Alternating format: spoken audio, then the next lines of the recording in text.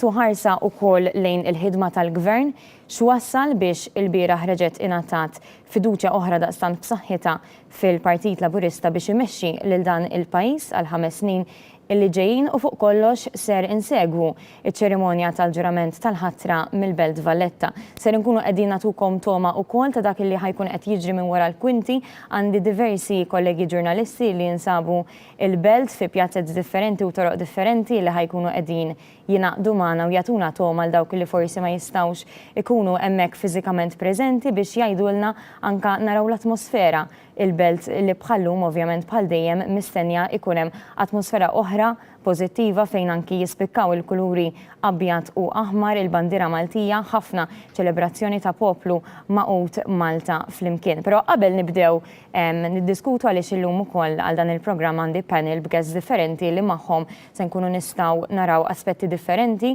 kemm dwar din iċ-ċerimonja u anki dwar il-ħidma tal-gvern, però qabel xejn ħammorru għal servizz informattiv, servizz ġenerali ħalli nifmu is-sinifikat tal-ġurament tal-ħatra mbagħad nibdew niddiskutu anki dwar l-aspett storiku ta' din iċ-ċerimonja qasira imma sinifikanti. Ħamorru mill-ewwel biex insegwu dan is-servizz li ħejjetilna il-kollega Perla Ġus b'muntaġġ ta' Kju l-Indemikoli naraw. Ek Alla jgħinni. Il-frażi solenni li permezz tagħha Robert Abela illum 28 ta' Marzu tas-sena 2022 ser jimmarka l-bidu tal-mandat tiegħu bħala Prim Ministru tal-Gżejjer Maltin.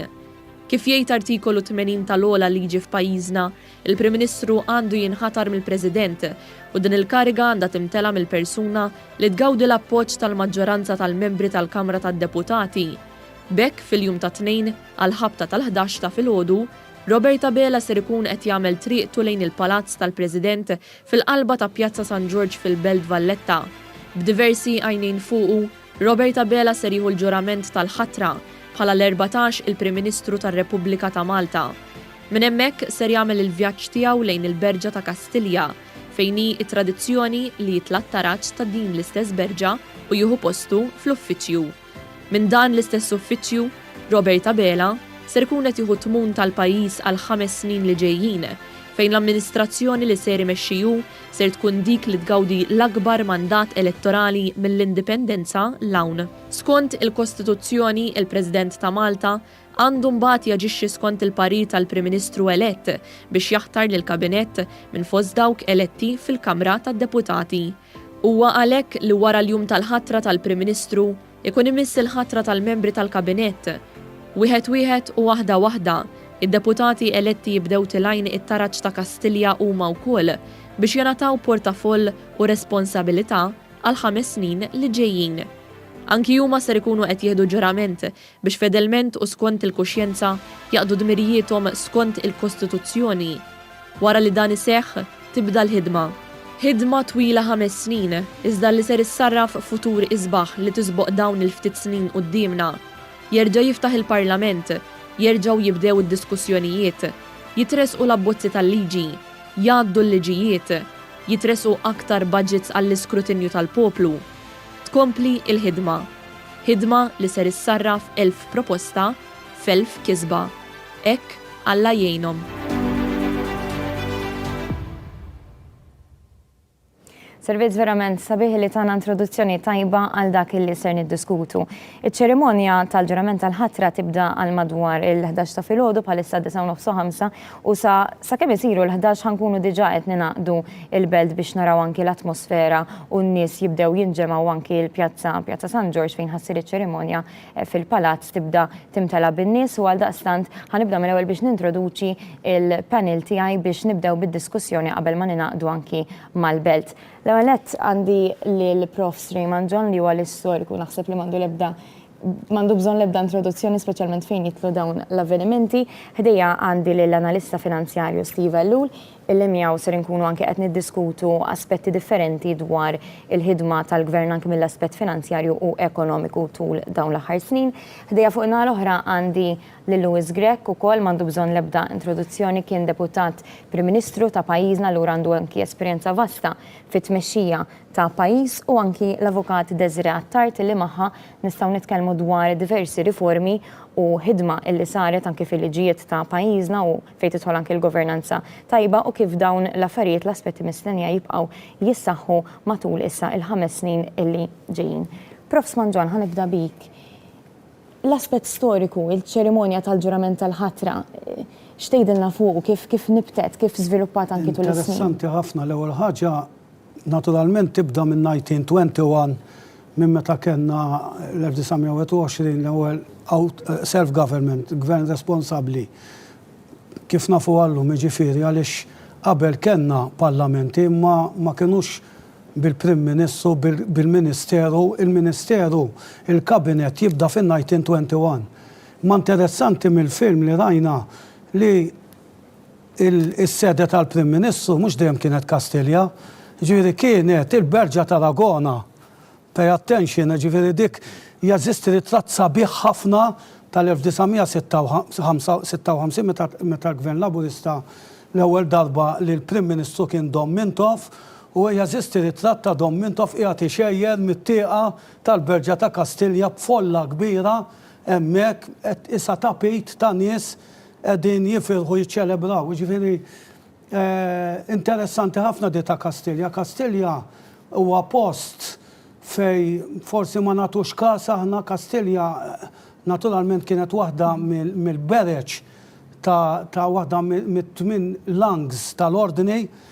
Kastilja kif tafu kienet Leon kienet ta' Spanja, Kastilja mhux dejjem kienet teżisti. Jiena anke niġbed l-attenzjoni għax ninsisti ħafna li hemm anke żball fuq min huwa l-perit ta' Kastilja kif tidħol il-bib kif tibda tiela minn fejn jitla l-Prim Ministru issa hemm irħama li tajt li l-perit kien Domenico Caccea, fil-fatt mu Domenico Caccea xejn, issa minna riċerka kbira u nafu li għamilha Andrea Belli bejn l-1741 u l-1745, Kastilja kif inillu mela kemm ilha Kastilja. U Kastilja importanti ħafna xija l-quċċata tal-belt. Dik li kienu jgħidu la xaret mewwija. Fil-fatt hemm dik il-frażi sabiħa ħafna xaret mewwija qatt jiġi żmien li kull xiber jiswa 100. Ġifieri din qabel inbniet il-belt kien qala San Corrado jew Corrado li kien jgħix fis-seklu 15. Dik il-leġenda famuża li daqqasan fuq il-mant minn Malta l-Għawdex u maru ndifen il-Knisja tal-Qala. Imma insomma, ma dik qed ngħidha bħala sajd. Imma interessanti tal-ġurament, il-ġurament għandu storja fih innifsu. Inti jekk tara l-aspett sagru tiegħu, taf li aħna storikament Malta kienet ħafna influenzata mir-reliġjon, kif taf, anke kif taf l-avukatessa wkoll u kif tafu intom. Fil-Kostituzzjoni għandna anke artiklu partikolari fuq ir-reliġjon ta' Malta minn barra li għandna il-freedom of conscience bħala fundamental human right. U il-ġurament kien xi ħaġa importanti ħafna li wieħed jitfa' il-pejs kważi kollu fuq għaliex il-ġurament huwa xi ħaġa kulħadd kellu lemna tiegħu it-twemmin edu ħafna fil-ġurament. Jekk tara l-kodiċijiet tagħna kriminali, ċivili, il-ġurament għandu storja kbira. U diġà fl-1835 inqalat kwestjoni fuq il-ġurament għax kien hemm min ma rridx jieħu l-ġurament fl-ewwel kunsill tal-gvern. Forsi ftit jafuha di. Ġifieri il-ġurament għandu storja partikolari, imma jidhirlix li qatt saret teżi fil-Fakultà tal-Liġi fuq l-aspetti legali tal-ġurament, imma naturalment m'hemmx dubju għandu storja sabiħa ħafna. U naħseb tajb li ngħidu wkoll li qatt ma kien hemm ġurament daqshekk storiku għaliex qatt ma kien hemm Prim Ministru li ġab mandat daqstant b'saħħtu, ġifieri dik tal-bieraħ kienet rebħa storika oħra li dak huwa sinifikat importanti wkoll. Qabel l-ewwel qed nixtieq inħeġġeġ hemmhekk anki għadna mal-pjazza ta' San George, Pjazza San George.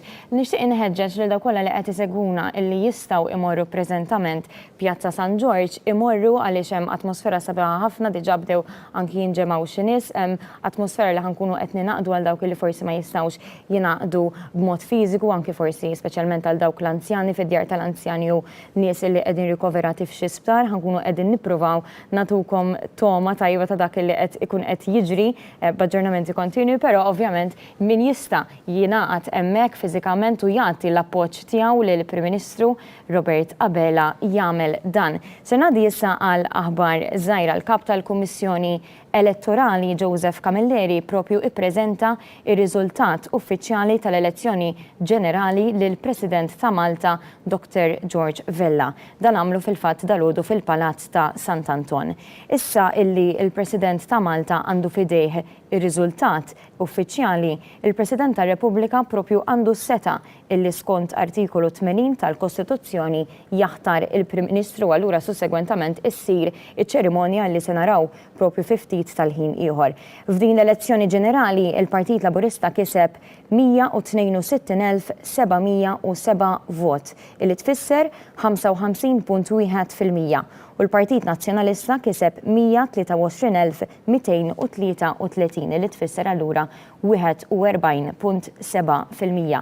Id-differenza bejn iż-żewġ partiti hija dik ta' 39,474 vot. Steve, indur fuqek, biex il-Partit Laburista kien possibbli li jikseb rebħa daqstant u fiduċja daqstant kbira.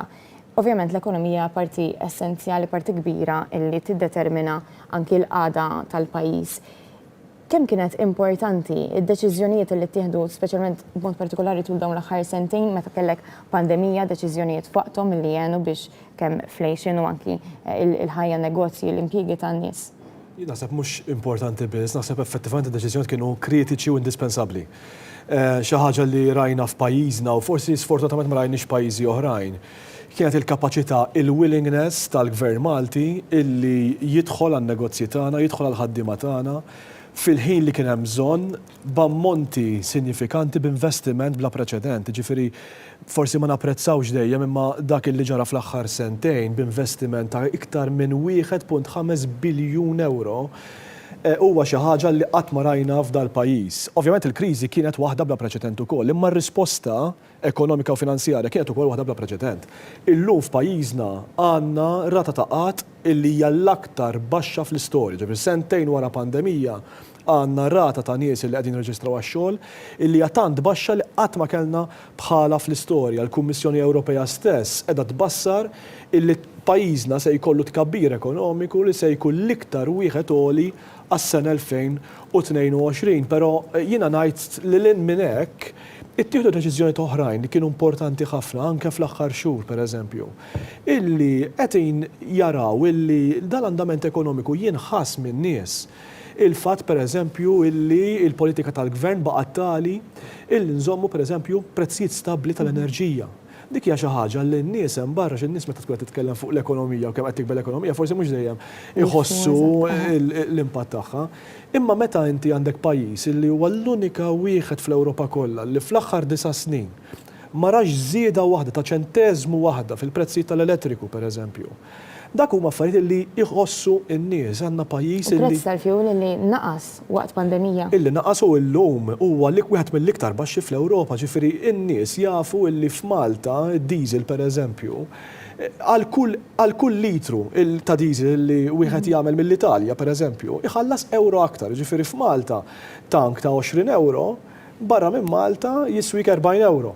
Il-gas, per eżempju, dawn huma affarijiet li huma bread and butter issues illi n-nies jitrasmettu l-andament ekonomiku fil-ħajja fil-kwalità tal-ħajja tan-nies. Il-gas, per eżempju, ċilindru tal-gas illi nixtru aħna fi djarna, dak jiswa 15 euro kontra 34 euro li jinxtara f'pajjiżi oħrajn. Ġirx qiegħed ngħid jiena. Il-deċiżjonijiet li ħa Robert Abela fl-aħħar sentejn kienu mhux biss kritiċi biex iżomm l-ekonomija għaddejja, mhux tal-li baqgħet għaddejja, tal-li marret tajjeb ħafna. U fil-fatt qed inħarsu lejn ekonomija li hija f'saħħitha ħafna anke s-sena li ġejja. Però mbagħad in-nies qegħdin iħossuh dan u dan importanti għaliex kultant jista' jkollok fl-ekonomija tkabbir ekonomiku. Imma li ma jinħass min-nies dik it-trickle down economy u naħseb illi dan huwa xi ħaġa illi ma seħħitx f'dan il-każ, anzi l-nies qegħdin iħossuha ħafna. U mbagħad jiena ngħid il-manifest elettorali possibilment nitkellmu fuq aktar tard iħares lil minn da kollu. Għandna manifest elettorali pereżempju li ħares lejn ekonomija aktar moderna, aktar ħadra. U hawnhekk fejn naħseb jiena kien kruċjali, kien kritiku biex il-Labour Party iġib din il-maġġoranza u Għalkemm kellna ammont sinifikanti ta' nies li baqgħu id-dar u naħseb tajjeb li nixtarru għalfejn baqgħu id-dar, però nexxielu wkoll fl-aħħar sentejn fl-opinjoni tiegħi Robert Abela u l-Partit Laburista jengageja ma' cohorts importanti ta' nies illi iridu li l-ekonomija tagħna timxi l-qudiem ma tibqax biss ibbażata fuq ekonomija ta' tkabbir ekonomiku l importanti. Imma dik it-tkabbir ekonomiku kollu kwalità ta' ħajja aħjar għand in-nies f'ambjent aktar f'saħħtu importanti ħafna u anke fil-qasam soċjali. Waħda mill-proposti li naqaf hawnhekk, waħda mill-proposti li verament hija qalbi fil-manifest elettorali hija li rridu nkomplu niġġieldu l-element ta' faqar f'dal pajjiż.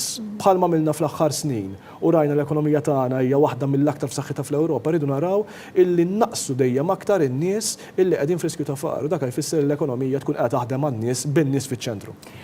Steve, qabel inkomplu bid-diskussjoni, ħanaddi għal kollegament dirett għandna lil Samuel Lucas u anke l-camera person Alex Borch li qegħdin il-Belt Valletta, però qabel anki nitkellmu ser naddi għal Lewis intervent qasir qabel nkun nistgħu ninaqdu mal-Belt. Steve kienet isemmi anki l-isfidi f'pandemija. Inti kont fit-tmexxija ta' gvern, rejt mhux fi żmien forsi pandemija jew gwerra fl-Ukrajna bħalma bħalissa, però meta tkun fit-tmexxija u ovvjament taffaċċja sfidi, taffaċċja perjodi li tittieħu deċiżjonijiet. Xi tħoss, sentimenti kif tkunu anke f'kabinet il-fatt li tittieħu deċiżjonijiet illi taf li ħajimpattaw il-ħajja tan-nies? Jien dejjem nemmen li fil-politika li jgħod huwa differenza li tagħmel fil-ħajja tan-nies. Dik hija tkun fundamentali, dak huwa l-qofol tal-messaġġ li kellna aħna.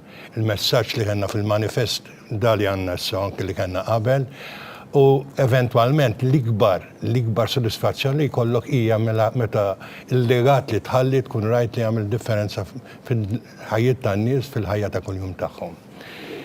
Biex naqbad ma' xi ħaġa li kien qed jgħid Steve, il-suċċess ta' gvern ma jitkejjilx biss mill-saħħa finanzjarja, mis-saħħa ekonomiku. Fil-fatt, forsi wieħed bis-sigriet li kellu l-gvernijiet laburista kienu il-bilanċ li kien kapaċi jagħmel bejn li kollu ekonomija soda, finanzi b'saħħithom, però fl-istess ħin ikollu salvagwardja soċjali. Dak kien il-bilanċ li eventwalment ta' suċċess li il-poplu mbagħad kien jara fil-kredibilità lill Partit Laburista. Ħaġa oħra li hemm hija li inti tkun taf ukoll li eventwalment l-evoluzzjoni tal-pajjiż mhux ħadd tkun biss fuq is-saħħa ekonomika, fuq is-saħħa finanzjarja, sempliċiment ukoll fuq l-impjiegi, da kollha jgħoddu għax dak hija l-bażi, però mbagħad aħna konna qed nagħtu każ ukoll speċjalment fil-manifest li għandna f'affarijiet oħra li hija evoluzzjoni mentali tal-pajjiż li għandu x'jaqsam ukoll anke ma' drittijiet mal-drittijiet li tista' taħseb u tista' tirraġuna, tista' tiddiskuti, anki suġġetti li kienu tabuż qabel. U li tħoss inti meta tkun qed tmexxi, speċjalment wara li tkun spiċċajt. Tajt jien wara li spiċċajt ħallejt legat, ħallejt xi ħaġa li tfisser xi ħaġa għall pajjiż, ħallejt xi ħaġa fundamentali, mhix mill-lat superfiċjali biss, għax forsi hemm ukoll affarijiet li qed irridu nagħmlu, l-ambjent, hemm affarijiet fuq il-governanza, hemm xogħlijiet li wieħed irid ikompli għaddej fuqhom. Il-faqar li semma Steve hija xi ħaġa li aħna bnejna, ma int tinduna suċċess tal-gvern tkejlu ukoll b'dawk l-affarijiet, tkejlu bil-GDP li jkollok eċetera, eċetera, ma tkejlu kemm kont kapaċi l-inugwaljanzi li għandek fis-soċjetà, l-inugwaljanza fejn l-opportunitajiet fit-dħul, li inti tkun il-qatt dak li veru huma vulnerabbli, li inti tkun il-qatt barra l-faqar l-inġustizzji li hemm, allura jkollok soċjetà aktar ġusta. Dawn huma kollha affarijiet li int wara li titlaq mill-kariga li jkollok tkun tajt jien għamilt xi ħaġa biex dan iseħħ fil-pajjiż, allura dak tkun l-ikbar sodisfazzjon li jkollok li inti għamilt xi differenza żgħira kemm iżgħira għall-pajjiż. Ħamorru issa mill-ewwel il-Belt għaliex hemm il-kollega Samuel u anki l-kamera tagħna Alex li qegħdin hemmhekk biex jagħtuna aġġornament u anki toma tal-atmosfera li bdiet tinġemma fil-Belt. Samuel insellimlek. Nsellimlek Trisha u nsellim is-segwaċi kollha ta' dan il-programm speċjali 2 filgħodu, ġurnata mill-isbaħ, ġurnata fejn fiha l-Prim Ministru mexxej Laburista Robert Abela se jkun qed jingħata l-ġurament bħala l-14 il-Prim Ministru ta' Malta. Din bħalissa ġewwa Pjazza San George fil-Belt Valletta fejn minn hawn madwar si oħra ser tkun qed tibda din iċ-ċerimonja tal-ġurament kif skedata tibda fil-11. Badna triq tul triq ir-Repubblika kollha u ovvjament l-atmosfera fil-Belt Valletta hija waħda li hija kważi indiskrivibbli. N-nies qabdu ġejjin biħġarhom kmieni sabiex jagħtu s-sapport tagħhom lill-Prim Ministru Robert Abela u dawk eletti sabiex issa jservu fil-Parlament. Ovvjament in-nies bdew ġejjin minn kmieni meta naraw in-nies deħlin minn bib il-belt ovvjament jersqu lej Pjazza San George sabiex jinġabru kollha u hekk warajja tajjeb ninnutaw sija il-bot minn din iċ-ċeremonja. Pjazza San George qed timtela u qed timtela sew ukoll tul triq ir-Repubblika il-barrikati qegħdin hemmhekk sabiex il-Prim Ministru jgħaddi minn nofsu mal-ġnub ikun hemm daw kollha li jkunu ġew sabiex jilqgħu il-Prim Ministru jkunu iltaqgħu mal-ġemp ta' triq ġifieri hemmhekk qed naraw ukoll il-folol jinġabru tul din it-triq. Qed nistennew ukoll li minn ħin għal ieħor jibdew ġejjin dawk li jkunu eletti biex jiservu fil-Parlament, dawk li jkunu ġew eletti fl-aħħar elezzjoni ġenerali dik tal-bieraħ. Ovvjament aħna nkunu qed nagħtukom l-aħħar aġġornamenti dwar dak kollu li jkun għaddej anke minn ġewwa il-Palazz San George. Jiena ma fadalli xejn nżid ħlief ngħaddi l-linja lura lilek. Grazzi ħafna Samuel, anke ħalli naqdu nerġgħu miegħek ma' kollegi oħra li qegħdin il-belt tul dan il-programm. Nerġa' nappella u nħeġġitkom biex kull min jista' jingħaqad mod fiżiku fil-belt imur u jagħti l-appoġġ tiegħu anke lill-Prim Ministru Robert Abela. Desire, il-liġijiet u riformi li saru fl-aħħar snin kemm kienu importanti u bżonjużi biex il-bieraħ reġa' kellna turija ċara oħra ta' poplu illi ta' fiduċja b'saħħitha lil Robert Abela. Kienu kruċjali mhux biss għar-riżultat li wettqu, ġifieri anke meta nitkellmu fil-governanza qed naraw gvern li ċeda ħafna minn dak li kien poter storikament tiegħu, ġifieri anke il-mod kif jinħatar il-President tar-Repubblika, il-mod kif tinħatar il-Ġudikatura, l-Ombudsman. Imma lilin mis-sostantiv huwa l-ħsieb ta' wara dil-liġi li laqat lin-nies, jiġifieri inti għandek gvern li qed jgħidlek jiena rrid naħdem lejn sistema iktar demokratika, sistema li verament issaħħaħ l-istituzzjonijiet ta' pajjiżna, jiġifieri huwa dak il-ħsieb u hija dik il-bona volontà u hekk naqqat ma li qal Lewis, jiġifieri dak li jiddistingwina, il-fatt li aħna maħniex huwa twemmin xellugi wara kollox, jiġifieri huwa dak li jimmotivana u jixpronana fil-ħidma tagħna. Maħniex motivati mill-xewqa ta' profitt jew li nakkumulaw xi ġid għal ftit, le aħna rridu l-ġid nakkumulaw għal ħafna. Ġifieri aħna l-ġid irridu nqasmuh ma' kulħadd, irridu neliminaw il-faqar, irridu neliminaw l-inugwaljanzi, irridu naraw kif rajna f'din il-kampanja kellna enfasi kbira fuq il-kwalità tal-ħajja. Ġifieri qed jirrikonoxxi dan il-gvern qed jiġġedded qed jgħid isma' jiena ċertu żbalji għamilthom diġà f'din il-leġislatura, ġifieri kulħadd ra kif l-ambjent bata b'mod sostanzjali, ara issa il-manifest x'focus enormi għamel fuq l-ambjent. Ġifieri dan huwa gvern li b'mod ċar għadu man-nies, għadu qed jisma' lin-nies, qed jisma' l-weġat tan-nies. Jiena minn witilajn, ġifieri tistgħu timmaġinaw x'reazzjoni enormi kien hemm meta tħabbret li l-Marina ta' Witilajn ma kienx ħessir il-ferħ, ġifieri id-nies jgħidulek ara dan hu gvern li għadu qed jismana.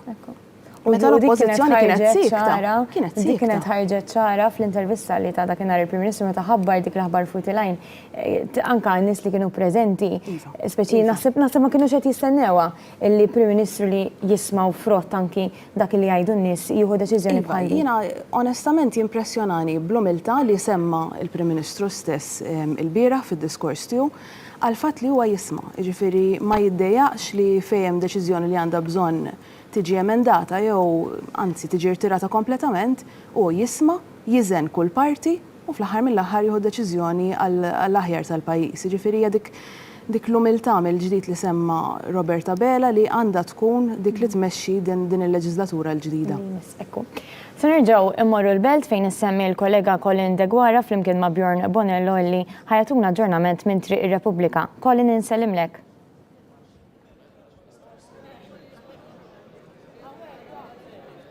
Nselmilkom, kif tistgħu taraw warajja n-nies diġà qabdet dieħla sabiex tagħti il-merħba lil Prim Ministru Robert Abela wara l-akbar mandat li kiseb minn wara l-indipendenza lil hawn. Ovvjament din hija esperjenza unika għal dawk kollha li ser ikunu hawnhekk sabiex jassistu għal ġurament tal-ħatra tal-Prim Ministru Dr. Robert Abela wara dan il-mandat b'saħħtu li kiseb mill-elettorat il-bieraħ. L-ewwel mandat ta' Robert Abela bħala Prim Ministru u l-iktar mandat b'saħħtu fl-istorja mill-indipendenza l-hawn.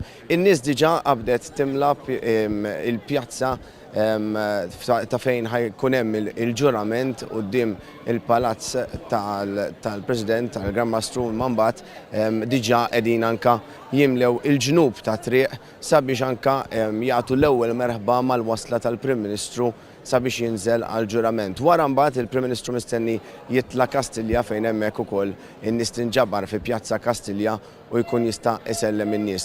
Ovvjament it-temp qiegħed jgħin ukoll huwa temp sabiħ ħafna u allura n-nies iktar jidher li qed tikkonkorri u kif anke diġà aċċennajna din hija esperjenza unika għal dawk kollha li ser ikunu hawnhekk sabiex jassistu għal dan il-ġurament tal-ħatra wara dan l-akbar mandat li ingħata Prim Ministru ta' pajjiżna minn wara l-indipendenza l-hawn. Anke aħna utilejn il-belt stajna insegwu il-karozzi ta' nies deħlin nies anke deħlin bil-mixi u jidher li l-konkurrenza hawnhekk illum anke turija oħra ta' appoġġ għall Prim Ministru ser tkun waħda b'saħħitha. Aħna jien flimkien ma' kollegi oħra tiegħi ser nkunu qegħdin naġġornawkom kontinwament permezz anke ta' kollegamenti u ser nkunu qegħdin ninaqdu fil-qrib anke magħkom sabiex inkomplu naġġornawkom u anke waslulkom din l-atmosfera sabiħa li hawnhekk fil-kapitali ta' pajjiżna illum. Jien aħna d-linja lura fl-istudio żalissa u ninaqat magħkom ftit iktar tard. Grazzi ħafna, Colin. Nerġa' nilaqgħod anke mal-appell ta' Colin min jista' imur morru f'dakru li din hija esperjenza li tiġi darba kull 5 snin u naħseb anki speċjalment wara sentejn ta' pandemija fejn konna neqsin ħafna anke mill-kuntatt man-nies u esperjenzi bħal dawn huwa sabiħ ħafna li mmorru l-belt kull min jista' u anki nagħtu din it-turija ta' appoġġ lil Robert Abela. Robert Abela illi ħanifhmu aktar min huwa Robert Abela f'dan is-servizz ta' biografija imħejji mill-kollega Eman Portelli. Mera flimkien.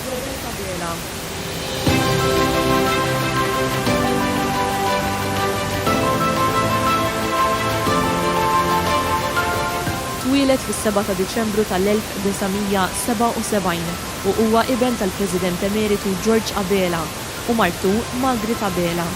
Huwa trabba bħal tarxin u l-ewwel skola li attenda fiha kienet dik ta' Sorijiet f'Santa Luċija u wara fl-iskola ta' San Franġis f'Bormla. Abela ħadd tagħlim f'livell sekondarju fil-Kulleġġ ta' San Luigi fejn għamel hemm sa' sixth form sakemm imbagħad daħal jistudja l-liġi fl-Università ta' Malta.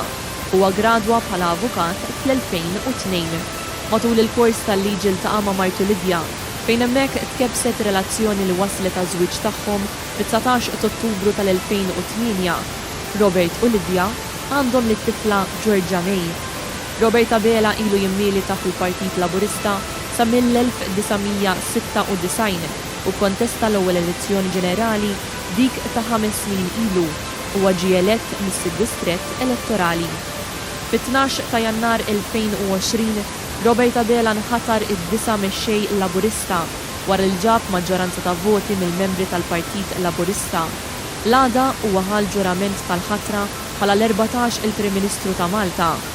Dawn is-sentejn bħala Prim Ministru, gvern immexxi minn Robert Abela sab sfida dinjija, dik tal-pandemija.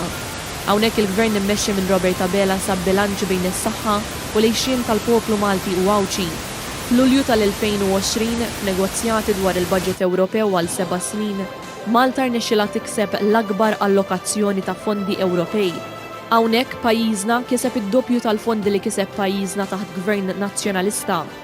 Wara l-elezzjoni tas-26 ta' Marzu, il-Prim Ministru Robert Abela ingħata l-ewwel mandat elettorali sabiex imexxi lil pajjiżna għal 5 snin li ġejjin. Dan hekk kif waqt kampanja elettorali ta' ftit iżjed minn xahar, il-Partit Laburista wassal il-messaġġ ta' Malta flimkien il-futur sabiħ.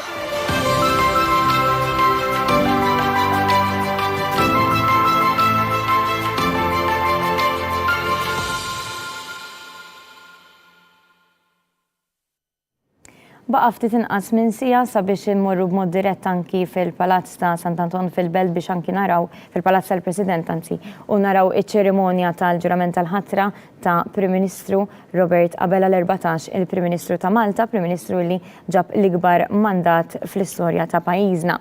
Morna ftit ilu il-Belt rajna anki l-atmosfera bdiet tinġema' nies bdew jinġemgħu, it-temp beda kien forsi fil-għodu għata qalb xi nies imma naħseb li jista' jitranġa kif anki rajna fil-filmati u allura nerġa' nħeġġeġ lil min jista' jingħaqad il-Belt għadhom l-10 baqa' sija min jista' jmur preżentament hemmhekk fiżikament imur.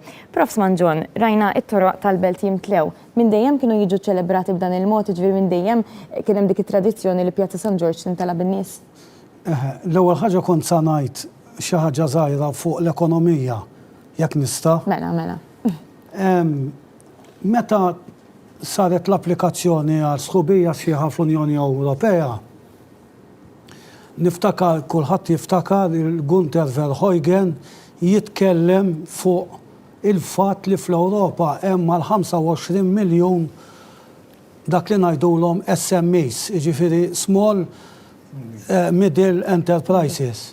Issa aħna storikament Malta hija pajjiż tal-Casa Bottegi, pajjiż tal-ħwienet iż-żgħar. Naħseb wieħed mis-suċċessi l-kbar tal-Partit Laburista kien propju li mexa ħafna ma' dak li hemm mid-direttivi, regolamenti, eċċetera tal-Unjoni Ewropea. Jiena is-suċċessi kbar li għamilna fejn jitlu l-SMEs aħna m'għandniex pajjiż fejn għandna xi kwantitajiet ta' large enterprises. Malta jekk tara semma fil-fatt kemm naqas kemm żdied l-employment. Naturalment l-impjiegi żdiedu għax marru tajjeb ħafna wkoll l-SMEs, jiġifieri dika hija xi ħaġa li l-Partit Laburista għamel suċċess enormi. Allura meta inti għandek aħna pajjiżna mibni ħafna fuq in-negozji żgħar u n-negozji medji. Dik naħseb għandna nżommuha importanti ħafna. Fuq il-liġijiet li rrid ngħid, il-Partit Laburista f'dal aħħar mid-2013 sal-lum u anke fl-aħħar sentejn speċjalment baqa' jibni fuq dak li kien għadda liġijiet u leġiżlazzjonijiet f'gvernijiet Laburista ta' snin preċedenti għaliex jekk nibdew minn wara l-gwerra minn żmien il-welfare state u mbagħad fis-snin 50 u fis-snin 70 il-Partit Laburista dejjem kellu records ta' liġijiet. U l-liġijiet li għadda l-Partit Laburista dejjem biex jirriforma u jaġġorna il-pajjiż. Ġifieri ma tkunx ġustizzja li ngħidu, il-Partit Laburista huwa partit. Is-suċċess tiegħu tal-lum għax kellu dik l-exit velocity ngħidula dejjem jibni fuq il-passat u dejjem jibni tajjeb. Qed tifhem u anki irnexxielu forsi jkun hemm proposta tajba tal-Partit Nazzjonalista joħodilu wkoll u jibni fuqha. Jiena dik nemminha. Jekk l-opponenti jagħmel ikollu proposta u kapaċi nagħmilha qablu, nagħmilha. That's part of the political game ukoll. Dak huwa l-aspett tal-kredibilità li twettaq dak. Iva, mela, nemmen biha jiena, nemmen biha ħafna. Inti saqsejtni fuq dik iva. Għandna inċiżjoni sabiħa ħafna tal-1835 meta twaqqaf l-ewwel kunsill tal-Gvern Malti. Kien all nominated għax l-elezzjonijiet bdew 1849. fit-tieni wieħed. Fejn għandek protesta kbira f'dik il-pjazza li rajna l-film, 1835. Fejn qed jipprotestaw għaliex ingħatajna gvern, kunsil tal-gvern l-ewwel darba, x'l-Ingliżi ġew 21 sena qabel. Imma ma tawniex rappreżentanza, ma m'għamlux elezzjonijiet, kollha kienu nominati, handpicked ngħidu, bl-Ingliż mod crudely. U dak iż-żmien żewġ persuni importanti ħafna kienu Camillo Xeberras li kien in-nannu ta' Sir Filippo Xeberras li tagħna l-ewwel self-government li ġilet ħafna l-ewwel self-government. U kellna l-Giorgio Metrovic. U dawn kienu dawk żewġ personalitajiet li ġildu ħafna biex fl-1849 kellna l-ewwel elezzjonijiet. Naturalment illum is-sistema elettorali nbidlet. Dak iż-żmien kienu is-sistema ngħidulu tal-iskrutinju tal-lista kienu joħorġu bħalma joħorġu l-MPs illum kienet tkun elezzjoni nazzjonali. Fin-1921 daħħalna s-sistema tal-PRSTV, dik li ngħidu la Proportional Representation System based on the single transferable vote, dik fin-1921. U kienet tested Malta. Iġvini Malta dejjem l-Ingliżi kienu jużawha biex jittestjaw xi sistema li sa tidħol ġiedi interessanti ħafna. Kif qed nitkellmu fuq Pjazza San George, ħanibqgħu Pjazza San George u ħammorru ninaqdu mal-kollega Stefan Bajada li qiegħed ma' Joseph Mifsud ħalli jerġgħu jgħidulna ftit kif żviluppat l-atmosfera mill-aħħar kollegament li għamilna. Stefan, fidejk.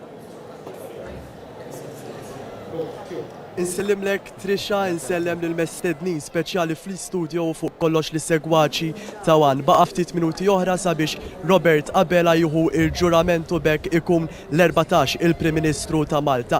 Kif qed taraw warajja bosta nies jew nistgħu ngħidulhom tim Malta bidew joħonqu t-toroq tal-Belt Valletta sabiex huma wkoll ikunu parti minn dan il-mument storiku għal pajjiżna. Robert Abela b'mandat saħtu se jinħatar Prim Ministru tal-pajjiż għal 5 snin li ġejjin.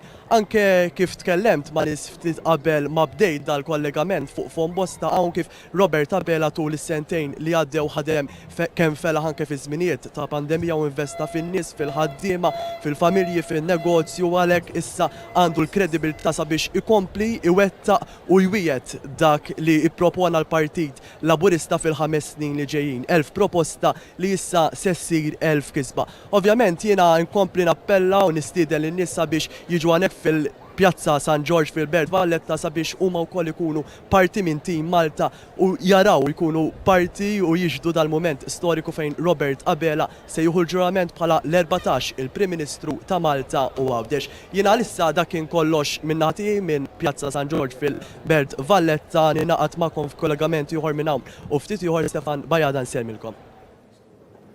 Grazzi ħafna Stefan, rajna anke l-pjazza sa timtela ftit mill-ewwel kollegament li għamilna fid-9:30 sa issa qed timtela bin-nies.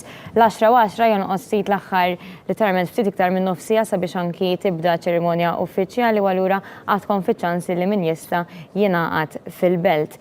Lewis, inti ħdimt fil-manifest elettorali li ppreżenta l-Partit Laburista ftit tal-ġranet ilu 1000 proposta illi il-Robert Abela qed iwiegħed illi jinbidlu f'1000 kisba.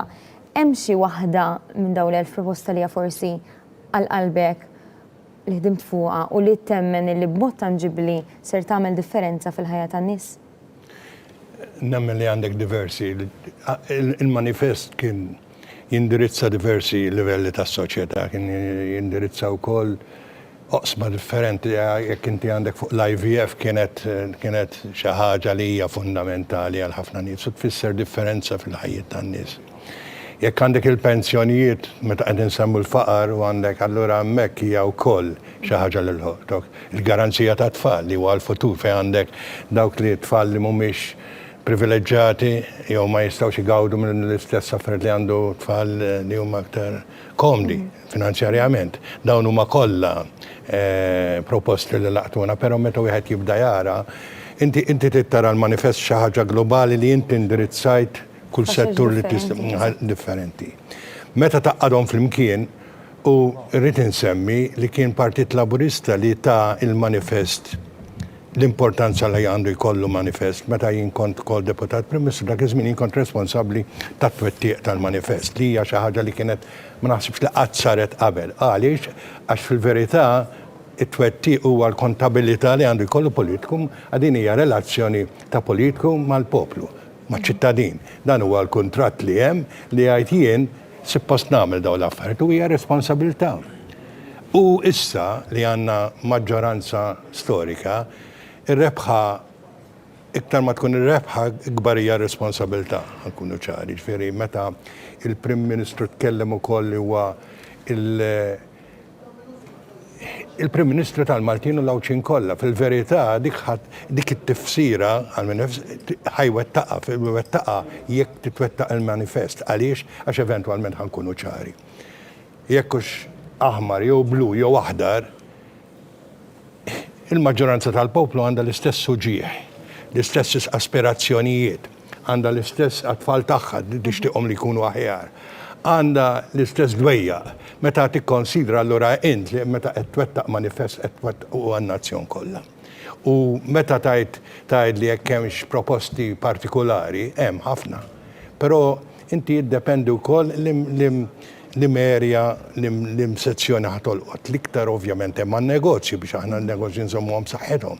Però mbagħad għandek fuq l-enerġija, però l-iktar affarijiet li naħseb li qed nagħmlu kambjament li hija fil-kwalità hija fuq kemm fuq l-evoluzzjoni ta' ħsieb ta' dan il-pajjiż għax dak hija xi ħaġa wkoll li mhix direttament finanzjarja.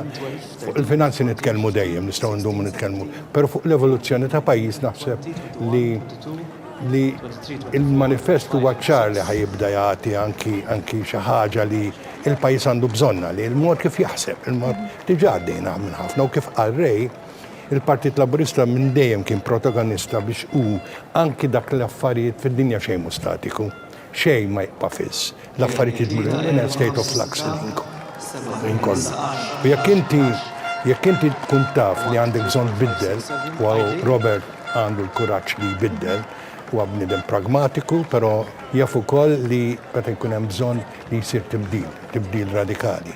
Allura jekk aħna qed nieħdu il-manifest bħala xi ħaġa li aħna rridu nwettqu u dik hija l-kredibilità tiġi wkoll inti ma tinxterax, la rispett ma jinxtera tigwadanjah milli tkun kredibbli f'dak li qed tagħmel.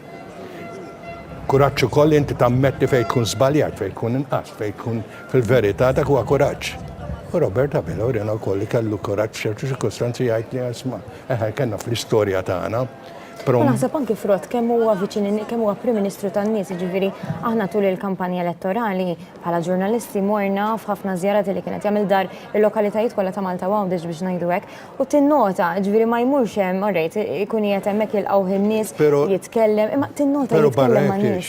Barra li tisma' taġixxi, għax jekk tisma' biss ma taġixxi xejn, orrejt dak huwa kwart tax-xogħol li tisma' ma' xogħol propju hija li taġixxi. Semmit eżempju xi ħafna diżel l-ewwel ġejjin fuq li semmit li inti eventwalment ħataġixxi.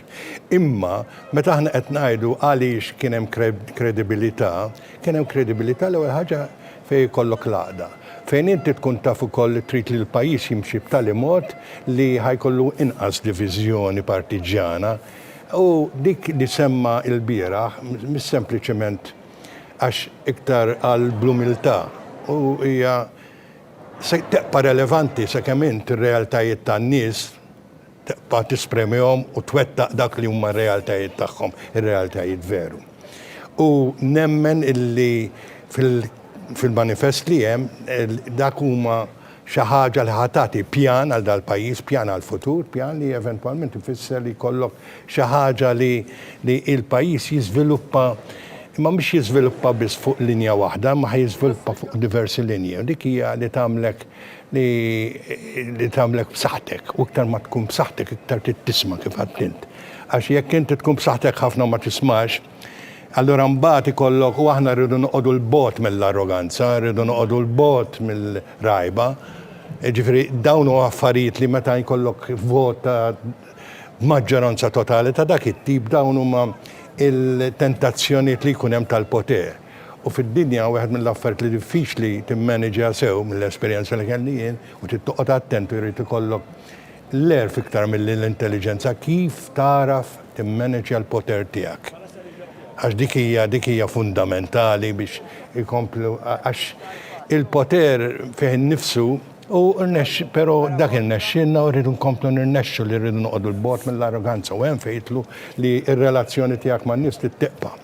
U jien nemmen ukoll meta ħajkonna dak il-manifestu jrid ikun hemm dixxiplina għax jasal stadju meta tkun b'saħħtek, meta tkun ekonomija b'saħħitha, meta jkollok il-finanzi li qegħdin tibda tħossok ukoll li tista' tkun laxk. Jien nemmen li dak huwa żmien li l-pajjiż irid ikollu iktar dixxiplina, irid ikollu iktar għaqal, inqas ħela, dawn huma affarijiet li forsi qed ngħidhom illum qed ngħidhom għax din hija s-sens responsabbli bniedem irid jara kif jimmaneġġja rebħa ta' storika ta' kważi 40,000. Din hija rebħa storika li magħha ġib responsabilità u trid intelligenza biex inti u jiena nemmen li Robert għandu huwa pragmatiku, huwa ċar, għandu li dak il-bilanċ li għandu bżonn in-nazzjon ħanġibuh. il-Prim Ministru lejn l-aħħar tal-kampanja elettorali il-Mexxej Laburista kien wiegħed illi ikbar ma tkun il-fiduċja tan-nies ikbar se tkun l-umiltà li biha jmexxi. Reġa' qal l-bira fl-ewwel indirizz li jagħmel mill-Ċentru Nazzjonali Laburista wara illi ħareġ ir-riżultat l-ewwel indikazzjonijiet illi urew rebħa storika oħra Laburista u m'għandix dubju li n-nies illi afdawh nhar is-Sibt li għadda qed jafdawh biex dak illi qal bħalma għamel fil-passat li wieħed wetta u bl-istess mod ħajmexxi b'umiltà ikbar. Se morru għal waqfa qasira ta' riklami kif niġu lura nidħlu l-belt naraw kif kompli tiżvolġi l-atmosfera u anki nkomplu bid-diskussjoni hawnhekk fl-istudju.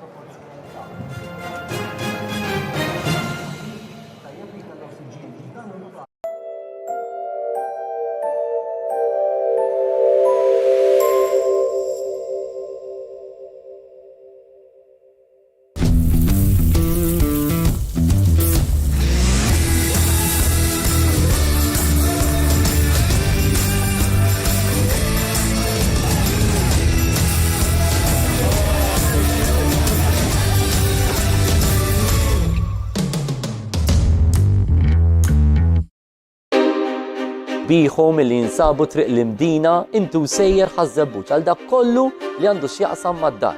Jiftħu mit-2 sal-ġimgħa mill-10 ta' filgħodu sas-7 ta' filgħaxija.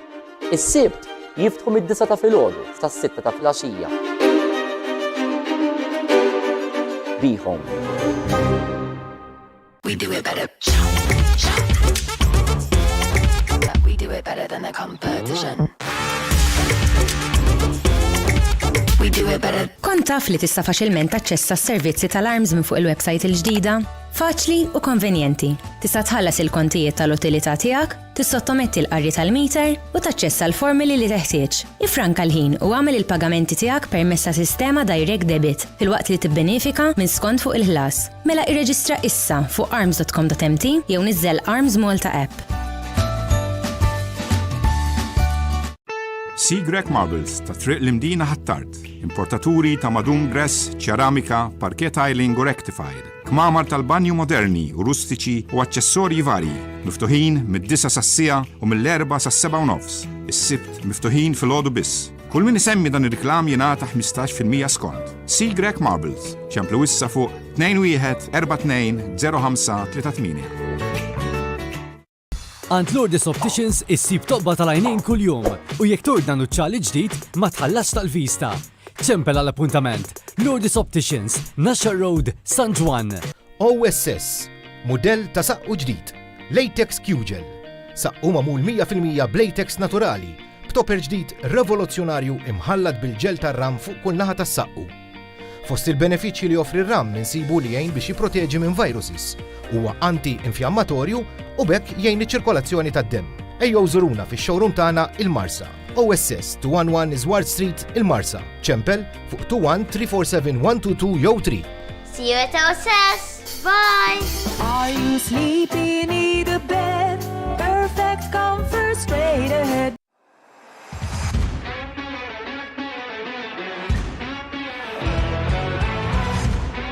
Retail Supplies Limited for all your commercial needs. Visit us at our new showroom in Medina Road, Zebbuċ.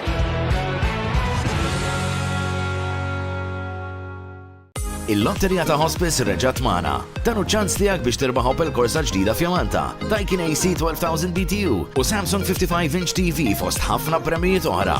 Kif tista' tirbaħ? Sempliċi. Imla l-biljetti tal-lotterija li qed jintbagħtu bil-posta fid-djar kollha flimkien mad-donazzjoni ta' euro kull biljett u jbagħthom lura l-Hospice Malta. Termini u kondizzjonijiet japplikaw. Hospice Malta VO0062 hija liċenzjata mill-MGA, MGA 196/2021. Żur rgf.org.mt.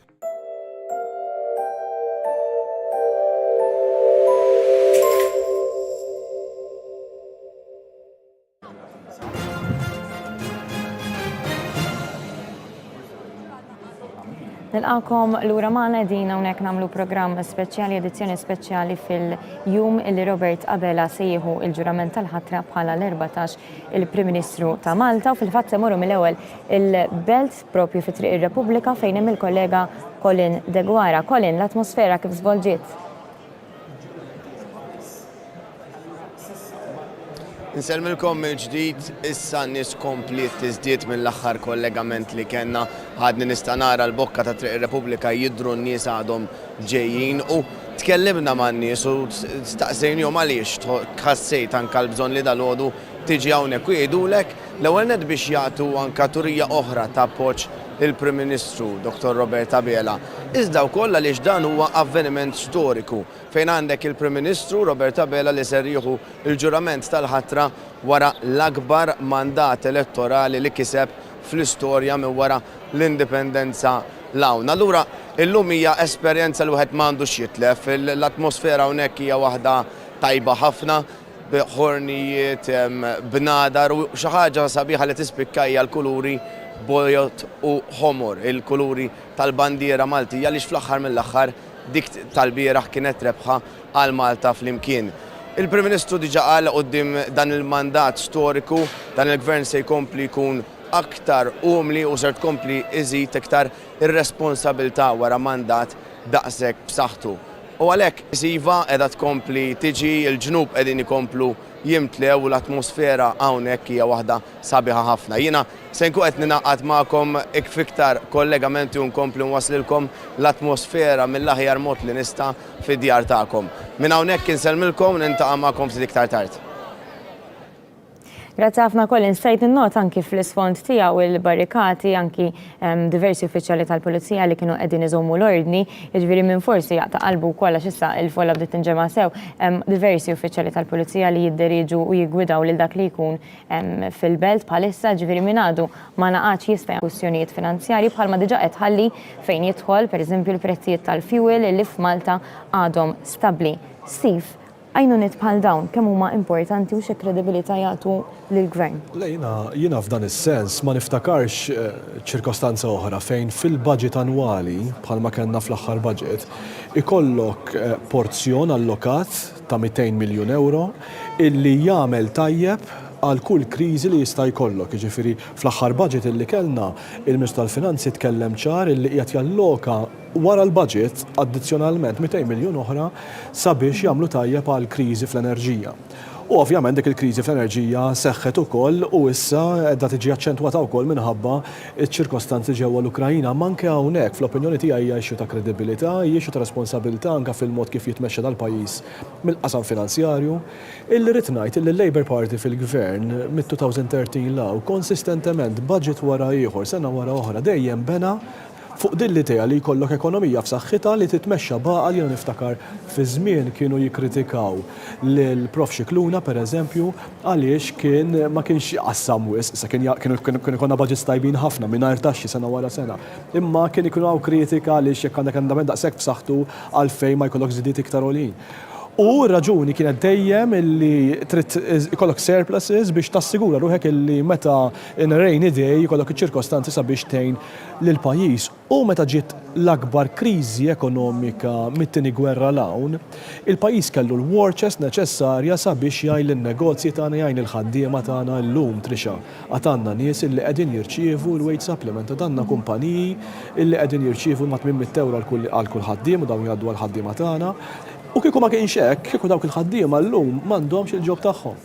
Ġifieri naħseb dawn huma affarijiet illi rridu m'għandix dubju li n-nies japprezzaw fil-fatt naħseb illi r-riżultat elettorali jindika dan ukoll, però rrid nislet ukoll punt importanti ħafna li beda jitkellem fuq Lewis Grech. L-ewwel jiena naħseb illi l-Partit Laburista huwa xurtijat ħafna illi għandu nies bl-imħuħ ta' Lewis Grech u bl-esperjenza ta' Lewis u ħadd pjaċir meta qed nisimgħu jitkellem fuq l-importanza tal-umiltà.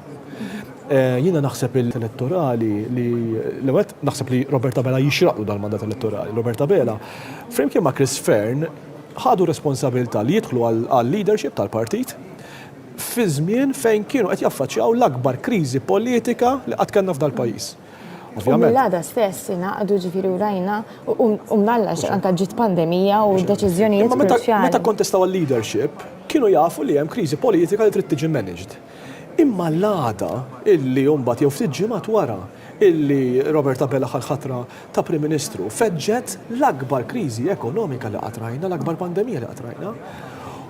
Dal-Prim Ministru mhux għalli ma kellux ħanimun politiku, għalli kellu baptism of fire. U llum sentejn wara għandna ekonomija f'saħħitha, għandna n-nies li qegħdin jgħixu tajjeb, għandna it-tisħiħ anke fil-qasam soċjali f'dan il-pajjiż. U naħseb illi kien jixraqlu dan il-mandat. Però naħseb li huwa importanti ħafna kemm ħadd pjaċir nisma' l-Prim Ministru, ħadd pjaċir nisma' Lewis jerġa' jaċċenna liha, illi l-bieraħ waqt il-tħabbira tar-rebħa enfasizza tant l-importanza tal-umiltà u li mhux ħajkollu tolleranza għall-arroganza. U jiena naħseb illi f'elezzjonijiet bħal dawn, f'rebħiet bħal dawn, konsistentement il-Labour Party minn 2013 law, inti meta jkollok rebħa bħal di landslide, ħajkollok ukoll jista' jkollok żerrija ta' rebħa oħra jew inkella jista' jkollok żerrija ta' telfa. Konsistentement bħalma ġara fil-Partit Nazzjonalista lura fl-2008. Fl-2008 il-Partit Nazzjonalista b'dik ir-rebħa żgħira żera it-telfiet li ġew wara għaliex mexxa b'dik l-arroganza. Irrid ngħid dispjaċir ta' ġifieri.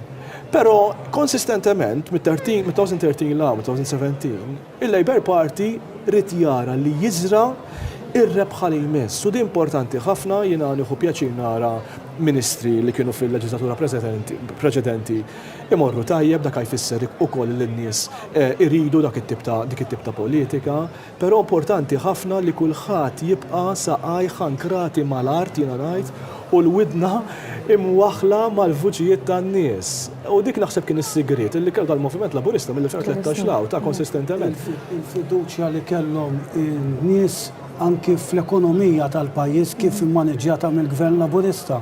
Jiena niftakar issa mal-pandemija waħda mill-entitajiet li daret fuq il-Gvern kienet propju l-Kamra tal-Kummerċ. Tal-bet lajnuna ara kemm biex jkollok il-Kamra tal-Kummerċ u tal-intrapriża u tal-industrija xillum twaħdu inaqdu. Tara il-fiduċja li tefat fil-Gvern biex ikollna jnuna finanzjarja, immaġina ta' ġifieri storikament ma ngħidux li l-Kamra tal-Kummerċ hija soċjalista, ngħidu hija kapitalista ħan nkunu krudi issa storikament, imma rajni għadej ġifieri u tara tajtillaħwa l-Gvern Laburista kemm how much it instilled trust fil-entitajiet ewlenin tal-pajjiż finanzjarji, ġifieri dik importanti ħafna. Kienet kważi dik li vera tefat il-messaġġ, l-entità li tefat il-messaġġ. Però ħaġa oħra li kien hemm li kull gvern li kellna dal-aħħar, speċjalment dal-aħħar, ma kenniex idea ta' trickle down economy bil-qatra l-qatra, għax bil-qatra l-qatra kultant u dak kien is-sigriet li kellna. Meta għand bil-qatra l-qatra kultant ma tasalx sisfen, allura inti jkollok faxxa ta' nies li qed ibatu. U f'kull budget li għamilna ndirizzajna direttament lil min kien kellu bżonn. U dik għamlet impatt totali. Jiġifieri inti jekk tara sezzjoni li anke jekk mhix kbira, anke jekk hija ta' minoranza fil-pajjiż, però kellu bżonn xi ħaġa, allura fil-budget ħsibna lih u kellu impatt dirett. Dik l-idea li aħna noqtu minnu vulnerabbli b'mod dirett naħseb li għamlet differenza. Ma għamilx biss ekonomikament, għamilha kulturalment. Kulturalment u anki U għamil anki, aħna nafu, kien hemm min kellu dejat mod ta' żwieġ, kien hemm min kellu dejat mod ta' kif jgħix, u dak kollha laqathom dawk il-gruppi anki li nistgħu ngħidulhom periferali, imma kollha laqathom il-Gvern Laburista.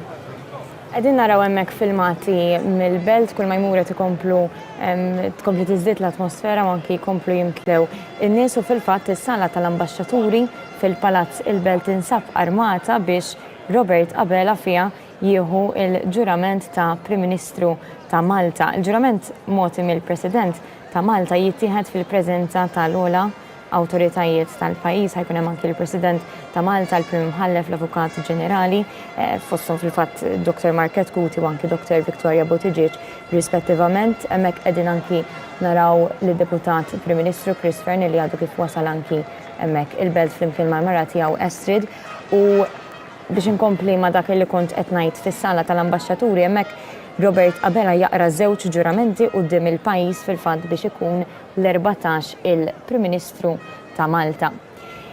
Tul il-kampanja elettorali rajna manifest elettorali bil-proposta imma rajna wkoll diversi avvenimenti kien hemm konferenza partikolari attendejta li għajjen fuq is-saħħa mentali li ġiet organizzata anki mill-mara tal-Prim Ministru Dr. Lidja Abela u waħda mill-kelliema f'din il-konferenza kienet propju Desiree. Il-fatt li għandek partit fl-eqel ta' kampanja elettorali xi ġimgħa jew ġimgħa u nofs qabel elezzjoni illi jagħtilek ħin sostanzjali, kważi ġurnata kienet il-konferenza, biex jitkellem fuq is-saħħa mentali. X'sinifikat għandu inti kont hemmhekk rajt nies smajt l-istejjer bħal nies bħal Mario Gallia jitkellmu dwar l-esperjenza tagħhom. X'sinifikat għandu dan fuq il-Partit Laburista? Kien avveniment uniku, onestament ngħidha, ġifier mhux biss f'din il-kampanja, ma anke fil-kampanji ta' qabilhom. Jiena dħalt fil-partit ftit qabel l-2008, ġifieri issa din hija t-tielet jew r-raba' kampanja elettorali tiegħu nista' ngħid li qatt ma rajt avveniment f'nofs kampanja elettorali jiffoka fuq tema daqshekk importanti. L-iktar li laqatni kien il-fatt li ma tħanniex għat-tema bħala suġġett waħdu, le rajnih mill-lat intersezzjonali.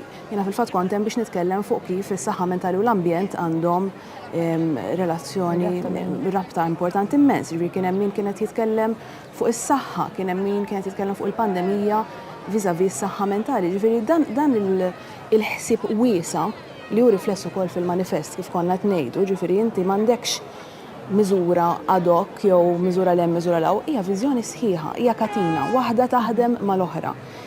Dak hu li raw in-nies u li qalu isma' dan hu l-manifest li jiena ħanat il-fiduċja tiegħi għalih.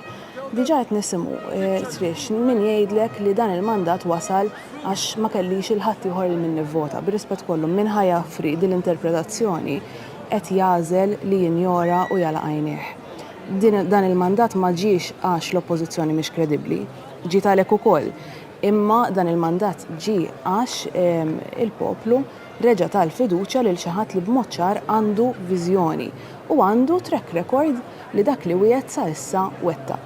Ġifieri mhux biss għandu dan it-track record, hemm il-kunċett ta' riġenerazzjoni, ġifieri qed naraw fejn morna tajjeb u fejn morna inqas tajjeb u qed nindirizzaw hemmhekk ukoll. U jidher ċar li dak li jedna tul din il-kampanja mednieħx sempliċement għal-vot, mednieħ għax nemmnu fih u rridu naħdmu verament fih. Dan l-avveniment kien prova ċara ta' da fil-fema tiegħi. Qabel inti anke tkellimt fuq il-liġijiet, ġifieri riformi li saru biex jisaħħu l-governanza.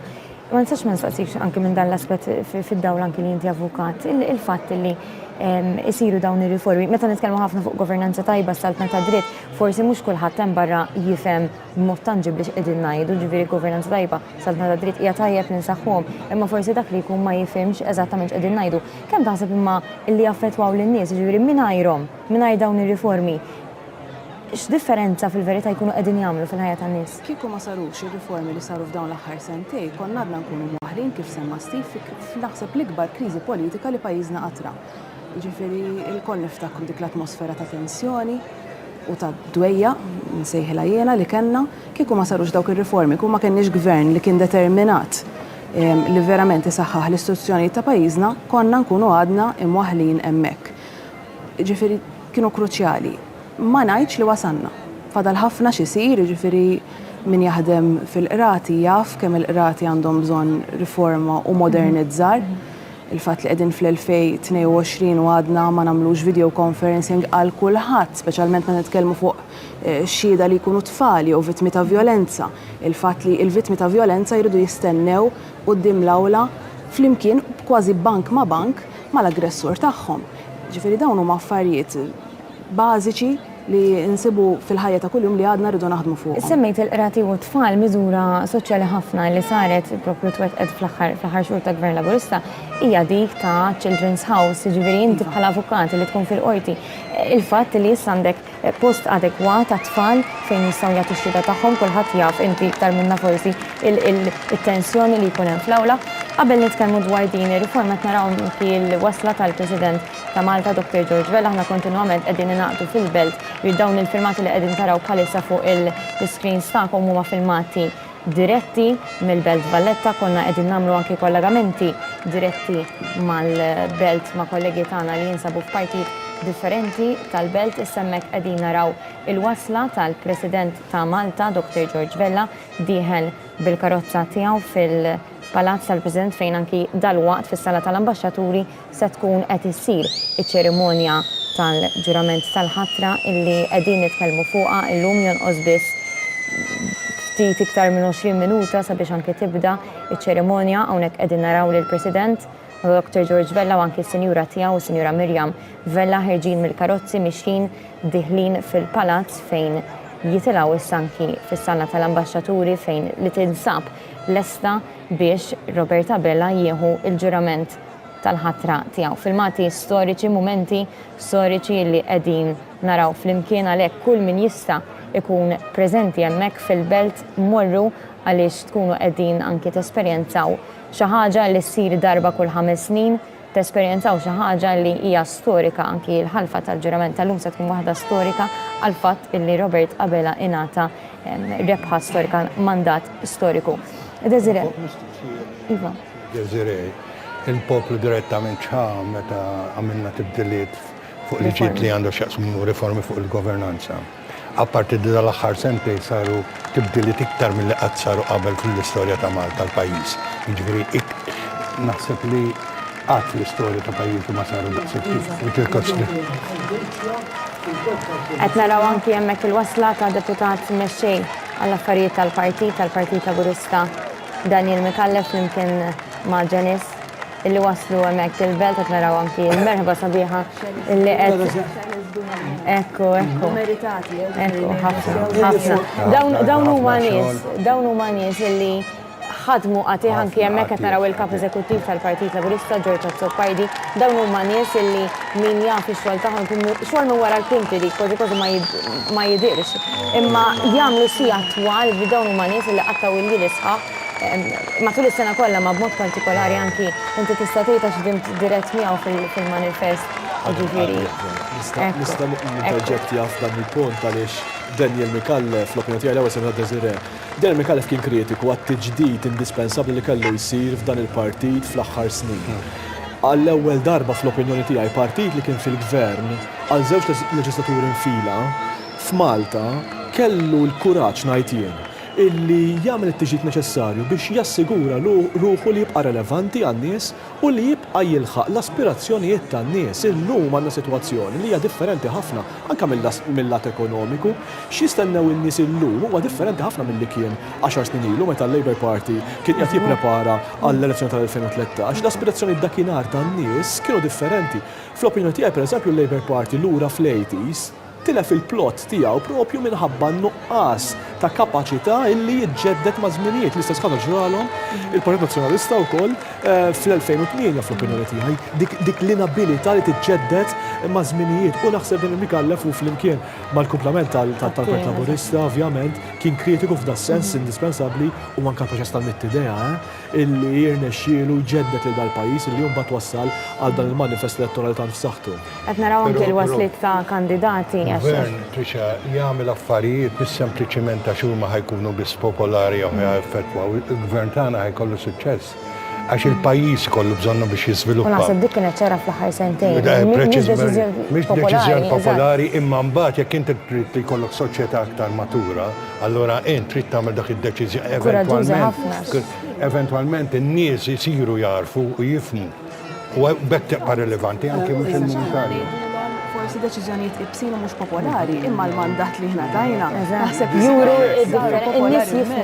Nies jifhmu ħafna iktar milli taħseb li jifhmu.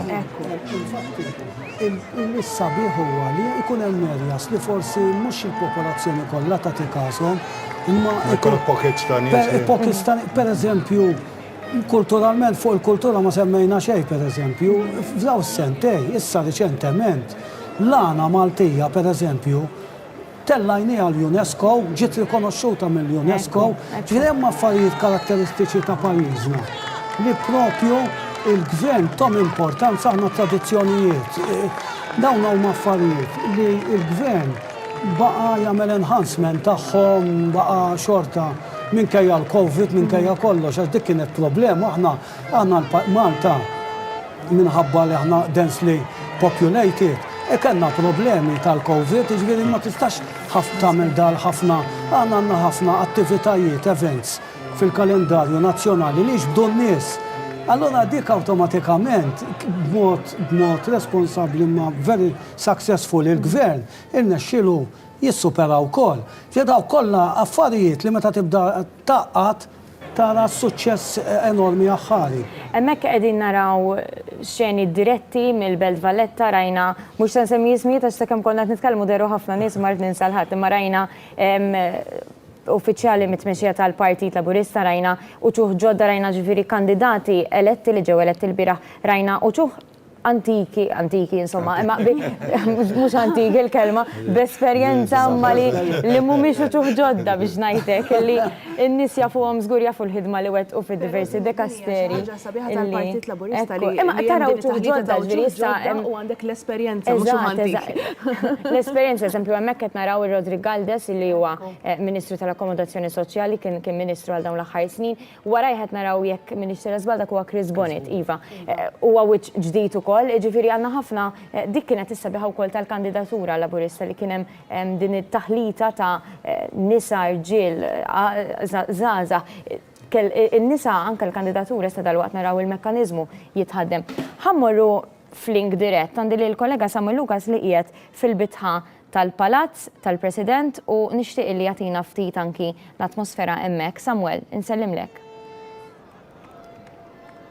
Nsemmilkom il-ġdid bħalissa ninsabu f'post differenti minn fejn għamilna l-ewwel kollegament, ninsabu propju fil-bitħa tal-palazz, propju faċċata tal-bib fejn minnu nistgħu issa nibdew insegu persuni u awtoritajiet ngħidu hekk tal-pajjiż li bdew jaslu sabiex ovvjament huma peress li huma mistiedna għal dan il-ġurament fost in-nies ovvjament li għadhom kif waslu għadu kif wasal issa stajna nsegu anke lill-President tar-Repubblika, l-President George Vella, rajna s-Segretarju Permanenti ewlieni wkoll is-Sur Mario Kutajja, rajna d-Deputat Prim Ministru Chris Fern, ġifieri qed naraw ukoll diversi kandidati eletti li servew anke bħala ministri fost oħrajn fil-kabinett tal-Prim Ministru Robert Abela qabel din l-elezzjoni ġenerali wkoll issa li ġew eletti bdew jaslu hawnhekk ġewwa il-Palazz San George sabiex issa nibdew ovvjament nippreparaw iktar ma jersaq il-ħin għal ġurament fejn minn ħin għal ħin qed nistennew ukoll il-wasl issa tal-Prim Ministru Robert Abela. Trixa minn hawn ġew ukoll nistgħu nisimgħu l-atmosfera sabiħa li hemm barra fejn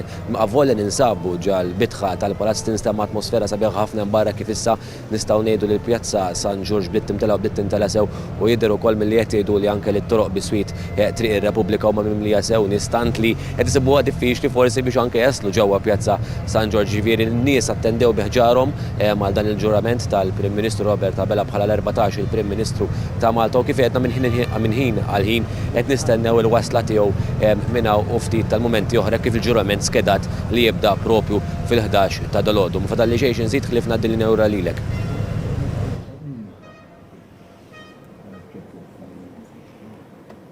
Grazzi ħafna Samuel, qegħdin naraw xeni storiċi li naqdu ma' ġurnalisti diversi. Żball hemm xi 7 siġijiet li ħajkunu qed jitbattlu minħabba dawn l-elezzjonijiet każwali, ġifieri huma nies hemm numru ta' nies li jistgħu jiġu konsidrati. Allora li jistgħu jiġu jekk skont il-Prim Ministru jistgħu jkunu kompetenti wkoll biex jieħdu ministeru. Speċjalment f'ċerti dekasteri partikolari illi possibilment kif kont tajjeb ħafna inti Lewis, hemm ċertu esperjenza diġà illi possibilment tista' timtela. Tajjeb ukoll fl-opinjoni tiegħi illi nagħmlu aċċenn għas-sitwazzjoni wkoll mhux biss allura mill-lenti politika manka fl-aħħar f'din il-leġislatura li ħajkollna issa se jkollna wkoll numru ta' tfajliet u nisa illi se jkunu qegħdin jirrappreżentaw fil-Parlament. Jien hekk issaqsini xtaqt li kellna aktar nisa aktar żgħażagħ illi kienu eletti. Across the board ġifieri miż-żewġ partiti, però l-mekkaniżmu tal-bilanċ fil-ġeneru hawnhekk joħroġ l-importanza tiegħu. Taħseb li ħajati spinta biex eventwalment 5 snin oħra jkollna kandidaturi iktar b'saħħitha? Jiena nħoss, sa di opinjoni tiegħi jista' nkun żbaljat, inħoss illi n-nies iridu jaraw in-nisa li jkunu fil-Parlament biex imbagħad tkun iktar naturali, jekk nista' nsejħilha hekk, illi fil-leġislatura ta' wara ikollhom joħroġ il-vot popolari. Sfortunatament illum qegħdin f'sitwazzjoni fejn jekk tara l-perċentwal ta' nisa li għandna fil-Parlament illum huwa simili ħafna l dak li kien 25 sena ilu. Mingħajr dak il-mekkaniżmu aħna naħseb ma rridux nirriskjaw illi 25 sena oħra nkunu fis-sitwazzjoni li qegħdin fiha llum. U naħseb dak hemmhekk joħroġ l-importanza tiegħu aktar minn hekk. Anke il-mekkaniżmu huwa leġislattiv ukoll u b'emendi kostituzzjonali eċċetera. Ġifieri xort tajjeb qed tgħid inti li kieku m'hemmx il-mekkaniżmu, il-mentalità popolari nbidlet, Ġifiri importanti ħafna, għax enti l-elettorat għandu l-mentalità tiegħu, ġifiri mhux biżejjed temenda bil-liġijiet. Ħafna drabi jista' jkun tagħmel liġi u ma tkunx effettivament tilħaq dak li tkun qed tintendi meta inti tfassala. Għalhekk kellha l-intenzjoni kella l-effett opposta dak li xtaqet. Ġifieri nkunu onesti, kien diżappunt f'kull front, ġifieri meta tara n-numru ta' nisa li ħarġu għall-elezzjoni diġà kien baxx. U hemm wieħed jistaqsi għalfejn ukoll, ġifieri ngħid ma' diversi nisa li qalu li jisma' avviċinani l-Prim Ministru, avviċinani l-kap tal-Oppożizzjoni, imma din is-sistema kważi offensiva lija bħala mara, ġifieri dik teħtieġ iktar analiżi wkoll. Diżappunt il-fatt li sissa mingħajr l-elezzjoni każwali u mingħajr il-mekkaniżmu għandna biss 4 nisa. Ġifieri ejja ngħiduha kif inhi, huwa diżappunt. Jiena ċerta li ħafna minn nisa kandidati li marru jħabtu l-bibien sabu nies li qalulhom nappoġġjak imma aħjar inti għal il-ġowi għax inti xorta ħatitla, mhux xorta hemm dawk is-siġġijiet għalik. Ġifieri dak naħseb kien naħseb li x-xogħol li irid isir, konna qed nitkellem ma' Ġeżire qabel, il-partiti jridu jaħdmu iktar, ġifieri inti jrid ikollok xi ħaġa fundamentalment li l-partiti jridu jgħidlek aħna noħorġu 50 raġel, aħna rridu nagħmlu l-almu tagħna kollu biex noħorġu 50 mara. Jekk mhix ġejja minn dik il-bażi, kif il-mentalità tibda titbiddel minn x'imkien u tibda titbiddel mill-partiti u mill-partiti bil-li. U anke n-nisa stess li jirrappreżentaw il-pajjiżna li jkunu hemmhekk ta' eżempju u jitkellmu fuq ir-realtajiet li jaffaċċjaw. Ma nixtiex nitfa' il-pis fuq il-mara, ġifieri jiena nippreferi li meta nindirizza problema ma nindirizzajx b'mod kosmetiku. Jiena qatt ma qabilt ma din il-liġi għajdu li tridu ma nara offensiva lija, jiena xtaqt li indirizzajna il-problema ta' nuqqas ta' rappreżentanza femminili mill-eruq tagħha. Ġifieri li staqsejna lil nfusna għalfejn mara ma toħroġx għall-politika. Forsi għax bħala soċjetà għadna npoġġula wisq peace fid-dar, m'għandix ċans tkun attiva fil-ħajja politika, forsi għax ix-xena politika għadha wisq tidher bħala il-boys club fej deċiżjoni tisiru fil-każini. Tradizzjonalment il-żewġ partiti l-kbar dejjem kienu organizzati fej jidħlu n-nisa. Per eżempju, il-Partit Laburista minn żmien ta' Barbara, mis-60s, minn dejjem kellek. Imma rridu nirrikonoxxu wkoll il-fatt li n-nies għadhom jaraw id-deputat bħala ir-raġel. Ġifieri naħseb dik il-kultura għadha ma ċaqalqitx. Jekk nista' naħseb illi lil mill-ġeneru naħseb dan l-argument li tiġib inti jista' jiġi estrapolat ukoll anke fuq iż-żagħżugħ u l-professjonisti. Jiġifieri naħseb illi hija sitwazzjoni li s-sistema politika tagħna tagħmilha fl-opinjoni tiegħi diffiċli, mhux biss għan-nisa, ma anke wkoll għal żgħażagħ speċjalment u nies li qegħdin fil-professjoni illi jażlu din it-triq ukoll. Hemm differenza bejn nagħtika aħna ttirajna bħala partit tant żgħażagħ, jiġifieri għandek maġġoranza assoluta huma żgħażagħ tal-kandidati tagħna kienu. Naħseb li l-kwistjoni tal-nisa fil-partiti hija xi ħaġa differenti kif qarrej, il-Partit Laburista dejjem kien ta' sosten enormi, però sissa xorta nemmen li tkun indirizzata mill-eruq meta niġu għall-elezzjoni jrid ikun hemm tant nisa li joħolġu anke il-bilanċ. U fil-fatt fil-manifest hemm imsemmi l-konsultazzjoni pubblika dwar jekk hemmx bżonn riforma fis-sistema elettorali. Jiena nara lok li nitkellmu fuq jekk ħadmitx jew le din is-sistema korrettiva, nara lok ukoll li niddiskutu id-distretti. Għadu żmien li jkollna 13 distrett f'pajjiż ta' stan żgħir, id-distrett qiegħed itellef tenut kont pereżempju il-fatt li fl-elezzjoni tal-Parlament Ewropew bħala distrett wieħed intellu parità 3 nisa 3 irġiel. Ġifieri hija xi ħaġa li wieħed għandu jaħseb fuqha wkoll. Qegħdin inkomplu naraw xeni mill-belt fil-fatt Pjazza San Giorgio u l-istess Pjazza San Giorgio hemm il-kollega Stefan Bajada li ħajatina ftit aġġornament ta' dak li qed jiġri. Stefan, fidejk.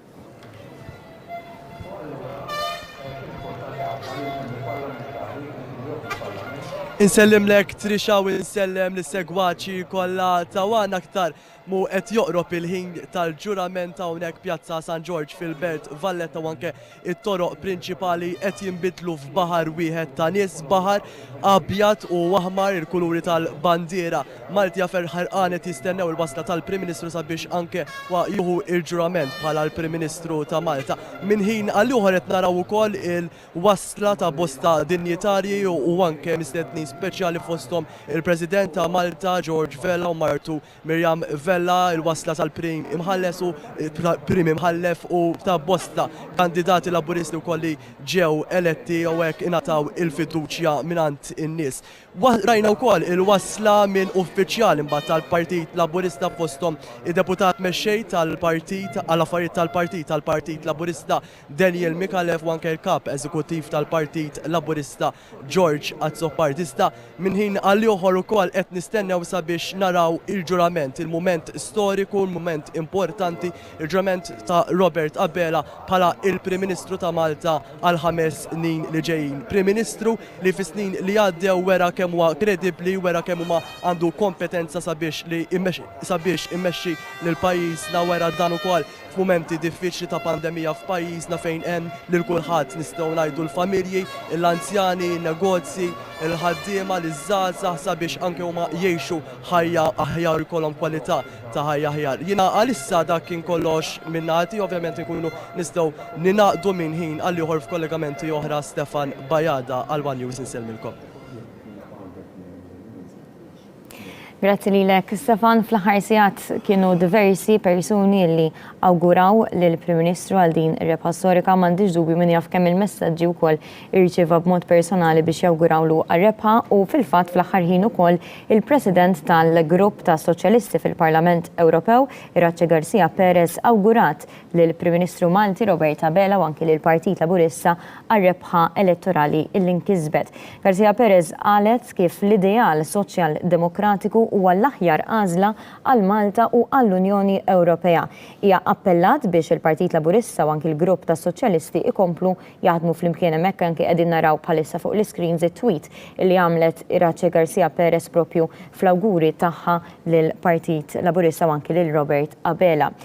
Qabel il-link li għamilna fi Pjazza San Giorgio konna din nitkellmu fuq uħud mill-proposti li hemm fil-manifest elettorali illi fost oħrajn jinkludu diskussjoni fuq ċertu deċiżjonijiet li jridu jittieħdu u naħseb li l-manifest huwa wieħed mill-aktar manifesti li jiena tlis rajt f'ħajti sa issa fejn tidħol kwalità tal-ħajja li jfoka fuq anki tfal. Il-Prim Ministru jisimha ħafna l-garanzija ta' tfal jekk anki tara l-qoxra tal-manifest huwa ritratt mill-isbaħ li jinseċ diversi aspetti għandek il-kwalità tal-arja tal-ħajja, l-arja ħjar iktar nadifa, l-ambjent, it-tfal li qed jieħdu pjaċir fil-kampanja. Steve, inti missier ta' żewġ tfal żgħar.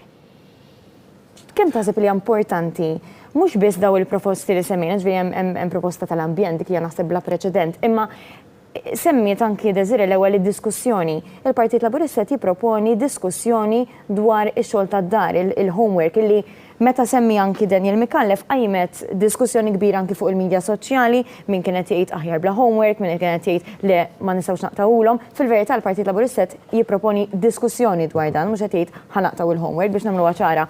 Inti bħala missier ta' żewġ tfal, kemm temmen li hija importanti din id-diskussjoni u għaliex? Jien naħseb li din id-diskussjoni u anka l-argumentazzjoni li jkollna kwalità tal-ħajja aħjar mhux biss għat-tfal tagħna imma anka għall-ġenerazzjonijiet li ġejjin. Naħseb li hija importanti ħafna. Jien naħseb il-manifest elettorali din id-darba u naħseb dan huwa l-punt illi kont tissemmi inti. Iħares daqsxejn aktar mis-soltu lejn din l-idea illi nagħtu lill-tfal tagħna u l-ġenerazzjonijiet futuri pajjiż aħjar milli sibni aħna. U nħossa din, ġifiri, meta għandek manifest elettorali li jitkellem fuq bread and butter issues bħal mija l-kwistjoni tal-homework, imma wkoll il-garanzija tfal, naħseb illi hemmhekk juri ħafna fl-opinjoni tiegħi il-ħsieb wara dal-manifest, dal-programm elettorali, illi it-tfal tagħna ntuhom kwalità ta' ħajja aħjar. U naħseb li din hija l-essenza tal-politika. Il-politika fl-opinjoni tiegħi hija sitwazzjoni, hija kuntest fejn inti tieħu deċiżjonijiet biex tara li n-nies ikunu qed jgħixu aħjar. U naħseb jiena daw il-proposti iħarsu propju l-hemmhekk. Jiġifieri meta mbagħad tara pereżempju lejn proposti ekonomiċi illi jħarsu l-ambjent. mela hemmhekk m'intix qiegħed tgħid illi jiena rrid li l-ekonomija tikber, imma l-itfal tagħna jkollhom spazji fejn jimirħu, fejn imorru u jirrikreaw ruhom. Qed naħsbu illi jkollna f'pajjiżna 10 minuti bogħod minn kull imkien f'pajjiżna ġonna fejn inti tkun tista' tkun mal-familji tiegħek u tirrikrea ruħek. Naħseb dawk huma proposti illi l-itfal tagħna ħajtuhom. Dik pajjiż ħafna isbaħ mill-li sibna aħna, pajjiż ħafna iktar modern mill-li sibna aħna, jiena xi ħaġa li tinkwitani ħafna hija meta nara li ħafna żgħażagħ jkunu jridu jimirħu kważi jħossuha ta' bil-fors li jmirħu barra mill-pajjiż.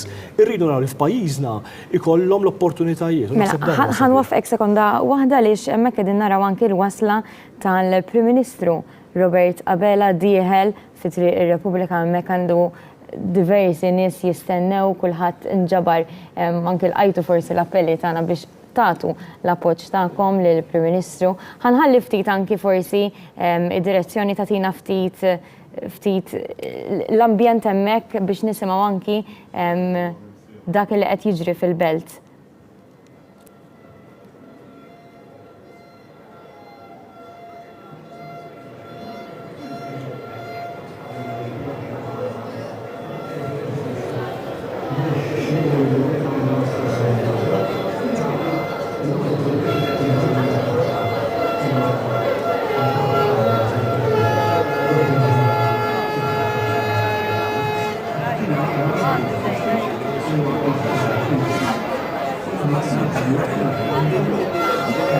Profs, meta tara daw il-momenti jekk inti li għext u storiku, ġifieri hekk x'tikkumment anki tara daw in-nies li jattendu bih ġarhom, kulħadd hemm il-bajda u l-ħamra tispikka dan l-element ta' għaqda Malta flimkien it-tema tal-kampanja. Dik tal-għaqda għandna ngħiduha u nenfassi naħseb l-iktar kelma, aħna ngħidu buzzword, naħseb l-iktar kelma li ntużat mill-Prim Ministri mit-2013 law u min kellem min-naħa tal-Gvern. L-għaqda hija xi ħaġa aħna kif għadna pajjiż ta' 450,000 jew ftit iktar apparti oħrajn u naħseb l-għaqda hija kruċjali ħafna. Malta aħna mhux closely knit biss, aħna intertwined.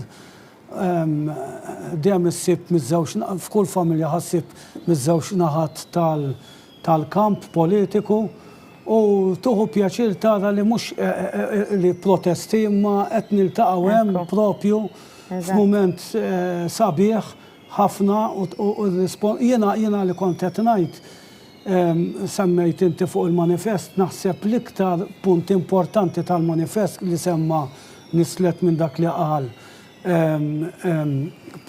propju l-enfasi fuq il-ħsieb.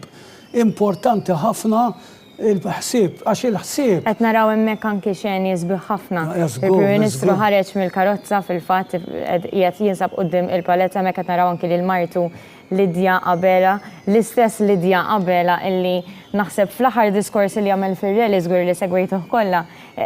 Kien emozjonat ħafna meta tkellem dwar Lidja u George għaliex kull min jaf anki l-familja Abela huma ta' spalla kbira l-Prim Ministru b'mod speċjali f'kampanji elettorali għandek tifla wkoll għadha żgħira li qed tipprova tifhem u tixtar dak li qed jagħmel missiera bħal kull familja normali, imma meta tara anki l-għajnuna li dejjem kienu miegħu tul din il-kampanja hemmhekk qegħdin naraw il-belt qabel jidħol fil-palazz. Meta tiftakar ukoll li Dr. Lidja Abela hija wkoll attivista ġifieri. Lidja Abela għandha esperjenza kbira anke fih dan il-Partit Laburista, ġifieri bdiet mill-eruq tal-partit. Tifhem ir-responsabilità u tifhem il-gravitas tal-pożizzjoni, speċjalment dan il-mandat qawwi li għadu kemm ingħata Robert Abela, ġifieri m'għandix dubju li hija ta' spalla importanti ferm għalih.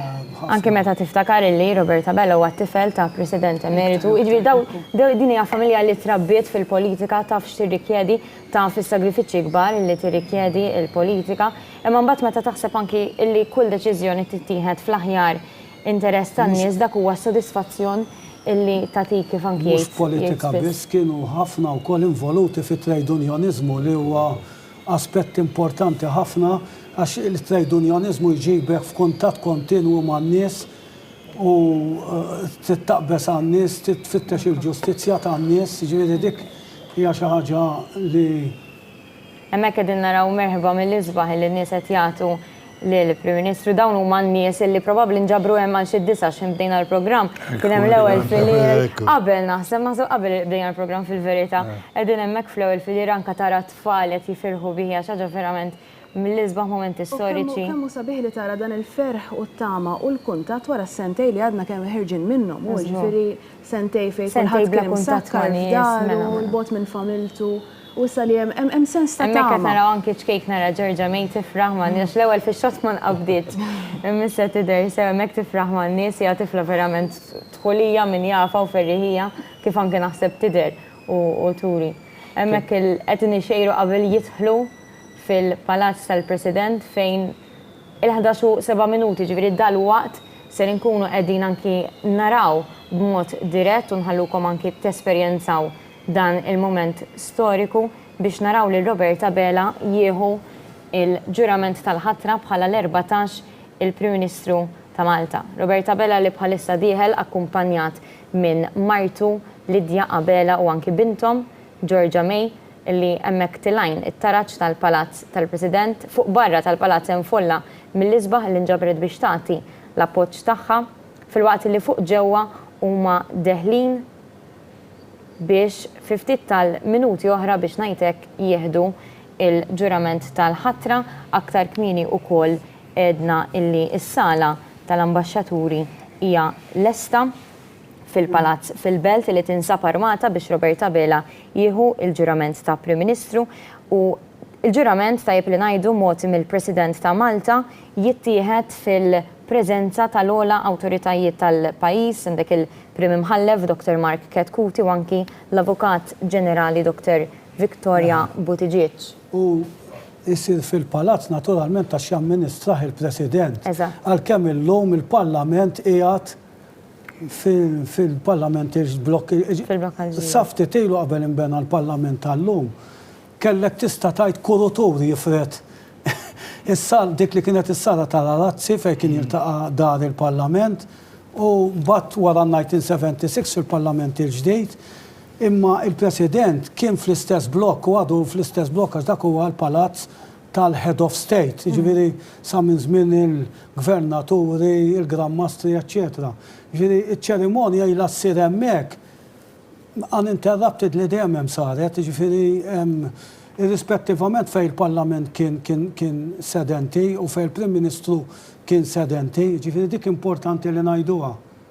Hemmhekk qegħdin naraw anke li l-Prim Ministru Martu Lidja u bintom Ġorġa diħlin fil-Palazz tal-President qed isibu triqthom lejn is-sala tal-ambaxxaturi Lewis inti dawn il-momenti jaxshom il-qrib ħafna. Xi jkun is-sentiment tan-nies ġifieri dan ħajjieħu l-ġurament tal-ħatra mal-iktar nies qrib tiegħu u l-ogħla awtoritajiet tal-pajjiż. Kulħadd ikollu esperjenzi differenti, nagħtu każ min kelli s-sens ta' responsabilità li jkollok li għandi għal xi xdieħel, ġifieri ikollok sens ta' responsabilità mhux għalik waħdek imma għal dawk ta' madwarek u iktar għal poplu kollu kemm hu dak il-ħin li tkun dieħel hija xi ħaġa li ma tistax toħodha tajt din hija norma li tgħaddi minnha kuljum. Din hija xi ħaġa dan huwa avveniment li għall-inqas anke jekk ma jkunx ikollok titrejnja lilek innifsek li tajt f'moħħi din hija responsabilità partikolari li jien b'xi mod jew ieħor il-ġurament ifisser xi ħaġa. Allora inti trid li dak il-ħin meta tkun qiegħed hemm tara il-gravitas tal-mument. Ovvjament wieħed hemmhekk forsi l-iktar ħin ukoll, però jiddependi minn individwi, fejn l-iktar li inti għandek tħossok l-inqas li inti tħossok qoli, l-inqas li tħossok fuq imċekken, ġifieri dak huwa moment mhix faċli tagħmilha għax ikollok l-adrenalina tan-nies, ikollok kollox għaddej, imma trid f'moħħok tajt isma' dan huwa żmien meta jien irid inħossni l-inqas wieħed mhix l-ikbar wieħed, kemm int kapaċi wieħed jagħmilha dak il-proċess mhux faċli, però jrid isir dak il-proċess. U anke fil-filmati rġejna rajna l-umiltà tal-Prim Ministru ġifieri, apparti li hija familja li verament qed narajjena u żgur li ħafna mill-poplu hija familja li verament tiġbdek għax l-umiltà vera tispikka fihom. Tara kemm huma nies tan-nies, jiġifieri li waslu hemm anke l-mod kif in-nies jagħmlu kuntatt magħhom, m'hemmx dik is-superjorità li inti Prim Ministru jew taf taf kif in-nies hekk verament iħossu li jistgħu jifhmuhom u jisimgħuhom u jifhmu anki lilhom. Li huma kunu kapaċi relataw man-nies f'kull moment. Eżatt, f'kull realtà. U naħseb li n-nies ikunu jafu mbagħad min qed jirrelata b'mod ġenwin mhux qed. U mhix kwistjoni biss ta' umiltà, hija kwistjoni wkoll ta' valur. Ġifieri għax Li dejjem spikka fil-Partit Laburista. Ġifieri hija valur għaliex ġifieri mbagħad tidħol l-idea li inti tkun trejnjajt ġifieri l-ugwaljanza li għandu jkun hemm. Biex dejjem irnexxielek ġieli kollha kemm aħna ma nistgħux kulħadd għandu xi dnub b'xi mod jew ieħor fid-dinja, imma kemm jista' jkun tersaq leha. Nimmaġina li il-moment tal-ġurament iġibek inse, ġifieri wara dawk ix-xhur ta' kampanjar fejn jista' jkollok dawk l-emozzjonijiet daqshekk intensi. Imma f'dak il-moment kwiet u sobriu, tiftakar li inti kif nistudjaw meta nistudjaw il-Kostituzzjonal, inti minn xejn ħlief l-ewwel ċittadin. Ġifieri inti daqs ħaddieħor kif kienet jgħid Lewis, anzi l-unika ħaġa li għandek iktar minn ħaddieħor hija s-sens ta' responsabilità u x-xogħol kbir li hemm xi jsir. Ġifieri kif qal il-Prim Ministru wkoll il-kmiem hemm xamra minn issa stess. Qed naraw xi nisbih ħafna tal-nies ġifieri hemm baħar nies jispikkaw il-kuluri abjad u aħmar xeni li forsi ħafna minna bżajna li qatt ma ħanerġgħu naraw. Il-pandemija ġabet inċertezza kbira sentejn ilu kif jgħid tajjeb il-Prim Ministru ma kienx hemm menwil magħha ħadd ma kien jaf l-ebda mexej fid-dinja ma kien jaf x'se jiġri u kif għandhom jittieħdu deċiżjonijiet. Allura anke meta tara dawn in-nies hekk flimkien terġa' qisek tibda timtela bit-tama l-futur isbaħ li tant kellem dwar il-Prim Ministru. Morru għal-normalità li għal-żmien konna qed nibbiżaw li qatt ma ħammorru lura fija, però dawn l-immaġni fl-opinjoni tiegħi joħorġu xi ħaġa li verament naħseb li hija importanti għal-politiku fil-kuntest tiegħu. L-naturalezza, il-kapaċità li n-nies iħossuhom komdi mal-individwu, mal-politiku. U Roberta Bela, Lidia Bela u anka Georgia wkoll għandhom din naturalezza illi n-nies iħossuhom verament at one with them. Huwa sabiħ ħafna li politiku jkollu din il-kapaċità, ma tiġix ma naħsibx li kulħadd għandu, imma min għandu verament din naturalezza li n-nies iħossuhom illi qegħdin jitkellmu ma' politiku iva ma' xi ħadd li għandu responsabilità ma' xi ħadd li qed jismagħhom. Illi l-ambizzjonijiet tagħhom jista' jwettaqhom, illi l-uġigħ tagħhom, id-diżappunti tagħhom jista' jieħu deċiżjoni, jista' jismagħhom u jista' jieħu deċiżjonijiet li jwettaq u li jibdilhom. U naħseb hija xi ħaġa sabiħa ħafna, Roberta Bela, Moni bija din, Lidia Bela wkoll, ġifieri meta nismagħha l-ewwel semmejtu il-konferenza li saret fuq is-saħħa mentali, imma konsistentement anke man-nies li huma aktar żvantaġġati. Lidia Bela għandha din in-naturalezza wkoll li tikkomunika l-messaġġ tagħha b'ċertu ġenwinità. Lidia Bela hija wkoll il-President tal-Special Olympics li dalwaqt nilqgħu f'pajjiżna f'Mejju jekk minn isir żball biex isir dan l-avveniment u hi kienet qalet ftit ilu ġifieri xi tliet ġimgħat ilu kienet tat intervista u qalet li dan huwa avveniment illi ħajjerġa' jaqgħad lil poġġi kemm hija xi sabiħa li xi ħaġa illi għandek grupp vulnerabbli fis-soċjetà illi jkun ġieli f'riskju ta' esklużjoni illi xaħat bħal Mart il-Prim Ministru, persuna influenti, tiġi tgħidlek dan huwa avveniment illi ħajjaqgħad jerġa' lill-pajjiż. U televa s-suġġett allura fuq livell nazzjonali. U ġifieri naħseb illi xi ħaġa li verament hija sabiħa u torbot mal-messaġġ li beda jgħid il-Prim Ministru l-bieraħ mal-umiltà, l-importanza li dal-mandat elettorali li huwa f'saħħtu kif qed iktar qabel jixraqlu verament għall-Prim Ministru jkoll dal-mandat wara dak kollu li għadda minnu fl-aħħar sentej, wara r-riżultati li jaċċivja fl-aħħar. Huwa mument ta' apprezzament ukoll, ġifieri dak il-ħin meta ġifieri ikollok moment li inti tkun kultant kważi stordut bil-qed jiġri, però huwa moment ukoll li tkun apprezzat, qed tapprezza min ivvutalek min ħadem għalik, anki tapprezza l-moment, u l-moment ma tantx jiġru bħalhom, tkun taf tieħu t-tifsira ta' dak il-moment. U inti tkun qed temmen ukoll li dak il-moment u mbagħad it-tifsira tiegħu b'xi mod jew ieħor tindirizza.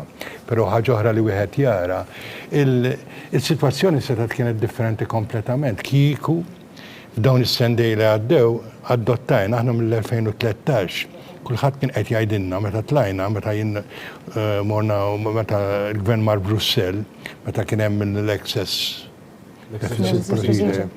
U aħna l-budget tagħna kien u aħna tlajna.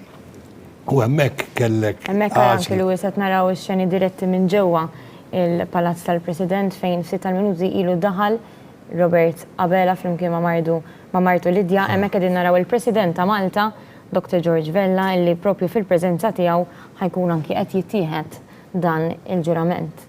Pero kienet kwistjoni ta' austerità totali u dak li kellu s-saħħa, ġifieri l-għażla kienet bi austerità jew nkella aħna nkomplu nikbru.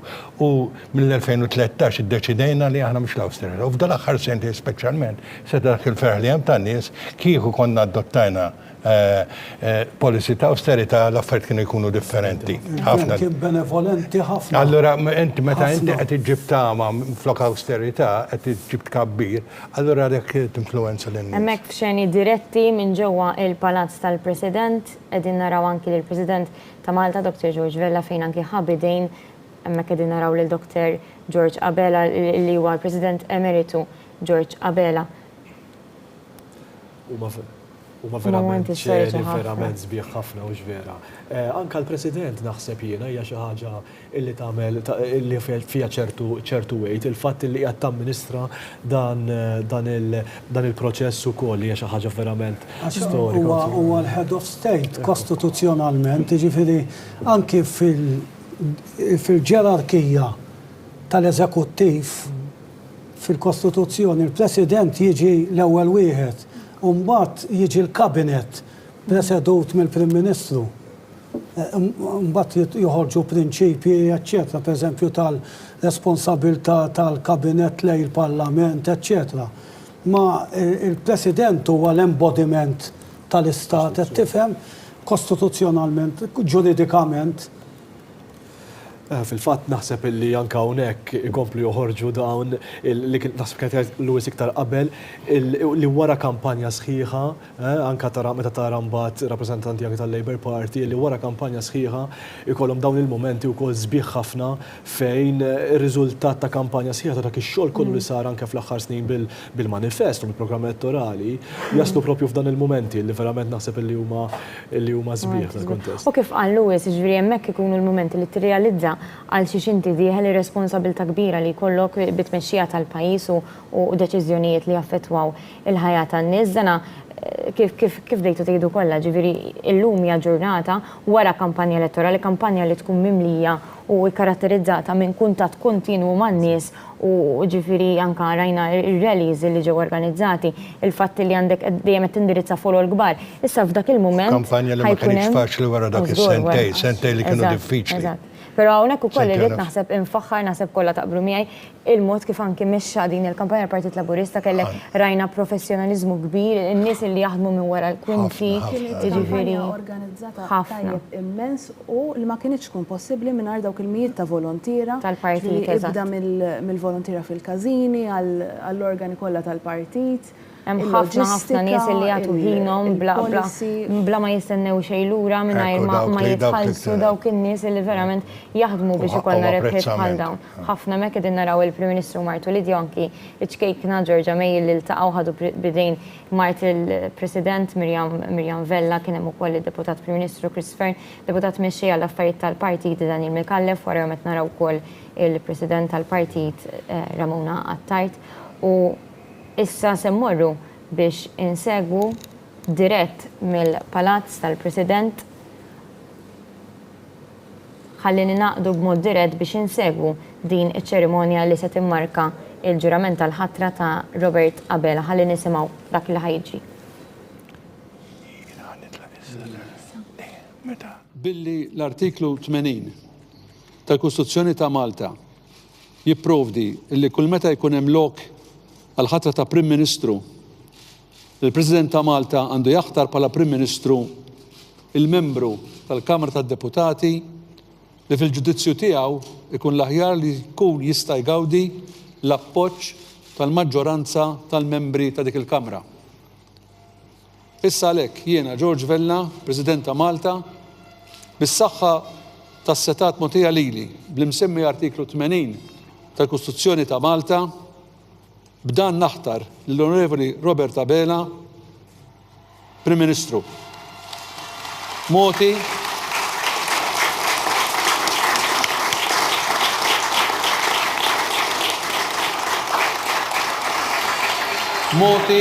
taħt il-firma tiegħi u s-siġil pubbliku ta' Malta fil-Palazz tal-Belt Valletta l-lum 27 l-lum għanna 28 ta' Marzu 2022.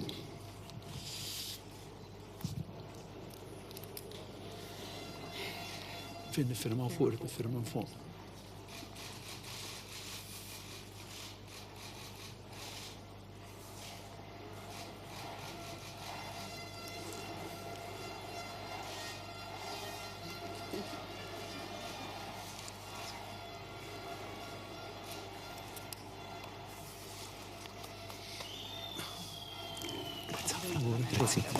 Fadal il-ġurament. Iva.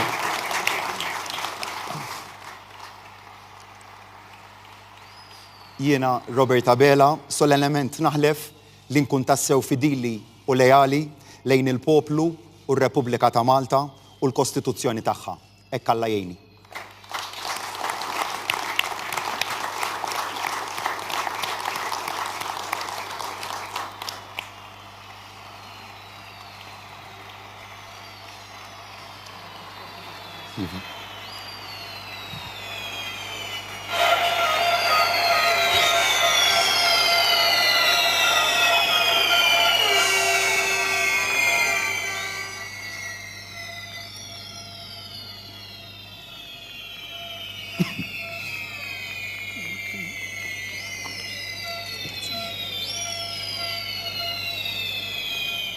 Jiena Robert Abela, solennement naħlef li naqdi fedelment u skont il-kuxjenza d-dmirijiet tiegħi bħala Prim Ministru skont il-Kostituzzjoni u liġijiet ta' Malta. Mingħajr biża' jew favur. Hekk Alla jgħinni.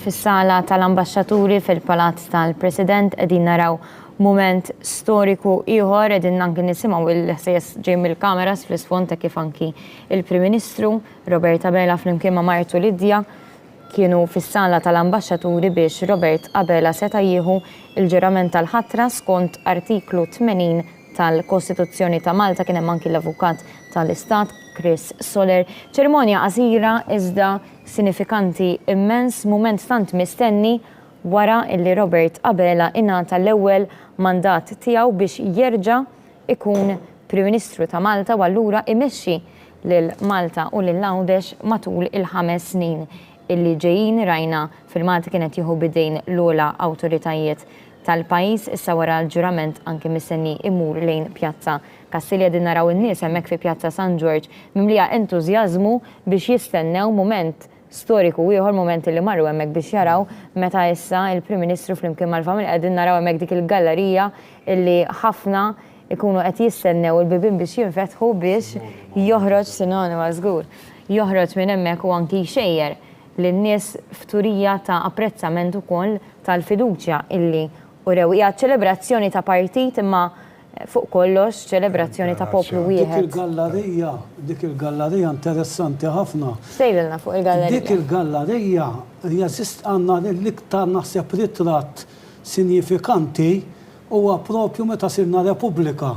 Għandna dak ir-ritratt sabiħ ħafna bil-Prim Ministru Domintov, b'Serant Nimamu.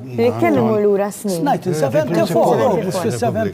fil-74, għanna ritratt sabiħ ħafna li jiddomina l-istorja mhux biss bil-kitba ma anke fotografika, ġifieri Jara kemm rat avvenimenti bħal dawn dik il-gallerija. Meta għandek xott hemmhekk ta' dik il-gallerija, kulħadd qed jistennija il-palazz, is-sala fejn kien il-Parlament, dik hija s-sala tal-Arazzi hija l-iktar sala li fiha tieħdu deċiżjonijiet li bidlu id-destin tal-pajjiż biex nitfaħħa hekk.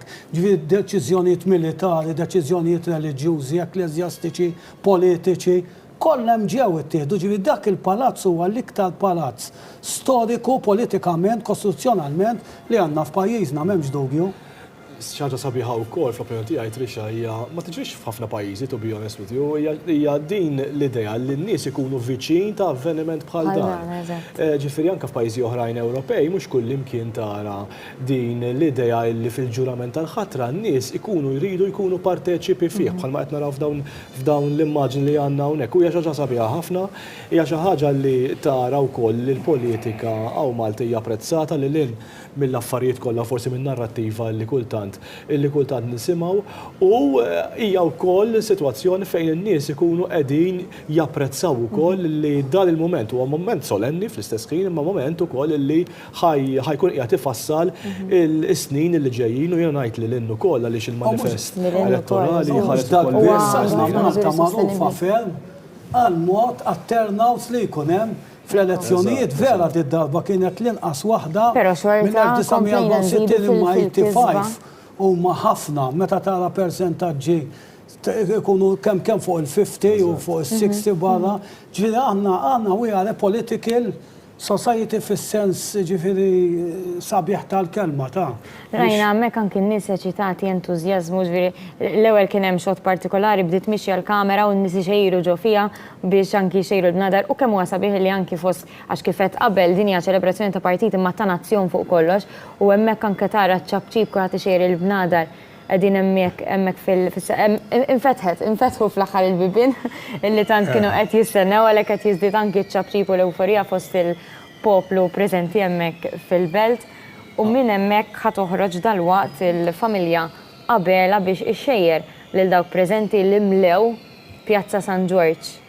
Dan huwa mument m'għandix dubju li huwa emozjonanti ħafna l kull min se jkun fuq dik il-gallerija li tara dawk in-nies kollha quddiemek partikolarment ovvjament tal-Prim Ministru illi naħseb hawnhekk jiena nista' nimmaġina biss iħoss verament ir-responsabilità pjaċevoli wkoll għaliex tara l-apprezzament tan-nies imma wkoll ir-responsabilità illi inti l-lider il-mexxej ta' pajjiż u d-deċiżjonijiet tiegħek se jkunu qegħdin jaffettwaw il-ħajja u l-kwalità tal-ħajja tan-nies. Dawk in-nies kollha.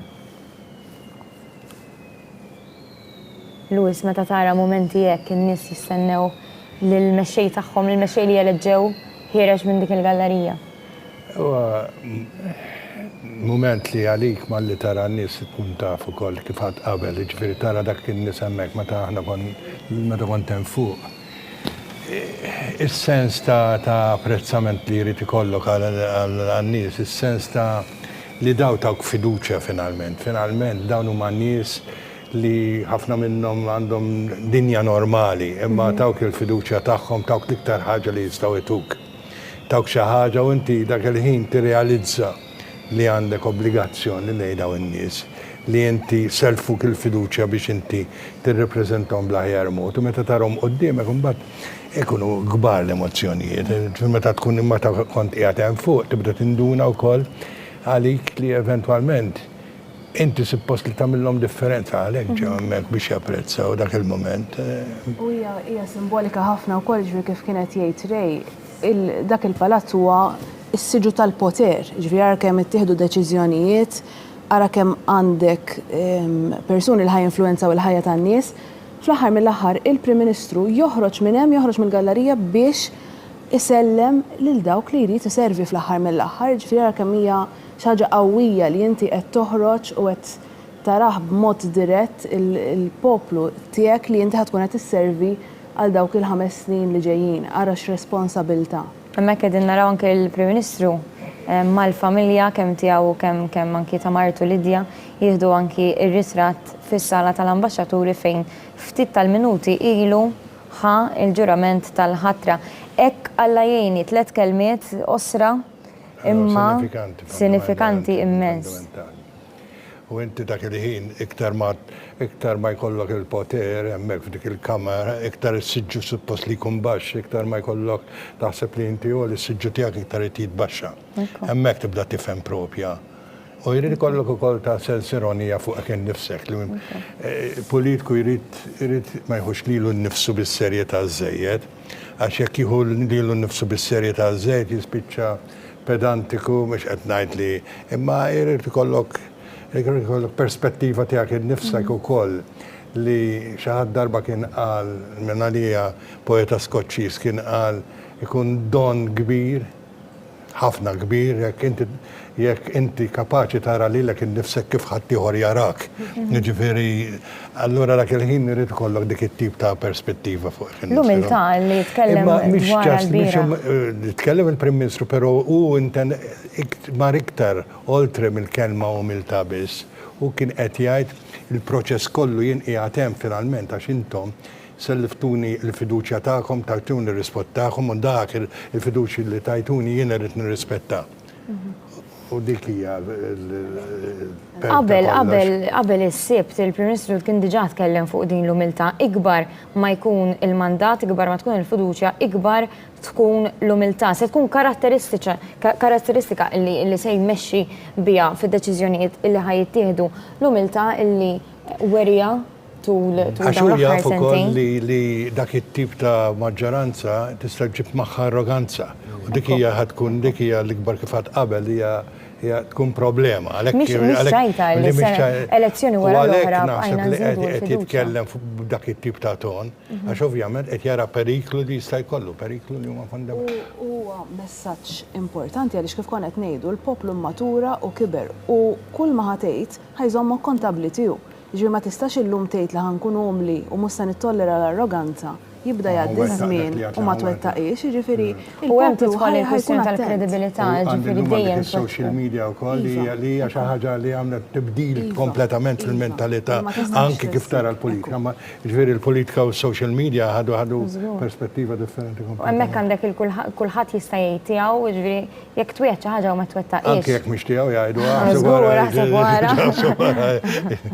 Kemmu sabiħ li tara wkoll laqda fin-nies ukoll u tranquillità ta' din iċ-ċelebrazzjoni fiha nnifisha. Il-fatt li tara n-nies li huma kuntenti b'dak il-li ġara. Hemmhekk qed naraw issa l-ħaddiema li jaħdmu l-istaff tal-Prim Ministru li min jaf mhux dan ix-xahar biss, speċjalment da sentejn tul pandemija, ma dan ix-xahar partikolari min jaf kemm ħadmu spalla ma' spalla flimkien il-jieli twal. Aħna l-koll nistgħu ngħidu kemm taw sigħat mill-ħin tagħhom biex ifasslu il-manifest. Inti l timt ħafna fuq il-manifest, ġifieri tista' tgħidilna l-ħidma tat-tim. Il-ħidma kienet kontinwa ħankun ċar, ġifieri kien hemm rol ta' nies oħra li ħadmu iktar forsi kont nagħti direzzjoni, però kellek ħafna nies li kienu veru jaħdmu l-ħin. Ġifieri kellek nies bħal Tyson, Brian, Daniel, li veru taw minn kollox, kienu taw minn kollox għal-ġurnal. Nies li ma jissemmewx, jew forsi ma jidrux daqshekk. Bħal kull ħaġa oħra ħafna drabi dawk in-nies li ma jissemmewx ikunu l-motu. Ħafna drabi jekk hux il-kameraman qed naraw, jekk hux kulħadd kull min tara tinduna dak huma ħafna drabi l-mutur. Inti l-bniedem li tidher, inti l-bniedem li eventwalment qed tieħu il-kamera ma fina wara dak kollu jkun hemm ħafna il-volontarjat li kien hemm fil-partit. U il-volontarjat forsi mhux apprezzat biżżejjed, daw jagħtu minn ħinhom sempliċiment, jagħtu minn ħinhom għax iħossu li għandhom jagħtu. Dawn huma affarijiet li rridu napprezzaw ma rridu ntuhom ġieħ li jisħoqilhom dawn in-nies. In-nies li kienu indispensabbli anke waqt il-proċess elettorali wkoll, il-helpers fl-iskejjel madwar l-iskejjel kollha u l-postijiet tal-votazzjoni. Naħseb illi dawn huma n-nies li jagħmluha possibbli wkoll u kif qed tgħidu intkom huma l-inqas nies possibilment illi jidhru ma għamlu possibbli dan l-achievement. Qed naraw filmati anke diretti mis-sala ta' Tron fejn il-Prim Ministru qiegħed jiltaqa' mal-kandidati eletti, rajna l-bira anki xandira speċjali anke bit-tim kollu ta' One News illi minn hawnhekk il-kollegi tiegħi fil-Kamra tal-Aħbarijiet nixtieq ngħid grazzi lil kull min ta' semu kif kontu qed tgħidu n-nies illi ma jidhrux aħna għandna kamera persons. Jekk m'hemmx dubju ma semmejnihomx huwa l-One. Il-wan il-kamera persons li ma jidrux. Aħna anka bħala ġurnalisti nidru aħna, però warajna jkollha kamera person, ikollna l-editor li qed joħsib il-muntaġġ, ġifieri tajjeb li nirrimarkaw. Però fuq il-manifest ix-xogħol li sar anki l-kuntatti li saru mal-NGOs, il-kuntatti li saru ma' diversi entitajiet, ma kienx xi ħaġa li dik kienet ġifieri hemmhekk bekk eventwalment il-kunċett prinċipali tal-manifest kien li inti tara familja l-ewwel minn mit-tfal għadna n-niet, ġifieri mill-pensjonanti għal-garanzija tat-tfal. Dak kien il-ġist tal-pjan tal-manifest kif kien. Mbagħad ikollok għandek l-ambjent bħala qawwa, u mbagħad affarijiet soċjali u affarijiet tal-ekonomija wkoll. U dak li forma tant kien hemm cross-section ta' ideat minn tant nies, minn tant entitajiet li finalment tifformula l-1000 proposta li kellna. Hemmhekk qegħdin naraw is-sala ta' Tron mimlija kandidati eletti dawn huma n-nies li għażiltu intom biex ikunu parteċipi fid-deċiżjonijiet li jridu jittieħdu tul il-5 snin illi ġejjin. Hemm ukoll ħaddiema mill-Partit Laburista, mit-tim amministrattiv tal-Partit Laburista, xejn verament sbieħ mumenti illi kif beda jgħid Lewis l-ewwel dak il-ħin ikun mument ta' anki dak li jkun jibda jirrifletti u jifhem id-deċiżjoni u responsabilità li jkun tabba biha biex imexxi lil dan il-pajjiż fuq barra xeni wkoll mill-isbaħ ta' nies illi għadhom qed jistennew lil Prim Ministru biex isellmilhom minn dik il-gallerija fturija ta' apprezzament kbir lejn id-deċiżjonijiet u l-ħidma anki li saret matul kif semmejt inti qabel Trisha daw mhux żminijiet inti għandek il-kwistjoni tal-Ukranija barra l-element uman tagħha li huwa importanti, fondamentali, hemm l-element ekonomiku wkoll, ġifieri wieħed ikun qed jara r-responsabilità li ġejja f'dal żminijiet ukoll.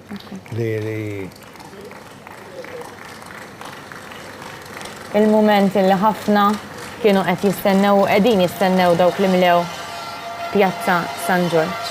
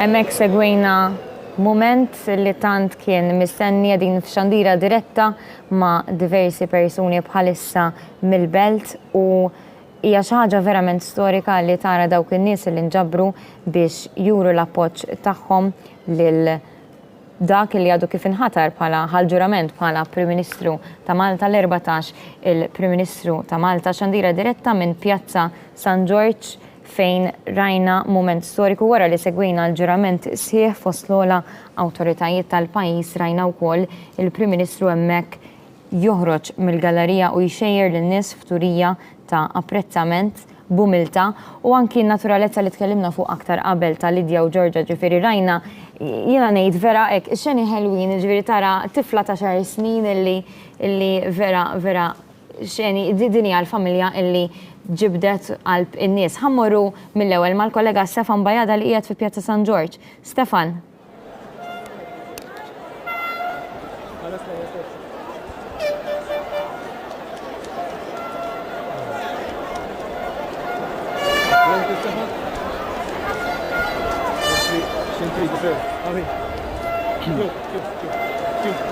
Insellimlek Trisha u insellem l-segwaċi kollha tawan. Ekk Alla jgħin li kien f'dan il-moment li Robert Abela b'mod uffiċjali inħatar il-Prim Ministru ta' Malta għal 5 snin li ġejjin. Moment storiku u emozjonali stew ngħidu hekk minn hawn minn Pjazza San George fejn inbidlet u nstemet biss ċabċipa waħda u l-għajat ta' Robert fejn il-tim Malta l-Bahar li ta' nies li għaw Pjazza San George anke kien emozjonali għal dan il-moment meta Robert Abela nħatar Prim Ministru ta' Malta. Eżatt wara anke meta iltaqa' mal-kandidati eletti Robert flimkien ma' Martu Lidja u bintom Georgia May u anke l-President ta' Malta George Vella u Martu ħarġu propju mill-gallerija u selmu lil folla ta' nies li għaw preżenti fi Pjazza San George fejn hawnhekk ukoll kien moment emozjonali n-nies bdew jajtu kien semet ċabċipa waħda. Minn hawn issa Robert Abela se jkun qed jaqbad triqtu lejn Pjazza Kastilja fejn hemmhekk bħala Prim Ministru ta' Malta se jitla Kastilja l-Berġa ta' Kastilja l-uffiċċju tal-Prim Ministru minn hemmhekk ukoll isellem lin-nies preżenti. Jiena lissa dak kien kollox minn nagħti naqdu kollegament ieħor minn hawn u ftit ieħor Stefan Bajada nsellmilkom. Grazie ħafna Stefan segwina momenti storiċi hemmhekk dirett mill-belt ser nkunu qed nibqgħu ninaqdu fil-belt partijiet oħra tal-belt kif qal tajjeb Stefan issa l-Prim Ministru qed jaqbad triqtu lejn Kastilja mument ieħor li ħafna ikunu qed jistennew mhux biss dawk li nġabru il-belt imma anke intom li qegħdin issegwuna u allura ħankunu qegħdin ninaqdu b'mod dirett biex insegwu dak kollu illi qed jiġri fil-belt, però qabel xejn Lewis għaliex nafu koll li dalwaqt trid ħallina. Issa, il-momenti li segwu ġviri sa' kemm il-Prim Ministru jitlaq Kastilja wara il-ħidma, xi tkun tinvolvi ġviri issa anke fi żmien li ġej ħanaraw il-kabinet li jkun qed jifforma. Il-ħin li ġej x'ħajkun ikkaratterizzat? L-iktar li ħajkun hemm hija l-formulazzjoni tal-kabinet tiegħu, ġifieri dak ix-xogħol li ħajoħodlu. Però diġà ħajkollu affarijiet li huma pendenti oħra li ħajibda wkoll jifformula kif x'tip ta' pjanijiet kif ħajibda jagħti il-prijorit tiegħu. Bis sempliċement li jaħtar kabinet m'hemmx dubju dik ħatoħodlu miż-żmien li ġej, imma il-fatt li hu jrid jibda jagħmel jażel il-prijoritajiet tiegħu. U fil-ġimgħat li ġejjin il-ħidma tibda mill-lum fil-verità. Il-ħidma tibda mill-lum, il-ħidma jibda jara dak li għax 5 snin kif jgħaddu u jibda jwettaq dak li l-partit kikun wijat immedjatament. Jibda jagħti jisma' jien ħanati dil priorità eventualment u jkun irid jara li il-differenza li wedna li ħanamlu fil-ħajjiet tan-nies aħna eventualment aħna ħanwettquha u ħadd mwettaqa billi-immedjatament tibda taħdem fuqha, inti tibda tigwadanja l-fiduċja tan-nies f'kull ħin u f'kull moment tigwadanja, mhux kwistjoni li tawk il-fiduċja mbagħad titlaqa u dak ħajrikjedi ħafna xogħol minn għandu, ovvjament xogħol ta' kif ħaqassam il-ministeri tiegħu u eventwalment liema prijoritajiet ħajat il dawk il-dekastier dak il-ministeri. Dik interessanti ħafna għax jista' jkun li jkollok ministri li ma telawx, ministri li mhux se jerġa' jagħmilhom, ikollok ċertu xogħol qawwi li jkun saru forsi jkun jonqsu dik il-finishing touch jew forsi u irid jaħtar hemmhekk naħseb iktar diffiċli għax trid taħtar Ministru li jaf ikompli dak il-ħafna xogħol li jkun sar u forsi jkun jonqsu li jiġi implementat fim. Allura hemmhekk naħseb iktar diffiċli, mbagħad naturalment ma nafx jiena jekk joħloqx ministeri ġodda jista' jkun li joħloq ministeri ġodda b'temi ġodda forsi jkun hemm topics tematika li forsi trid għall-ewwel darba dikasteru ġdid nafu kemm Rajna per eżempju tal-Ministeru ftitilu ta' wara l-Covid li qed josku. Ta' wara l-Covid. Jiġri huwa wkoll gvern kurrenti. Jiena kont sa nsemmi kont sa nibgħatkom il-bot imma wieħed mid-dikasteri li vera għandu krettu l-Partit Laburista għalih u forsi ma nagħtux każ biżżejjed huwa il-Ministeru ta' Social Services. Dak waqfu l-Partit Laburista fil-47 meta tela. Nagħtu importanza tiegħu naħseb għalina ġifieri huwa wieħed mill. Uħloqnieh aħna wara l-gwerra. Anke meta tara n-nefqa soċjali. Kif meta tara n-nefqa fil-budget u meta tara il-konċentrament jien li kelli esperjenza ta' budgets fejn tiġi s-soċjal huwa l-iktar li nagħtu. Mhux hekk. Ġifieri waħda mill-iktar ħafna ġifieri. Forsi in-nies ma jifhmux kien ikun hemm xogħol fih imma fondamentali. Fondamentali anki huwa l-qofol ta' twemmin tagħna wkoll. Dak wieħed mid-dikasteri li beda lin-nisa jiġu impjegati mal-gvern għaliex. Għax kellek tajpisti għall-ewwel darba nisa typing system illum għandna l-computer imma typewriter pereżempju ħadet żvolta wara l-gwerra. Kellek ħafna nisa qed jitlu mal-gvern, beda jagħti importanza għall-gvern Laburista, anke bid-dikasteri li joru għallum qed nitkellmu fuq illum aħna ma meta tibda qed f'kuntest tara tal-lum kemm għandu eruq antiki, sa nuża l-kelma antiki jien, u tara kemm jagħmel sens tal-lum aħna ma napprezzawx. Ma kif qed jgħid Lewis, dak aħna ħloqnieh u dak biddel anki l-istrutturi, l-istituzzjonijiet fl-istorja tal-governanza ta' pajjiżna. Dak huwa li jiddefinixxi ħankunu ċari l-Partit Laburista, ġifier ma jistax ikollok Partit Laburista u ma jkollokx l-element soċjali li huwa fondamentali għalih. Ma tistax insa l-eruq tiegħek. Eventwalment nemmnu li ħloqna l-ġid bil-forsi toħolqu l-ġdid, imma meta dak il-ġid eventwalment għandu skop wieħed. Skop soċjali tiegħu li inti tagħmel pajjiż li jkun iktar ġust u iktar ugwali. Eventwalment u dik kien hija xi ħaġa naħseb li huwa l-qofol tal-messaġġ tagħna anki fil-manifest li għamilna. U forsi li x-xogħol li għandu jagħmel il-Prim Ministru issa hija li jirrelata il-prioritajiet li għandu fil-manifest għan nies li eventwalment irid jaħtar u jaħseb li l-iktar nies li. Direttorat tas-Servizzi Soċjali dak huwa biċċa waħda mal-Partit Laburista u baqa' jibni fuqu fil-ħamsinijiet, fis-sebgħinijiet li semmejt qabel, imma dak huwa kruċjali. U se jkun interessanti ħafna li naraw kif dak il-direttorat jew ministeru jirriġenera ruħu u jimmodernizza ruħu għar-realtajiet tal-lum. Ġifieri dak li kien bżonn soċjali 50 sen ilu, illum inbidel, illum għandna bżonnijiet u realtajiet soċjali ġodda. Ma jfissirx iżda li m'għandniex nebqgħu nindirizzawhom kif qed tgħid inti Lewis dak hu il-podament tagħna. Niċċara xi ħaġa, naħseb li jekk hemm Ministeru jew nkella aspett li Gvern Laburista ħa hija r-realtajiet tan-nies l-iktar li għandhom bżonn. Ġifier din hija eventwalment il-fiduċja tiġi għal xi ħaġa oħra x'imkien. U kif qatt qabel ir-realtajiet anki ta' minnu l-iktar vulnerabbli ġew indirizzati b'mod ampju. U kemm hu sabiħ, vera nitkellmu ħafna fuq il-manifest illum u mhux għax inti, imma kemm hu sabiħ li fil-manifest bajna nirrealizzaw li qed fadal fejn naħdmu.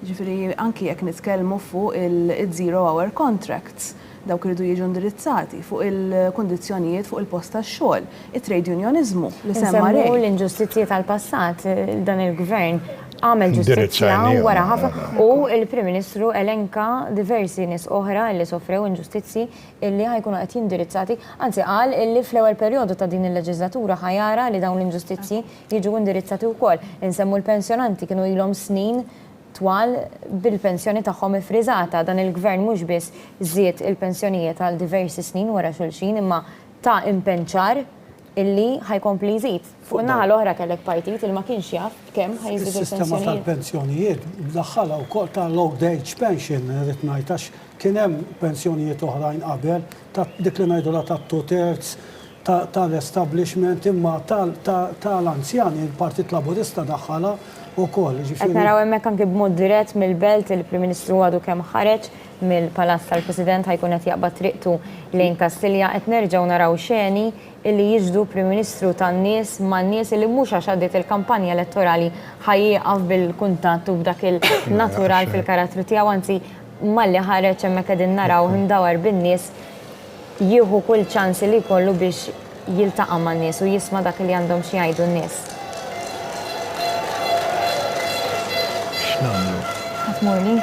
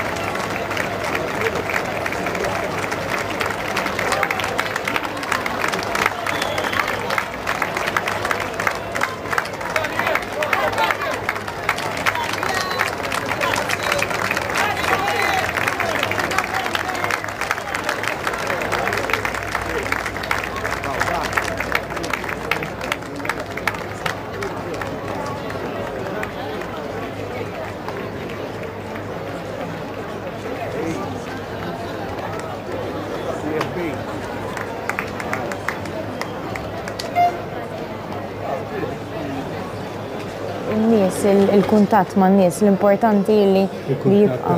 Il-kuntatt ma' n-nies huwa importanti mhux tal-lum ħankunu ċari u dak il-kuntatt tal-lum. Huwa dak il-kuntatt tan-nies li wassal għalih. Li wassal għalih u li ħajkompli jekk inti trid tkomplih biex inti jekk inti trid li l-fiduċja tiegħek tigwadanja.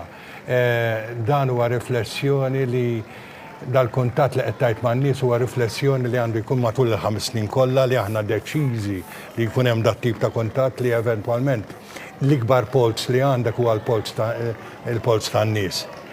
Aħna waħda mill-affarijiet li dejjem ridna li aħna nintaqgħu man-nies fid-djarhom. Għaliex għax hemmhekk issir taf hemmhekk l-ikbar polz, l-ikbar server li għandek meta tmur fid-djar tan-nies.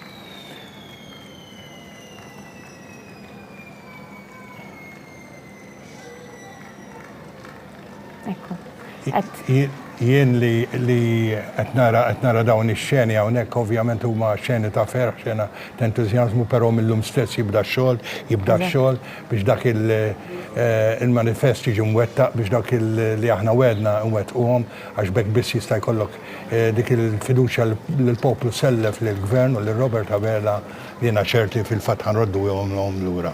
Ekku, faktar ħidma biex wara kollox titjib il-kwalità tal-ħajja tal-Maltin u għawċin kollha. Grazzi ħafna Prof. Smanġon, grazzi ħafna Louis Grek illi kontu magħna qsamtu aspetti diversi fosthom dik ta' storja u anki ta' esperjenza vasta fil-ħidma u fit-tmexxija u fil-teħid tad-deċiżjonijiet. Aħna inkomplu mal-mistiedna l-oħra u b'aktar kollegamenti, però għalissa ħanħalli hemmhekk dak illi qed jiġri fil-belt jitkellem għalih waħdu.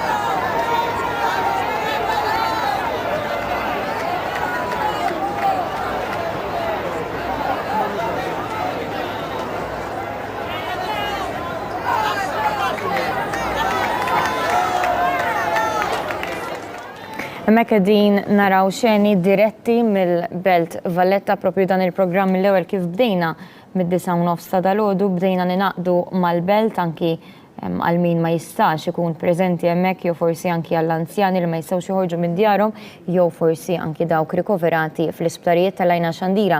Speċjali għandna links diretti ma' ġurnalisti li qegħdin fil-Belt hemmhekk rajna lill Prim Ministru issa Robert Abela ħireġ bil-karozza tiegħu minn Triq ir-Repubblika li kienet ukoll mimlija nies wara l-barrikati u qegħdin naraw anki xeni bħalissa minn Pjazza Kastilja għaliex Pjazza San George rajna xeni mill-isbaħ meta il-Prim Ministru wara li ħa il-ġurament tiegħu fil-preżenza tal-ogħla awtoritajiet tal-pajjiż u tal-familja tiegħu ħareġ ixejjer lin-nies turija ta' apprezzament għal fiduċja illi tul il-jum tas-Sibt il-poplu Malti Wawċi wera f'Robert Abela u issa mument mistenni ieħor illi jkun mistenni minn bosta speċjalment dawk illi inaqdu fil-Belt u esperjenzaw dan is-sentiment. Kellna links ma' ġurnalisti ma' Stefan, ma' Colin, ma' Samuel aktar kmini wkoll illi il-koll tkellmu dwar l-entużjażmu illi iddomina fil-Belt minn nies preżenti, nies illi ħadu magħhom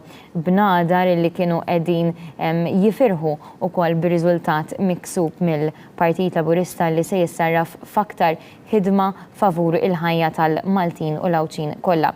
Il-Belt preżenti u hemm jistennina biex jinaqat magħna Colin de Guara. Colin, insellimlek.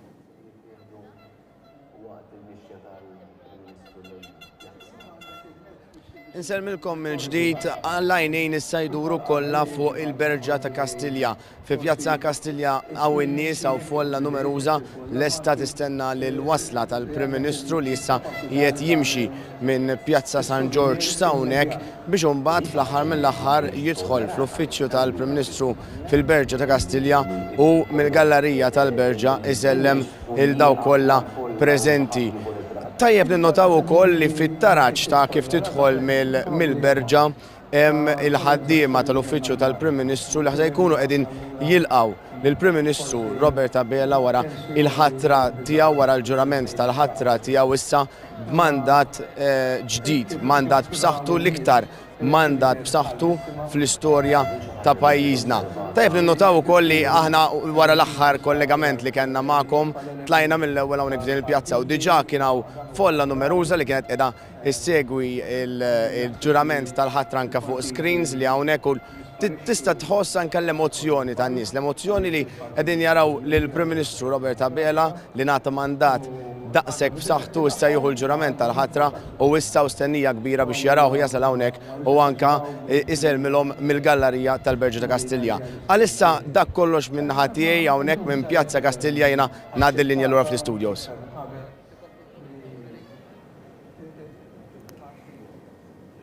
Grazzi ħafna Colin, se nkunu qed ninaqdu anki miegħek aktar tard ukoll kif qed tajjeb inti hemmhekk qed naraw issa Pjazza Kastilja mimlija nies forsi anki wħud li kienu Pjazza San George aktar kmieni li marru biex ikomplu juru l-appoġġ tagħhom lill-Prim Ministru. Rajna il-karozza tiegħu miexja minn Triq ir-Repubblika li wkoll kienet mimlija nies minn wara l-barrikati l-koll marru biex juru l-appoġġ tagħhom ħareġ temp mill-isbaħ ukoll anki wara dalgħodu bdejna naraw anki messaġġi fuq il-midja soċjali nies li forsi bdew jaqtaw xi ftit qalbhom minħabba temp imma issa hemm temp sabiħ ħafna u n-nies inġabru ma qatawx qalbhom u qed juru l-fiduċja tagħhom lill-Prim Ministru qed jistennew minn ħina l-ieħor sabiex jasal Robert Abela fi Pjazza Kastilja.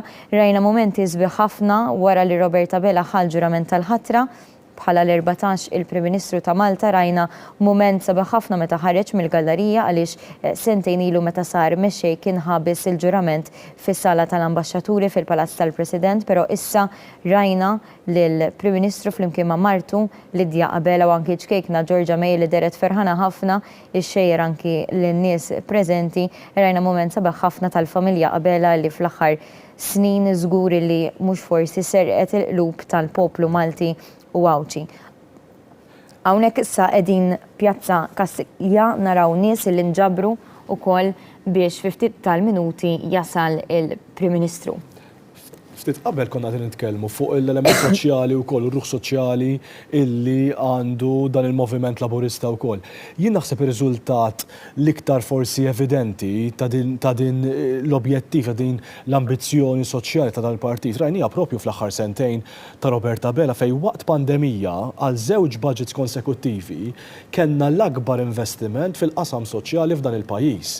Jiġifieri minkejja l-pandemija, minkejja l-ispiża li ġabet magħha fuq il-finanzi tal-pajjiż, il-Partit Laburista ma waqafx milli jkompli investi fin-nies, jkompli investi f'dawk li huma l-aktar vulnerabbli anke soċjalment f'dan il-pajjiż. U jien naħseb l-ekonomisti mhux kollha jaqblu miegħi, imma naħseb xi ħaġa li verament hija importanti illi inkejlu it-tisħiħ ekonomiku f'dan il-pajjiż billi naraw l-iżgħar wieħed fostna kemm għandna kapaċità li ntellgħu il-fuq.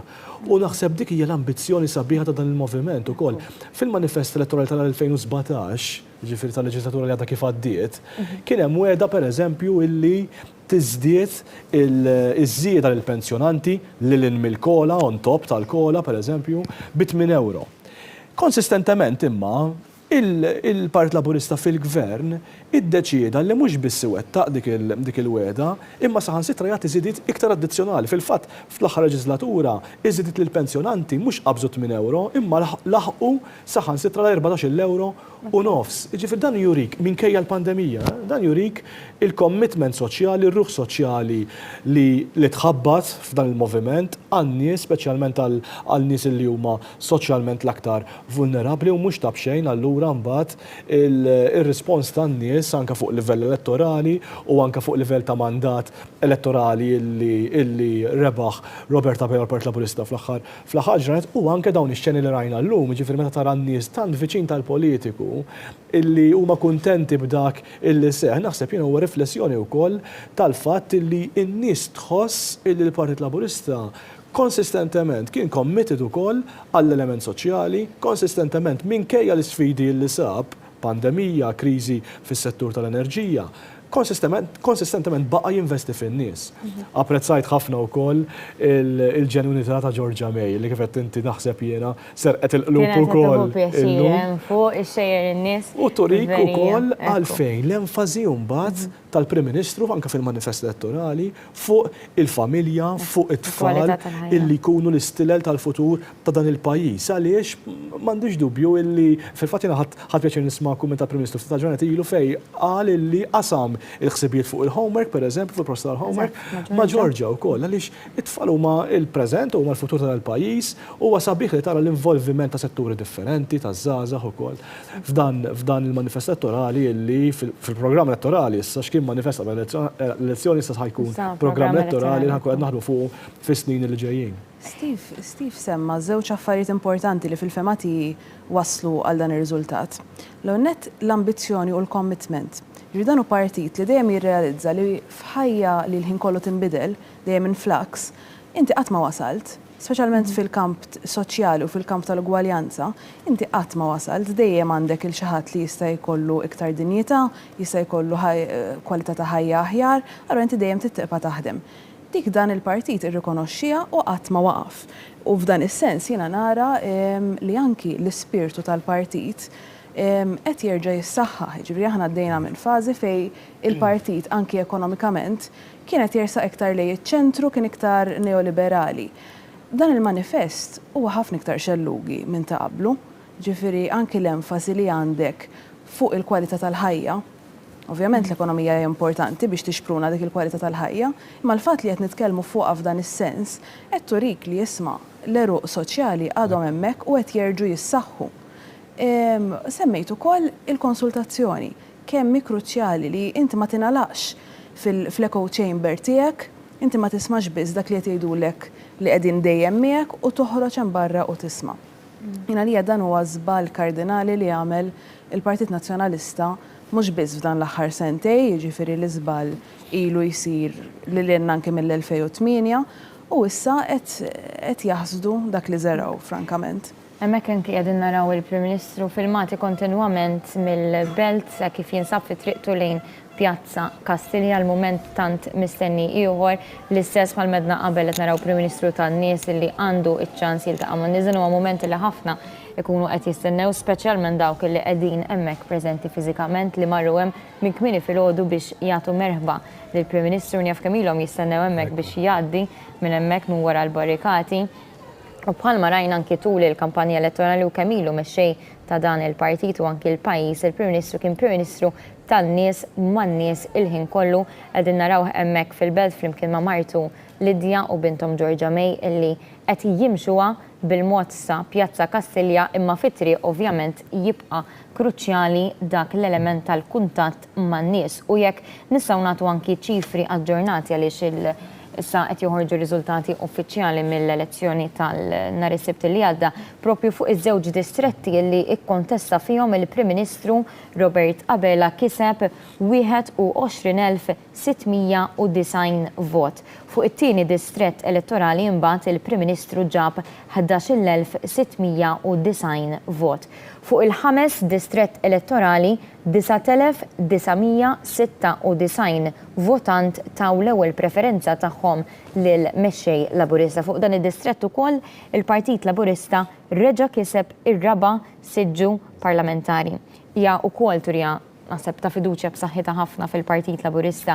Il-riżultat uffiċjali ħareġ mill-Kummissjoni Elettorali u allura wera differenza ta' 6,441 vot bejn Robert Abela u Bernard Grech meta anki wieħed jgħod il-voti kollha li nkisbu mill-mexxejja taż-żewġ partiti politiċi ewlenin għaliex fuq il-5 distrett, jiġifieri d-distrett li fuqu ikkontestaw kemm Robert Abela u anki Bernard Grech. Bernard Grech kiseb 5,799 vot li jfisser 4,197 vot inqas mill-Prim Ministru Robert Abela. Ir-riżultati f'dawn. Semmejt punt fl-opinjoni tiegħi interessanti ħafna il-fatt li bis-saħħa tal-kandidatura ta' Robert Abela fuq il-5 distrett, il-Labour Party rnexxielu jerġa' jtella r-raba' siġġu xi ħaġa li ma seħħitx laqqas fl-2017 u naħseb li dan huwa riżultat ukoll tal-viċinanza li Robert Abela għandu man-nies ukoll u r-riżonanza li n-nies għandhom ma' Robert Abela. Xi ħaġa li naħseb li hija formula importanti li l-Partit Laburista kellu fl-aħħar snin, mhux biss fl-aħħar sentejn imma jiena ngħid anke fl-aħħar snin kemm ilu fil-gvern huwa r-reżonanza tal-mexxejja tiegħu tal-politiċi tiegħu man-nies, il-fatt li jisimgħu, il-fatt li n-nies tħossha komda magħhom, illi taqsam il-ħsibijiet tagħhom, tagħti suġġerimenti magħhom, dil-viċinanza naħseb illi Robert Abela hawnhekk qed naraw xeni. Skużani, ta' Georgia għax anka omma Lidja kemm il-darba tgħid li Georgia tħobb ħafna l-annimali. Ġifieri ma nafx kemm il-pett għandhom jintlift il-count imma isemmu kemm. Viva, u tagħtes uħud u klib, ġifieri kulħadd naħseb jaf kemm Georgia kif tara l-annimal. Ekku tara dak li qegħdin propju qegħdin ngħidu bħalissa kemm din il-familja hija familja tan-nies u tieħu pjaċir man-nies. U naħseb illi hija xi ħaġa sabiħa ħafna naraw daw ix-xeni ta' politiċi ta' nies illi qegħdin f'daw il-karigi ta' responsabilità illi jħossuhom tant komdi viċin in-nies. Hija xi ħaġa sabiħa li huwa moni biha Robert u anke l-familja tiegħu hija xi ħaġa verament li n-nies japprezzawha. Anke kif tara n-nies tant komdi magħhom b'mod każwali ġifieri f'daw il-momenti ta' sbieħ. U anka tara tfal kien hemm attività fawdex niftakar tifel ċkejken jidher li għajnsilem jekk mhux seżwa. Jgħidlu Robert, jiġifieri tara l-ġenwinità ta' tfal u tara lilhom kif jaġixxu, ġifieri tara il-Prim Ministru li jkompli magħhom u m'hemmx dik is-superjorità li jiena fit-tmexxija. Joħroġ biċ-ċar li huwa missier u missier involut ħafna. Ġifieri jimpurtaħ immens minn bintu, mill-edukazzjoni, ġifieri għandu rwol attiv ħafna fit-trobbija ta' Georgia May. U nisperaw li dan ikun eżempju li jkaxkar, ġifieri din hija xi ħaġa li nixtiequ naraw anke f'dawn il-5 snin li ġejjin, iktar bilanċ mhux biss bejn il-ħajja u x-xogħol, imma iktar bilanċ bejn ir-ruoli tal-mara u r-raġel fil-familja u fit-trobbija tal-ulied. Naħseb il-Prim Ministru huwa eżempju perfett għal kif għandu ikun missier involut. Kemm ma sbieħ dawn ix-xeni, jiena meta nara dawn ix-xeni trix niftakar kemm għandna demokrazija ħajja. Ġifieri veru kellna turnout sorprendentement baxx u din naraw hemmhekk anke mal-President Emeritu Mer Luis Colero Preca illi it-tnejn minħal ormi, jiġifieri min jaf kemm anki għexu esperjenzi fl-imkien. Mara ta' nies oħra, ġifieri din għażlet li tkun ma' nies biex tiċċelebra din ir-rebħa. Ekku.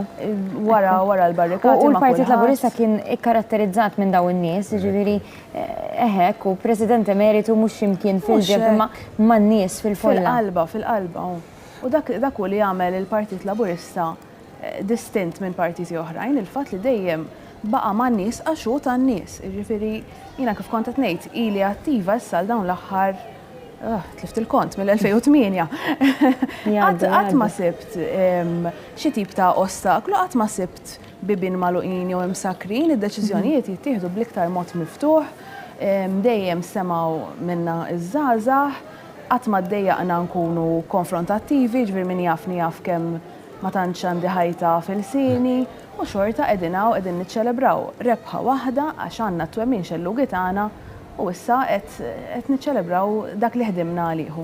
Tul il-kampanja tgħidlek għax m'għandekx kantunieri, tul il-kampanja rajna anke kandidati kien hemm xi klips qed iduru fuq il-midja soċjali jiġu intervistati u jsaqsuhom jekk taqbilx dejjem mal-Partit Laburista jew jekk għaliex iddeċidejt illi. U tieħu pjaċir tara l-kandidat jgħidulek le ma naqbilx dejjem, forsi dak li jkun qed jara tkun xi ftit ukoll partiġan jew laburist minn daw akkaniti ngħidulhom aħna, jistennew li tgħid iva, imma le dak huwa sabiħ li dak li jkun kandidat jgħidlek le alla ħares naqblu u hija realtà għax aħna kollha differenti, kollha għandna realtajiet differenti, kollha għandna sfond ġejjin minn familji differenti u dak huwa sabiħ tal-Partit Laburista li ma jaqbilx fuq ċertu affarijiet imma li kapaċi jisma' kollox, jevalwa kollox u mbagħad xorta jasal għal deċiżjoni. Imma hawnhekk joħroġ ukoll l-element ta' leadership ukoll, il-fatt illi jkollok leader illi mexxej bħal Robert Abela illi kapaċi jimmanġja anke u jagħmel joħroġ l-opportunitajiet minn dawn id-differenzi minn dawn il-qawsalla ta' idejat illi għandu l-Partit Laburista. Jiena kont parteċipi pereżempju fil-Mittidea, fil-proċess tal-Mittidea, madwar l-imwejjed kellna nies ġejjin minn backgrounds verament differenti, nies illi mmilitaw f'partiti politiċi differenti storikament, illi l-Partit Laburista fetaħ il-bibien għalihom u għamilha possibbli biex l-idejat ta' kulħadd jinġabru biex illum għandna dan il-manifest elettorali li verament huwa manifest elettorali ta' kulħadd għal xi ħsieb warah huwa illi tissaħħaħ il-kwalità tal-ħajja tan-nies kollha mhux ta' settur partikolari tan-nies imma kif kont ngħidu qabel miż-żgħażagħ mit-tfal għaż-żgħażagħ, miż-żgħażagħ għall-pensjonanti, mill-ħaddiema tagħna għan-negozji tagħna. Il-fatt pereżempju illi qegħdin impoġġu l-ekonomija, qegħdin impoġġu n-nies fiċ-ċentru tal-ekonomija aktar milli jkollok sitwazzjoni fejn l-ekonomija tkun qiegħda timxi as a standalone. Il-fatt pereżempju illi it-tnaqqis fit-taxxa għan-negozji xi ħaġa li qatt ma konna ħsibna li tista' ssir dal-pajjiż kienet waħda mill-flagship proposals flimkien ma' proposals oħrajn ta' żidiet fil-pensjonijiet, ta' żidiet f'dak li huma li għandu ta' tnaqqis anzi dak li għandu x'jaqsam l-income tax brackets, ta' investiment bla preċedent fl-ambjent għal Maltin u l-Awċin kollha. Ġifieri hawnhekk jurik kemm il-Prim Ministru anke u l-kumplament tat-tmexxija tal-partit jiffukaw fuq din l-idea li jista' jkollok nies li jaħsbu fuq affarijiet differenti li għal qalbhom għandhom kunċetti differenti u tista' tagħmel l-aħjar minn dik l-idea li jkollok awsala ta' idejat differenti. Xi ħaġa li titlob ukoll ċertu maturità politika u fil-fatt hija sfortuna li meta tħares imbagħad lejn partiti oħrajn din in-nuqqas ta' kapaċità ta' tmexxija li jirnexxilek iġġib il-kulħadd flimkien in sintonija waslet biex illum għandek sitwazzjoni bħalma qegħdin naraw f'partiti oħrajn partikolarment fil-Partit Nazzjonalista. U qed ngħidlek naħseb li hija sfortuna wkoll għal dal-pajjiż illi għandna tal-ċirkostanza. U jiena nemmen illi din tabbi aktar responsabilità aktar kbira fuq il-Partit Laburista fih innifsu. Nemmen li l-Partit Laburista jrid ikompli jiġġedded, irid ikompli iżomm u jara illi anke fih danu jkollu idejat differenti u importanti li nkomplu b'dan il-ħsieb illi nistgħu nkunu, nemmen li nistgħu nkunu verżjoni ħafna ħjar ta' nfusna, konsistentement, mod kontinu. Fl-2020 triex meta Robert Abela sar il-mexxej tal-Partit Laburista, kien stedin nitkellem fl-ewwel konferenza ġenerali tiegħu. U konna ankwetata li ħanettieħed ħażin, imma kontet li rridu nkunu l-oppożizzjoni tagħna stess, għax m'għandniex oppożizzjoni kredibbli.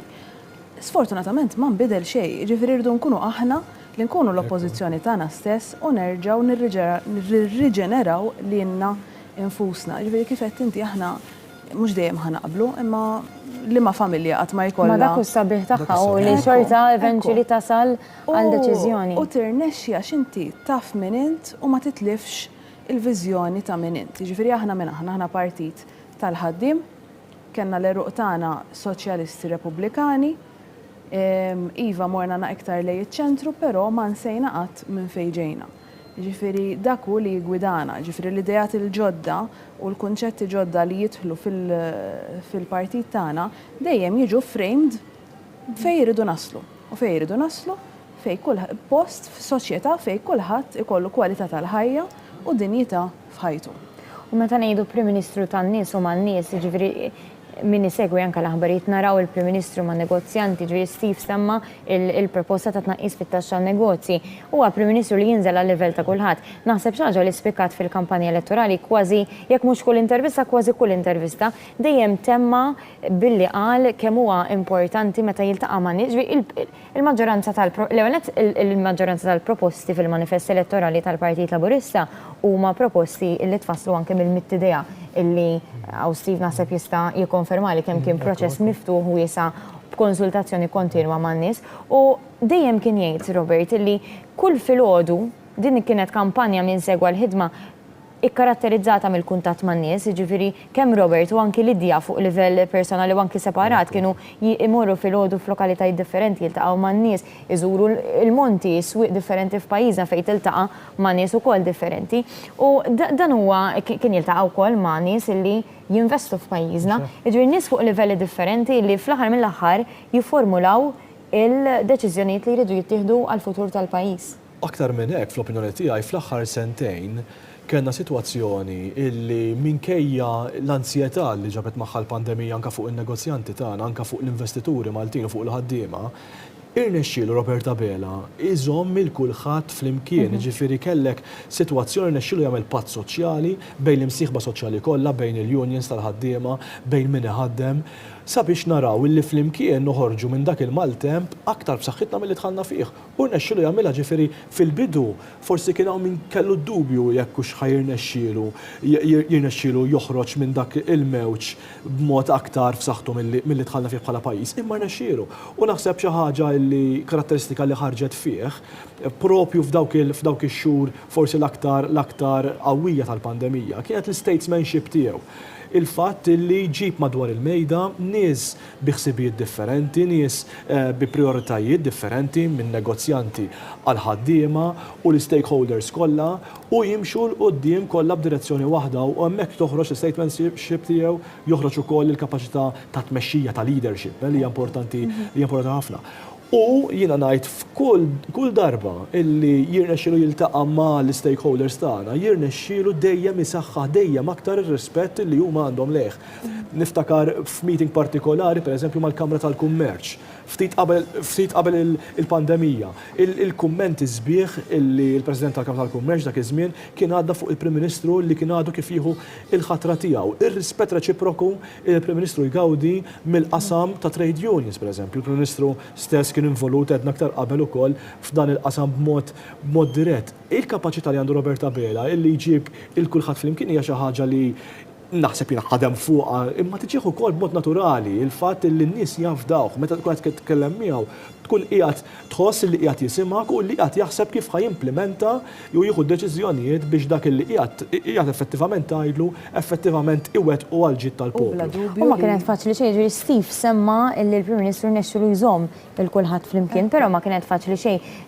Nerġa' nsemmiha ġenwinament vera ħadd pjaċir dik il-konferenza dwar is-saħħa mentali naħseb kienet prova ċarissima ta' kemm il-pandemija affettwat lil kulħadd, is-saħħa mentali ta' kulħadd u lil kulħadd mod differenti. Ġifieri f'pandemija xorta rnexxielu jżomm il-pajjiż stabbli, is-salvation tan-nies u li wasalna saw illum naħseb hija xi ħaġa kbira ħafna. U bla dubju li issa għajnej kulħadd ħajkunu iktar u iktar fuqu għax ma ninsewx li dan huwa fil-verità l-ewwel mandat tiegħu bħala Prim Ministru bil-fiduċja tal-poplu. Jiġifieri jekk għamel li għamel f'dawk is-sentej, f'sentej jibsil immens bil-kriżijiet politiċi u ta' saħħa kollha li sab ma' wiċċu il-minuta li daħal Kastiljan ngħid jiena, it-tama hija kbira li f'dawn il-5 snin b'mandat daqshekk b'saħħtu iwettaq dawk l-1000 proposta u lil minnhom.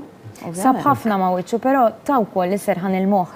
Iġvi li għandek anka semmi Steve qabel il-Covid Wage Supplement li għadu qed jiġi estiż, illi għandek għax vera sab kol ma' wiċċu kif eżatt ħabbar l-elezzjoni bdiet il-kriżi fl-Ukrajna. Iġvi mhux ċajta gwerra ftit il-bot minna.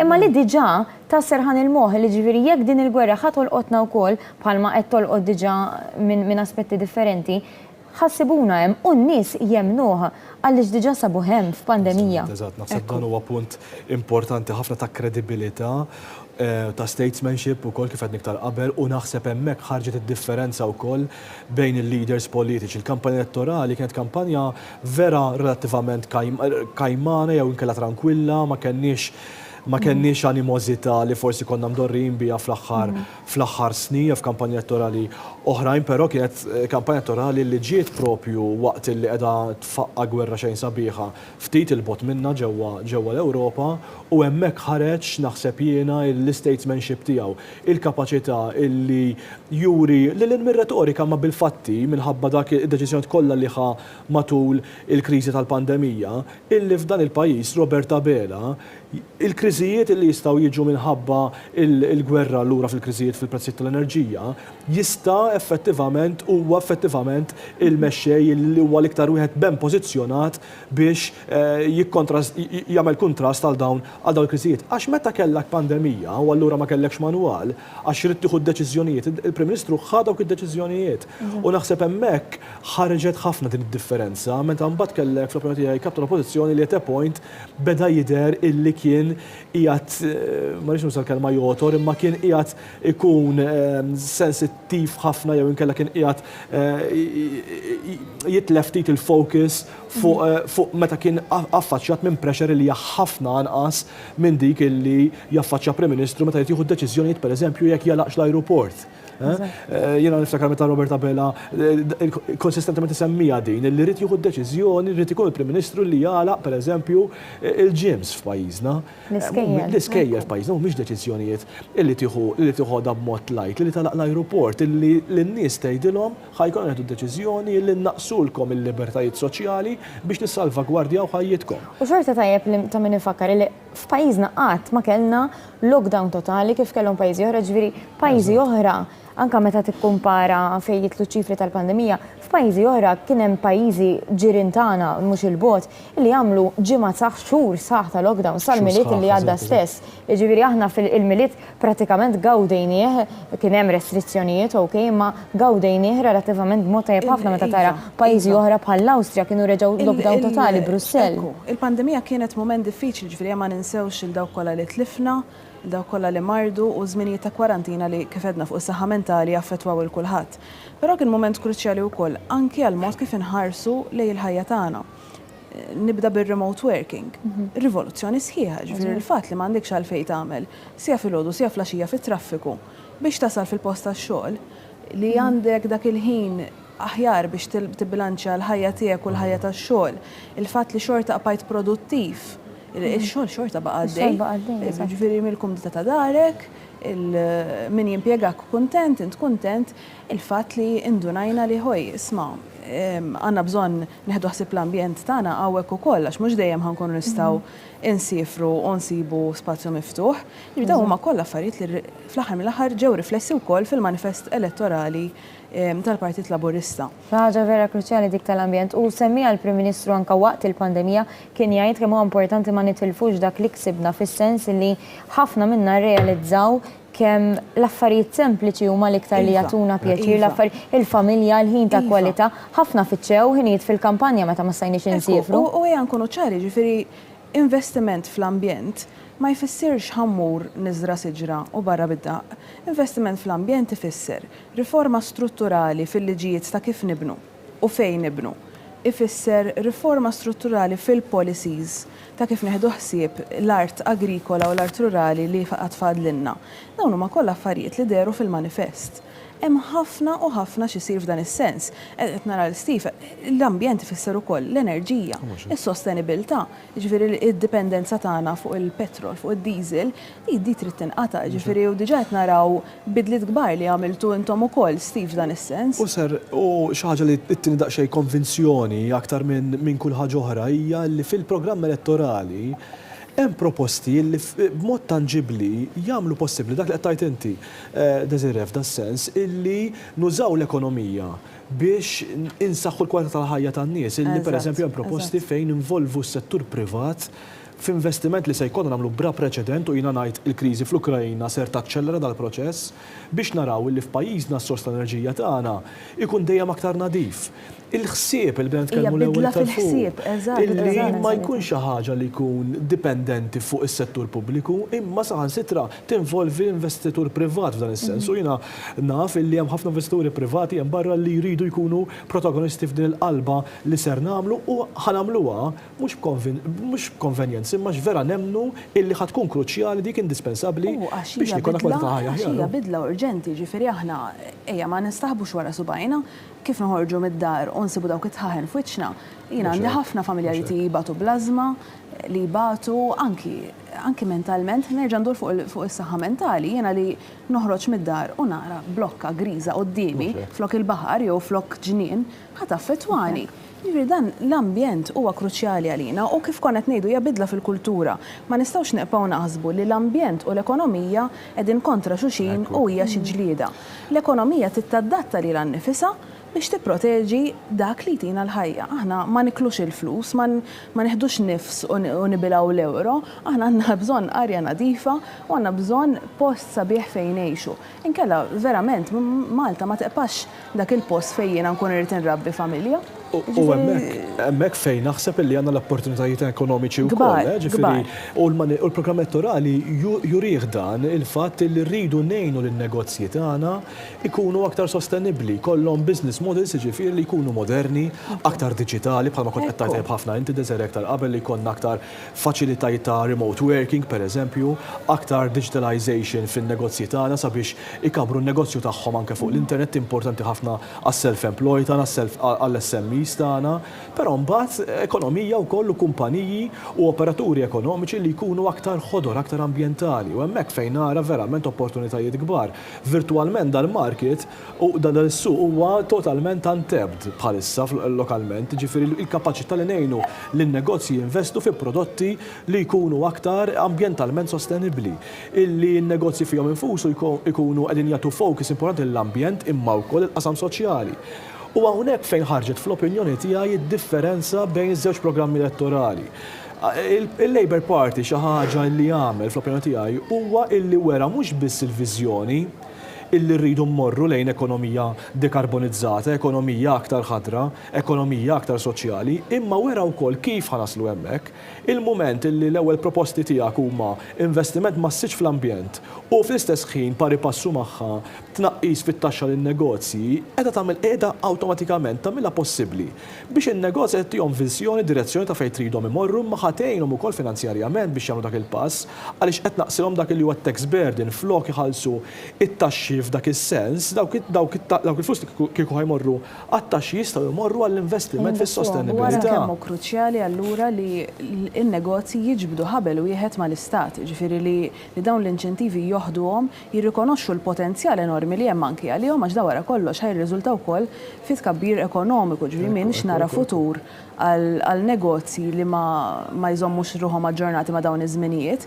Jiġifieri huwa importanti wkoll inħarsu lejn il-privat u naraw li dan jibda jew ikompli jikkoopera kompletament mal-gvern u nieħdu ħsieb dejjem aħna anke l-Ewropa meta titkellem fuq il-Green Deal iżżomm fiċ-ċentru tagħha lil ħaddiem. Jiġifieri inti ma jistax ikollok diġitalizzazzjoni jekk ifisser li l-ħaddiem jitlef xogħlu le irridu nifukaw ukoll fuq ir-retraining tal-ħaddiem, irridu naraw li l-ħaddiem jibqa' jkollu paga diċenti. Smajna ħafna fuq il-living wage. Jiena nixtieq nara mhux biss il-living wage imma anki naraw li l-paga minima tola u ssir paga li wieħed jista' jgħix fuqha. Ġifier meta tenut kont il-kirjiet kif splodew, l-għoli tal-ħajja bil-gwerra Ukrena. Jiena nara lok li il-paga minima tola u tola fl-immedjat. Dawn huma kollha affarijiet katina kif konet ngħidu li jridu jiġu konsidrati u jiġu negozjati mal-unions, mal-privat, imma fl-aħħar mill-aħħar dan ħajkun gvern li għandu responsabilta enormi li jerġa' kif konet ngħidu jaqgħad dawn l-interessi differenti kollha u jwassal għal kompromess li huwa l-ġid ta' kulħadd.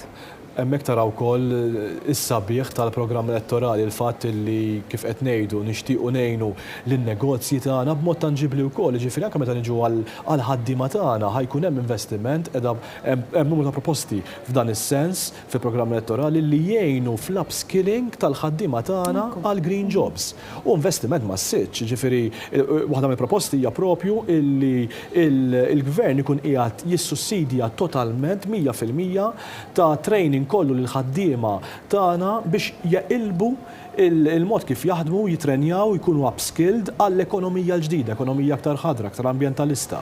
Umbat, il-ħlas, proposta oħra fil-manifest elettorali, il-ħlas tas-salari 75% fl-ewwel sena tas-salarji kollha għal ħaddiema kollha illi jiġu kreati u għal jobs ġodda li jiġu kreati f'dawk illi huma green jobs. Ġifieri għalhekk jiena apprezzajt ħafna l-programm elettorali għaliex mhux biss jagħti direzzjoni. Id-direzzjoni hija importanti, kull min ħajinvesti f'dal-pajjiż, anke l-ħaddiema tagħna, iridu jkunu jafu fejn sejrin bħala pajjiż. U dik ħarġet ċara biex inkun onest li anke fl-aħħar sentejn fil-budget wara ieħor fl-aħħar sentejn kien ċar ħafna d-direzzjoni lejn ekonomija li dejjem tkun iktar dekarbonizzata. Robert Abela fl-ewwel xhur tiegħu bħala Prim Ministru abbraċċa mal-ewwel l-ambizzjoni li għandu pajjiżna sabiex ikun pajjiż ħieles mill-karbonju sal-2050, ekonomija ħilsa mill-karbonju sa 30 sena oħra. Li mhix ċajta hija mira ambizzjuża, hija target ambizzjuż ħafna, imma lek importanti li jkun hemm dawk il-proposti illi jgħinu biex in-negozji tagħna l-ħaddiema tagħna aħna lkoll nimxu lejn dik il-mira għaliex qed nitkellmu fuq xi ħaġa li madwar id-dinja kollha ħadd tiswa $100 triljun laqqas timmaġina l-kopor ta' din it-tranzizzjoni. Għalhekk huwa importanti li f'pajjiżna ninċentivaw lin-negozji biex jagħmlu din il-qalba u l-proposti elettorali juruh dan mod ċar ħafna. Forsi iktar il-qudiem ikun iktar ċans u m'għandix dubju li budget wara jkun iktar ċans niddiskutuhom dawn il-proposti, però huma il-fulcrum ta' fejn irdu naraw il-pajjiż u naħseb li Robert Abela f'daw il-5 snin se jkun qiegħed propju jmexxi pajjiż li jrid jaċċellera din it-tranzizzjoni mhux biss fuq livell ambjentali importanti imma ultimately fuq il-kwalità tal-ħajja tan-nies, l-ambjent, il-qasam soċjali, il-benessere, il-ħsieb illi n-nies tagħna mhux biss ikollhom il-flus fil-but li hija importanti immens imma illi jkollhom il-ħin pereżempju biex iqattawh mal-familji tagħhom f'postijiet illi ma jkunux urbanizzati żejjed bħalma konna din nitkellmu. Din l-idea illi nagħmlu green regeneration, illi żoni fejn illum mhux qegħdin jitgawdew fil-villaġġi tagħna jinqelbu għal parks u ġonna fil-komunitajiet fejn hemmhekk għandna n-nies illi jgħixu. Dik hija xi ħaġa li ħassebbaħ lil pajjiż, ħatagħti pajjiż lil uliedna illi verament ħajkun ħafna isbaħ milli sibni aħna u joħroġ ukoll hawnhekk l-ambizzjoni li niġġeddu mal-ħsibijiet tan-nies. Forsi din ma kienx priorità 10 snin ilu, ma llum saret. Il-Partit Laburista semma, il-Partit Laburista wetta u għamel dawn il-proposti bħala l-anchor proposals fl-ewwel 5 proposti fl-ewwel ġurnata tal-kampanja elettorali. Il-Labour Party propju għamel dawn il-proposti bħala il-key proposals tiegħu, ġi kellu l-koraġġ ukoll jagħmel dak it-tip ta' proċess. Sakemm hawnhekk qegħdin niddiskutu fl-istudju qed naraw il-Prim Ministru xandira diretta mill-Belt, il-Prim Ministru kien għaddej minn toroq ewlenin tal-Belt, Triq Repubblika, Triq il-Merkanti, anki għadda minn ħdej il-Ministeru tas-Saħħa fost oħrajn min jaf il-post li fih min jaf kemm ittieħdu deċiżjonijiet kruċjali fl-aħħar sentejn minn ħdej il-Ministeru tal-Affarijiet Barranin, dejjem qed jersaq dejjem aktar viċin ta' Pjazza Kastilja fejn infulla ikbar u isbaħ li qiegħda tistennih sabiħ il-xeni li qed naraw sabiħ ta' min jinnota li kull triq li għadda minna, kull triq li għadda minna fil-Belt kienet mimlija nies minn wara l-barrikati illi il-koll marru il-Belt jistennew lill-Prim Ministru. L-ewwel bdejna naraw xeni mill-isbaħ fi Pjazza San George fejn bdew jinġemgħu in-nies biex ikunu hemmhekk għal wasla tal-Prim Ministru biex jieħu l-ġurament tal-ħatra fis-sala tal-Ambaxxaturi tal-Palazz tal-President. Imbagħad rajna dawn l-avvenimenti storiċi iseħħu fil-mument, rajna wkoll il-Prim Ministru joħroġ għall-ewwel darba mill-gallerija li xinfakkar li sentejn ilu kienħa biss il-ġurament fil-palazz fuq ġewwa ma kienx ħareġ isellem lill-poplu minn dik il-gallerija li anka kellna il-Prof Smanġon spjega s-sinifikat storiku tagħha. Allura kien mument verament mistenni minn dawk kollha preżenti. Ħafna minn dawk in-nies issa imlew anki toroq differenti u marru lejn Pjazza Kastilja għaliex din il-mixja tradizzjonali li ilha isseħħ hawnhekk il-Prim Ministru rajnih jiltaqa' jibqa' jiltaqa'. Qed narawh bħalissa anki jitkellem man-nies li mhux ġast jimxi lejn Pjazza Kastilja ma anki issa fil-mument wara li kiseb l-ikbar mandat tiegħu jiltaqa' man-nies jitkellem jisma' dak huwa Prim Ministru tan-nies. Dak hija naħseb l-ikbar element li fil-fema tiegħi kiseb il-fiduċja tan-nies ġibet lin-nies leħ għaliex verament jismaw jieħu deċiżjonijiet abbażi dak li jkun sema mingħand ir-realtajiet tal-familji li jkun iltaqa' magħhom li jkun daħal fid-djar tagħhom. Kemm huma xejn isbieħ li tara Prim Ministru ta' pajjiż li jieqaf u jisma' u taraħ jiddiskuti man-nies fit-toroq tagħna. Xi ħaġa li semma ħafna Robert Abela konsistentement kienet din l-idea li dan huwa l-ewwel mandat tiegħu, ġifieri nħoss. Ovvjament din hija opinjoni, inħoss li hu xtaq illi jkollu dan il-mandat popolari, dan il-mandat minant in-nies, għaliex ovvjament huwa Prim Ministru illi kellu mandat min-naħa tal-membri u tad-delegati tal-Labour Party sentejn ilu. Imma m'għandix dubju li meta tkun f'dawn il-karigi tkun trid illi jkollok il-mandat popolari, illi jkollok l-approvazzjoni tan-nies. Indubjament dan huwa riżultat verament sabiħ, huwa riżultat illi naħseb jiena jirrifletti ħafna il-xogħol illi jagħmel Robert Abela li jagħmel kabinet tiegħu u l-gvern tiegħu fl-aħħar sentejn bla preċedent. Nemmen illi huwa riżultat illi verament jistħoq lil dan it-tim. Huwa riżultat però ħadd pjaċir ħafna nisma' l-bieraħ il-Prim Ministru jitkellem fuq riżultat li huwa kbir imma illi mhijiex akbar mill-umiltà illi għandu bżonn dan il-gvern imexxi biha. Importanti ħafna dik illi n-nies iħossuhom illi huma qegħdin jinstemaw u li l-aspirazzjoni tagħhom qegħdin jiġu attwati u meta għandek maġġoranza bħal din qed nitkellmu fuq maġġoranza ta' 11 il-siġġu fil-Parlament huwa importanti immens illi għandek opportunità kbira bħala Prim Ministru, għandek opportunità illi twettaq il-bidliet li hemm bżonn, anke deċiżjonijiet fuq livell pereżempju ta' governanza li huwa importanti ħadd pjaċir nisma' pereżempju l-bira Prim Ministru jagħmilha ċara daqs il-kristall, messaġġ ċar ħafna illi mhux ħajtollera xejn illi ma jkunx insintonija mal-governanza. Hija xi ħaġa importanti ħafna. Dik il-nota, Steve, kemm importanti li kif semma l-Prim Ministru u stess il-bieraħ li noffru lit tal-ħbiberija lil dawk li jew iddeċidew li ma jivvotawx, li lanqas biss ġabru l-vot, jew li vvotaw lil xi ħadd li mhux il-Partit Laburista. Ġifieri veru, il-mandat huwa qawwi huwa sabiħ, però ejja ma niqfux nisimgħu u ejja ma niqfux nitkellmu għax għal xi raġuni kienet x'kienet ma konvinċejniex. Ġifieri forsi kien hemm żbalji li saru li dejqu l-ċertu nies, forsi kien hemm weġġat li ma ġewx indirizzati. Kienu x'kienu, jiena konvinta li daw kienu raġunijiet leġittimi, forsi m'għandniex twemmin l-istess. Kulħadd għandu kull dritt li jemmen politikament iħaddan it-twemmin politiku li jixtiequ. Però kien x'kien ir-raġuni ejja naħdmu biex dik it-turnout terġa' titla'. Smajt ħafna minn qal li dan kien turnout anzi normali meta tikkumpara ma' pajjiżi Ewropej fejn it-turnout ikun baxx ħafna. Bir-rispett kollu, in-nuqqasijiet ta' pajjiżi oħrajn ejja ma nimportawhomx f'pajjiżna wkoll, turnout qawwi huwa riflessjoni ta' demokrazija ħajja u ta' poplu li għadu attiv politikament. Kemm hu sabiħ li vera ikonna kampanja u politika li hija grassroots. Ġifieri nisimgħu ħafna fuq l-attivizmu on the ground, fuq il-door to door. Ejja nirduppjaw dak ix-xogħol biex naraw li veru il-politika tagħna tibqa' waħda relevanti.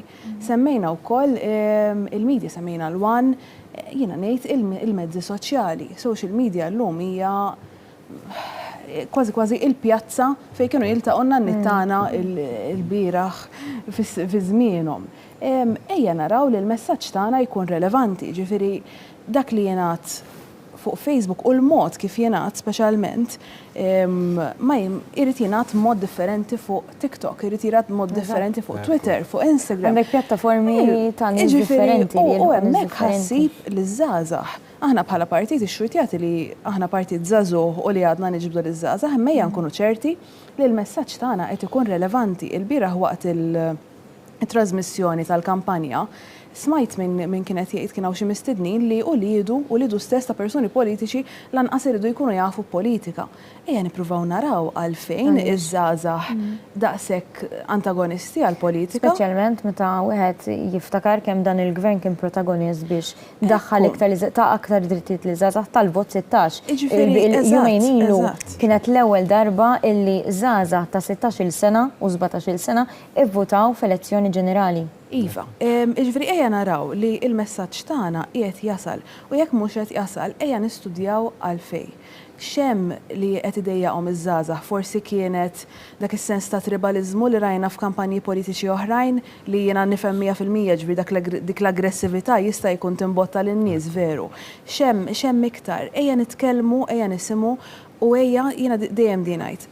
Man-nies tittiltaqa' fejn qegħdin huma. Tistennix li ħajġu huma ikellmuk. Titmur inti, titħabbat il-bibien, trid issibhom u tisma' u mbagħad trid tinbidel inti jekk tibqa' rilevanti, kemm bħala partit kif ukoll bħala politiku. Fuq dan il-punt fil-fatt l-elezzjoni hija waħda partikolari għaliex inbidlu daqsxejn id-dinamiċi tal-elezzjoni fiha nnifisha, ġifier il-fatt li kellek cohort totalment ġdid ta' etajiet relattivament żgħar ħafna bejn 16 u 18 sena li qabel qatt ma vvutaw. Allura importanti wkoll li kif kienet tgħid Desiree issir analiżi wkoll ta' dawk il-50,000 fruħ illi ddeċidew illi ma jitfawx il-vot tagħhom li ma huma l-cohorts. X'kienu r-raġunijiet? Jiena perswas li hemm raġunijiet differenti għal kull individwu, l-fatt illi kellek persuna waħda illi konsistentement dejjem ivvutat u ddeċidiet li tibqa' d-dar m'għandix dubju dik id-deċiżjoni.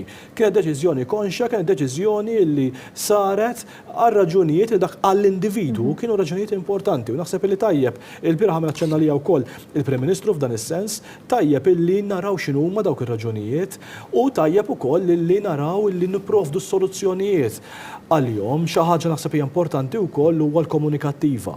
Jiena m'iniex ċert illi speċjalment mal-cohort li huma żgħar ħafna, speċjalment iż-żgħażagħ ta' 16-17 sena, il-komunikattiva illi sissa dejjem intużat mill-partiti politiċi, mhux biss pajjiżna jiena ngħid imma anke konsistentement, m'iniex ċert illi hija l-aħjar komunikattiva biex tasal għandhom. Mhux biss mill-messaġġ, naħseb il-mod kif il-metodu ta' kif jasal il-messaġġ. Illum TikTok pereżempju sar kritiku, switch l-istess. Imma anka il-suġġetti. Jiena naħseb illi il-partiti politiċi, il-brak għandna l-opportunità diskutuha wkoll din. Inħoss il-partiti politiċi għal-kemm sar ħafna, ġifieri il-leġislazzjoni fuq suġġetti li kienu sensittivi, bħalma kienet il-leġislazzjoni fuq il-kannabis pereżempju. Ġifieri kien hemm element ta' kuraġġ f'dawn tip ta' leġislazzjonijiet, però naħseb illi hemm suġġetti oħrajn illi għaż-żgħażagħ tagħna huma suġġetti naturali li jitkellmu fuqhom meta jiltaqgħu fuq ix-xogħol tagħhom, meta jiltaqgħu fil-kampijiet tal-università u tal-junior college u tal-MCAST, però li jista' jkun il-partiti politiċi qegħdin jiddejqu jitkellmu fuqhom. Naħseb illi rridu nħarsu l qoddim għal il-perspettiva wkoll sabiex inkunu ċerti li iż-żgħażagħ tal-lum ikunu attivi fil-politika, speċjalment fil-policy making jiena ngħid. U din naraħħa biex inkun ġust nara li iż-żgħażagħ huma willing ħafna li jkunu attivi fil-policy making, il-proċess tal-li, tal-mittidea. U l-Partit Laburista anki dejjem kien fuq quddiem biex jitkellem dwar dawn l-affarijiet forsi li għadhom qed jitqisu bħal tabu, bħal kontraċettivi, il-morning after pill. Huwa l-Partit Laburista li diġà tkellmu fuqhom f'din il-kampanja li ħajintroduċi dawn l-affarijiet. U kemm importanti li bħala partit ma nkunux patronizzanti maż-żgħażagħ. Ejja ma naħsbux li ż-żgħażagħ ma jsegwux u ma jarawx x'inhu jiġri madwarhom. Ġifiri, dawn l-issues, forsi il-messaġġ vera ma jkunx qed jasal bl-iktar mod ċar, imma żgħażagħ qed jisimgħu qed naraw hawnhekk trix. Ekku, mument ieħor tant mistenni sakemm konna qed nitkellmu il-Prim Ministru Martu Lidja u anki Ġorġa waslu Pjazza Kastilja u fil-fatt palissa mixin biex jitilgħu lejn it-taraġġ ta' Kastilja fejn inġabret fulla oħra sabiħa ħafna ta' nies illi imliet Pjazza Kastilja bl-abjad u l-aħmar biex tilqaħħom fi Pjazza Kastilja.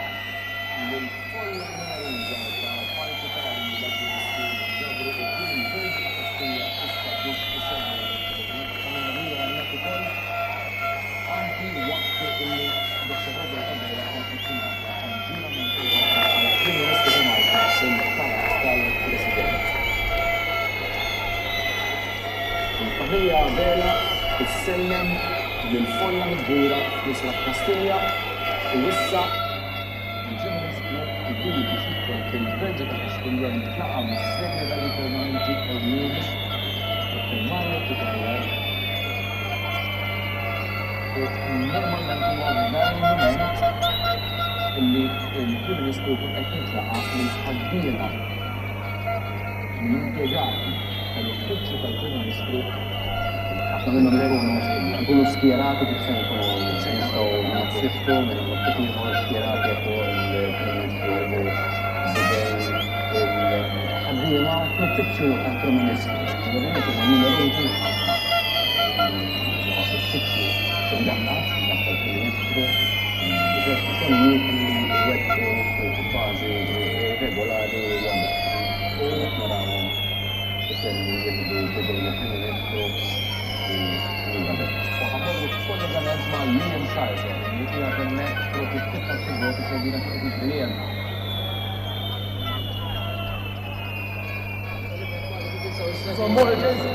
Insommu.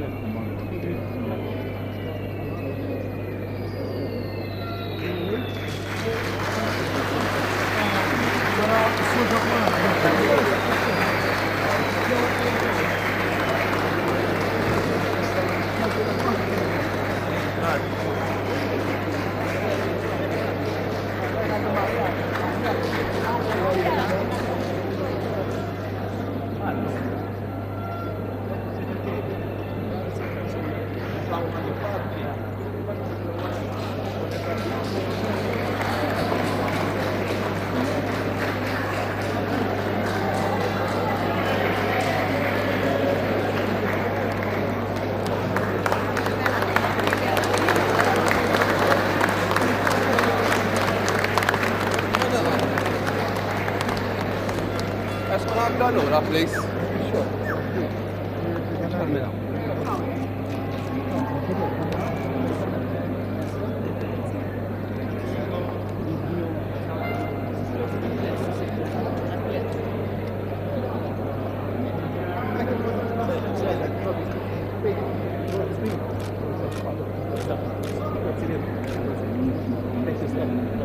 Grazie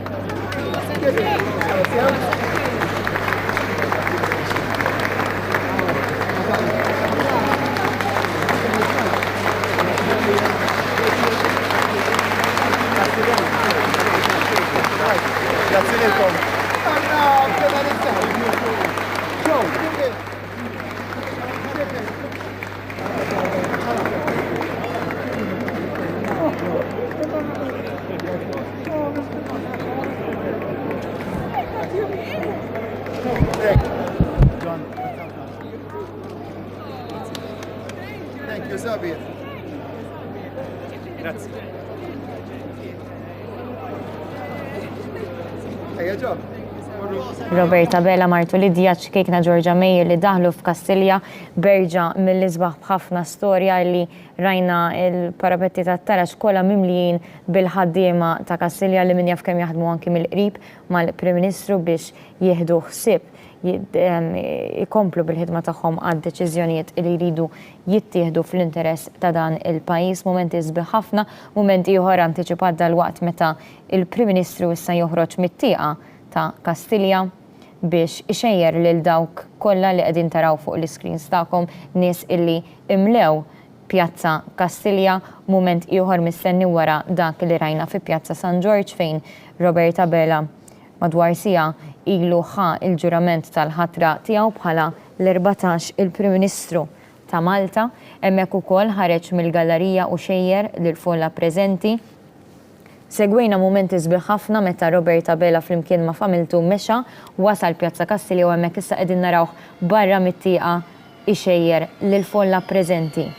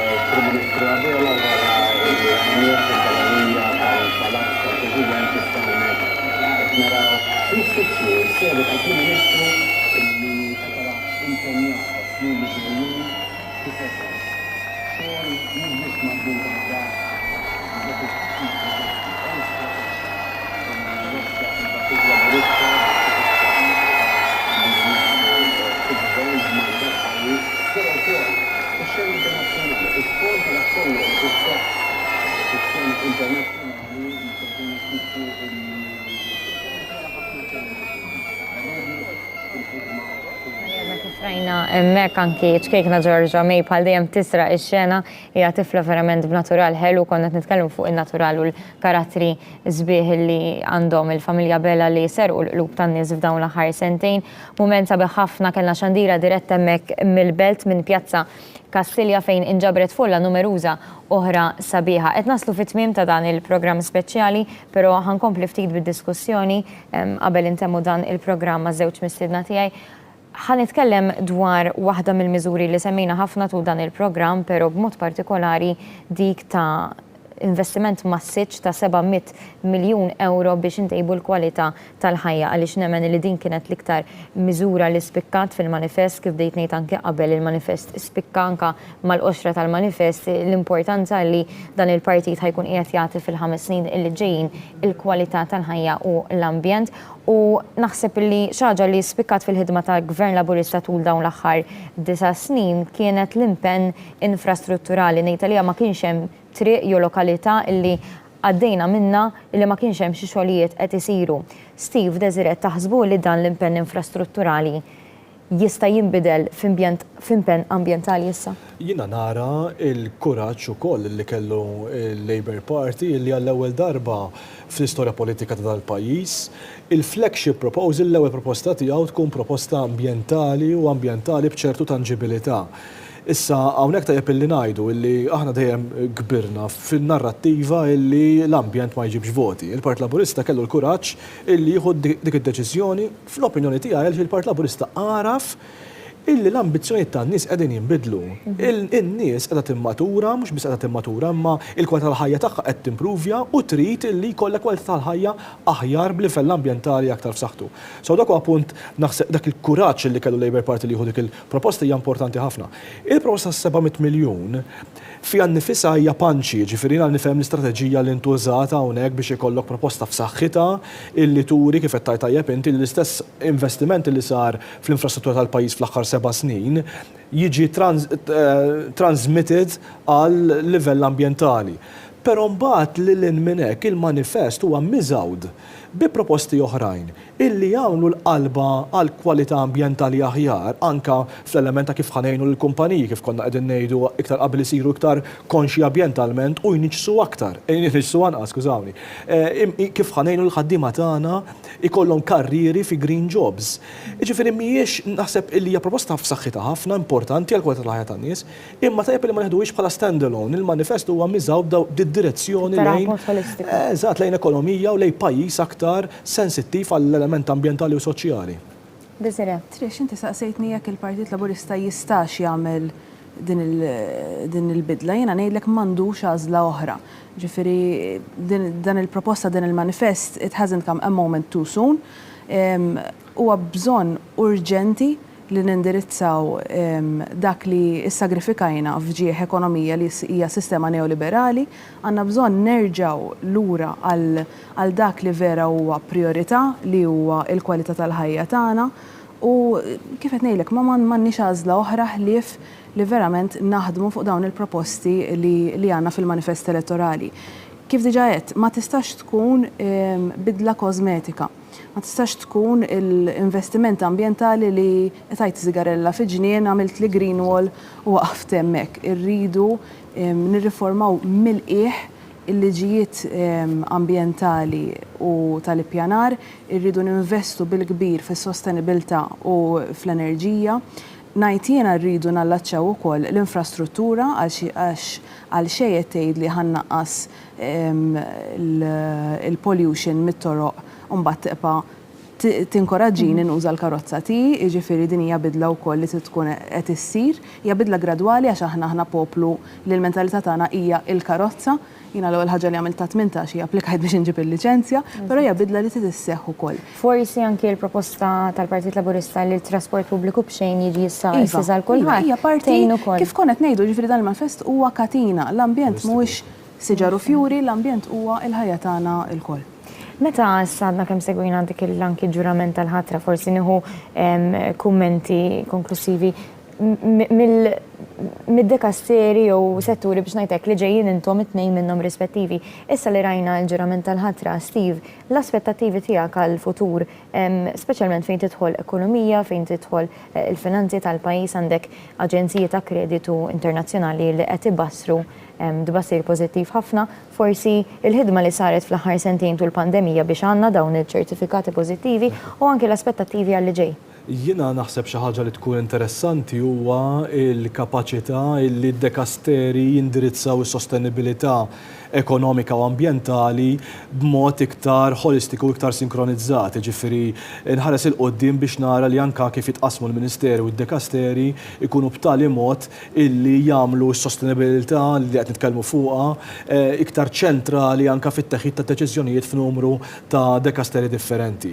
Imma dik ovvjament hija il-prerogattiva tal-Prim Ministru m'għandix dubju illi ħajkun qiegħed iħares lejn dak l-ambitu wkoll. Xi ħaġa naħseb li hija importanti u llum waqt il-ġurament tal-ħatra m'għandix dubju illi ħarġet ukoll li issa il-Prim Ministru tkellem fuq għall-bieraħ ukoll irid iħares lejn il-pajjiż kollu lejn l-għaqda tal-pajjiż kollu. Hemm barra hemm nies ovvjament illi kienu kuntenti ħafna illum għaliex il-partit illi huma jappoġġjaw indubjament kellu rebħa tant sabiħa, però hemm barra hemm ħafna nies ukoll illi jappoġġjaw partiti oħrajn, hemm ħafna nies illi baqgħu id-dar u importanti ħafna dal-pajjiż nimxu kollha flimkien għalhekk ħadd pjaċir ħafna lil Robert Abela l-bieraħ jitkellem nitkellem propju fuq dan il-punt għaliex issa huwa l-mument tal-aqda nazzjonali, irridu nxamru l-kmiem jekk nista' nuża dik il-frażi biex flimkien aħna pajjiż żgħir u għandna pajjiż ta' ħafna talenti. M'għandniex il-possibilità illi nħallu it-talenti jinħlew. U naħseb huwa sabiħ ħafna li tara Prim Ministru bħal Robert Abela li jaċċentwa dan il-punt għaliex dan huwa nazzjon sabiħ u meta jkun maqut ikun nazzjon kburi wkoll. U għet naraw anke l-iskrin ta' wara jissa nbidel il-ritrat fl-isfond rajna xena mill-isbaħ tal-ġurament tal-ħatra l-lum eċna momenti oħrajn storiċi u nerġan sejħalu moment storiku għalix kien l-akbar mandat li għattinata Prim Ministru forsi deżerenti mill-aspett anki legali x'qed tistenna fis-snin li ġejjin. Beda l-ewwel mandat ta' Robert Abela, ġifieri t-tama bħalissa hija għolja l-aspettativi huma għoljin ukoll. Jiena naħdem kif qed inti mill-lat legali, speċjalment fil-qasam tal-ugwaljanza. Għandna ħafna u ħafna x'namlu. Il-pedament qiegħed hemm, jiġifieri mill-2013 l wettaqna rivoluzzjoni sħiħa, però kemm ma tfadal x'namlu. Il-prijoritajiet huma imniżlin, jiġifieri jiena nara l-ewwel ordni tax-xogħol ikunu l-atti tal-ugwaljanza li jerġgħu jiġu introdotti fil-Parlament minnu fih u jiġu attwati biex hekk ikollna l-ewwel istituzzjonijiet ta' drittijiet tal-bniedem. Nara wkoll li jkomplu jissaħħu l-qrati tagħna biex fl-aħħar mill-aħħar il-ġustizzja isseħħ fil-verità mal-vittmi kemm fil-kamp ċivil kif ukoll kriminali, però fuq kollox jiena nara li nkomplu wkoll nibnu fuq il-kredibilità li għandna istituzzjonalment. Jiġifieri kif edna, il-pedament qiegħed hemm. Però l-aspettattiva qiegħda hemm ukoll u l-aspettattiva qiegħda hemm għax nafu kemm fadal xogħol xisir. U dan hu s-sabiħ tal-politika, ġifieri inti il-mument li tieqaf staġnajt. Ġifieri il-Partit Laburista dan jafu u qatt ma waqaf jisma' u jirriforma. U dik hija t-tama għal dan il-mandat, riforma b'umiltà kif qal Prim Ministru stess.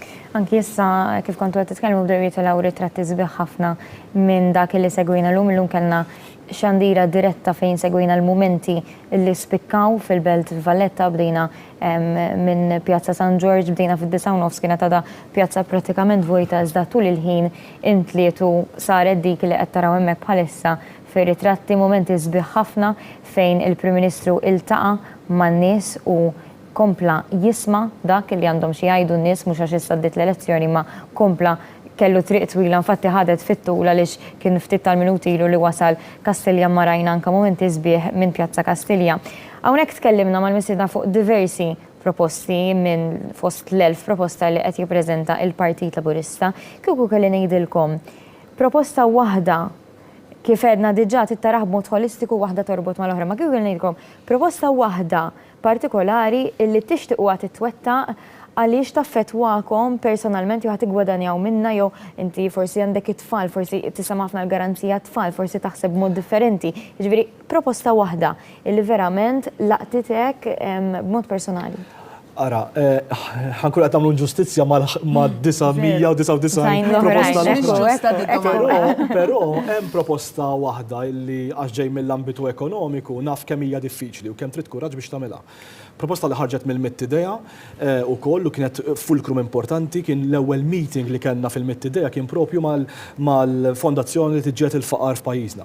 U hemm proposta fil-manifest elettorali l-ewwel darba li qatt saret illi se nkunu qegħdin niġġieldu il-faqar f'dal pajjiż u rridu li pajjiżna jkollu fost lanqas livell ta' nies friskju ta' faqar fl-Ewropa kollha. Irnexxilna nibnu ekonomija f'saħħitha li hija fost l-aktar li qed tikber fl-Ewropa kollha, rridu issa illi jkollna illi nelevaw kif qed niktar qabel il-dawk illi huma fl-aktar saffi baxxi fis-soċjetà. U għax ġej mill-ambitu finanzjarju naf kemm hija diffiċli, kemm hija ambizzjuża, kemm hija kuraġġuża proposta bħal dik u nixtieq ħafna illi nibdew naħdmu ħafna aktar minn qatt qabel biex nassiguraw illi nagħmlu dan il-proċess ukoll. Dizina proposta. Ibsa. Le, ara, jiena naħseb l-iktar proposta li veru laqtitni għaxila mistennija kienet dik tar riforma fil-politika nazzjonali dwar is-saħħa sesswali. Għalfej għażil dik għax il-pedament dejjem ngħid huwa l-edukazzjoni. Jiġifieri meta inti teduka lil bniet u lis-subien fuq is-saħħa sesswali tagħhom u saħħa sesswali mhijiex biss is-sess hija importanti, imma qed nitkellmu wkoll fuq relazzjonijiet li aħna nalmu x'inhi relazzjoni healthy, x'inhu ma dawk ir-red flags li jistgħu jwasslu relazzjoni violenti jew tossika. Hemmhekk qed nemanċipaw mhux biss lil mara li qed nibdew iva wkoll u qed nallaċċa ma' miżura oħra tal-kontraċettivi b'xejn, ma mill-ġdid hija kollha katina.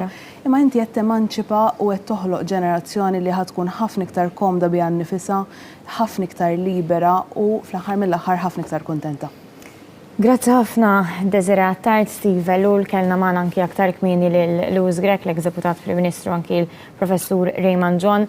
Dalodu tajna ħarsa lejn diversi aspetti fejn tidħol il-ġurament tal-ħatra tal-Prim-Ministru Robert Abela, segwina filmati.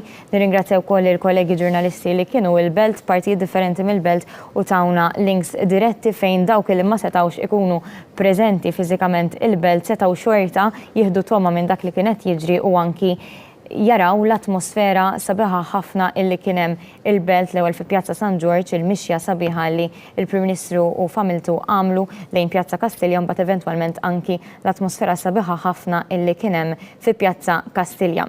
Il-kollega editur Kulin Demikoli ħejja għalina dan il-filmat l-iktar momenti biex ngħidu hekk sbieħ illi spikkaw u propju dan il-filmat se jwassalna fit-tmiem ta' dan il-programm. Grazzi ħafna li kontu magħna u nawguralkom il-kumplament tal-jum it-tajjeb. Inselmilkom.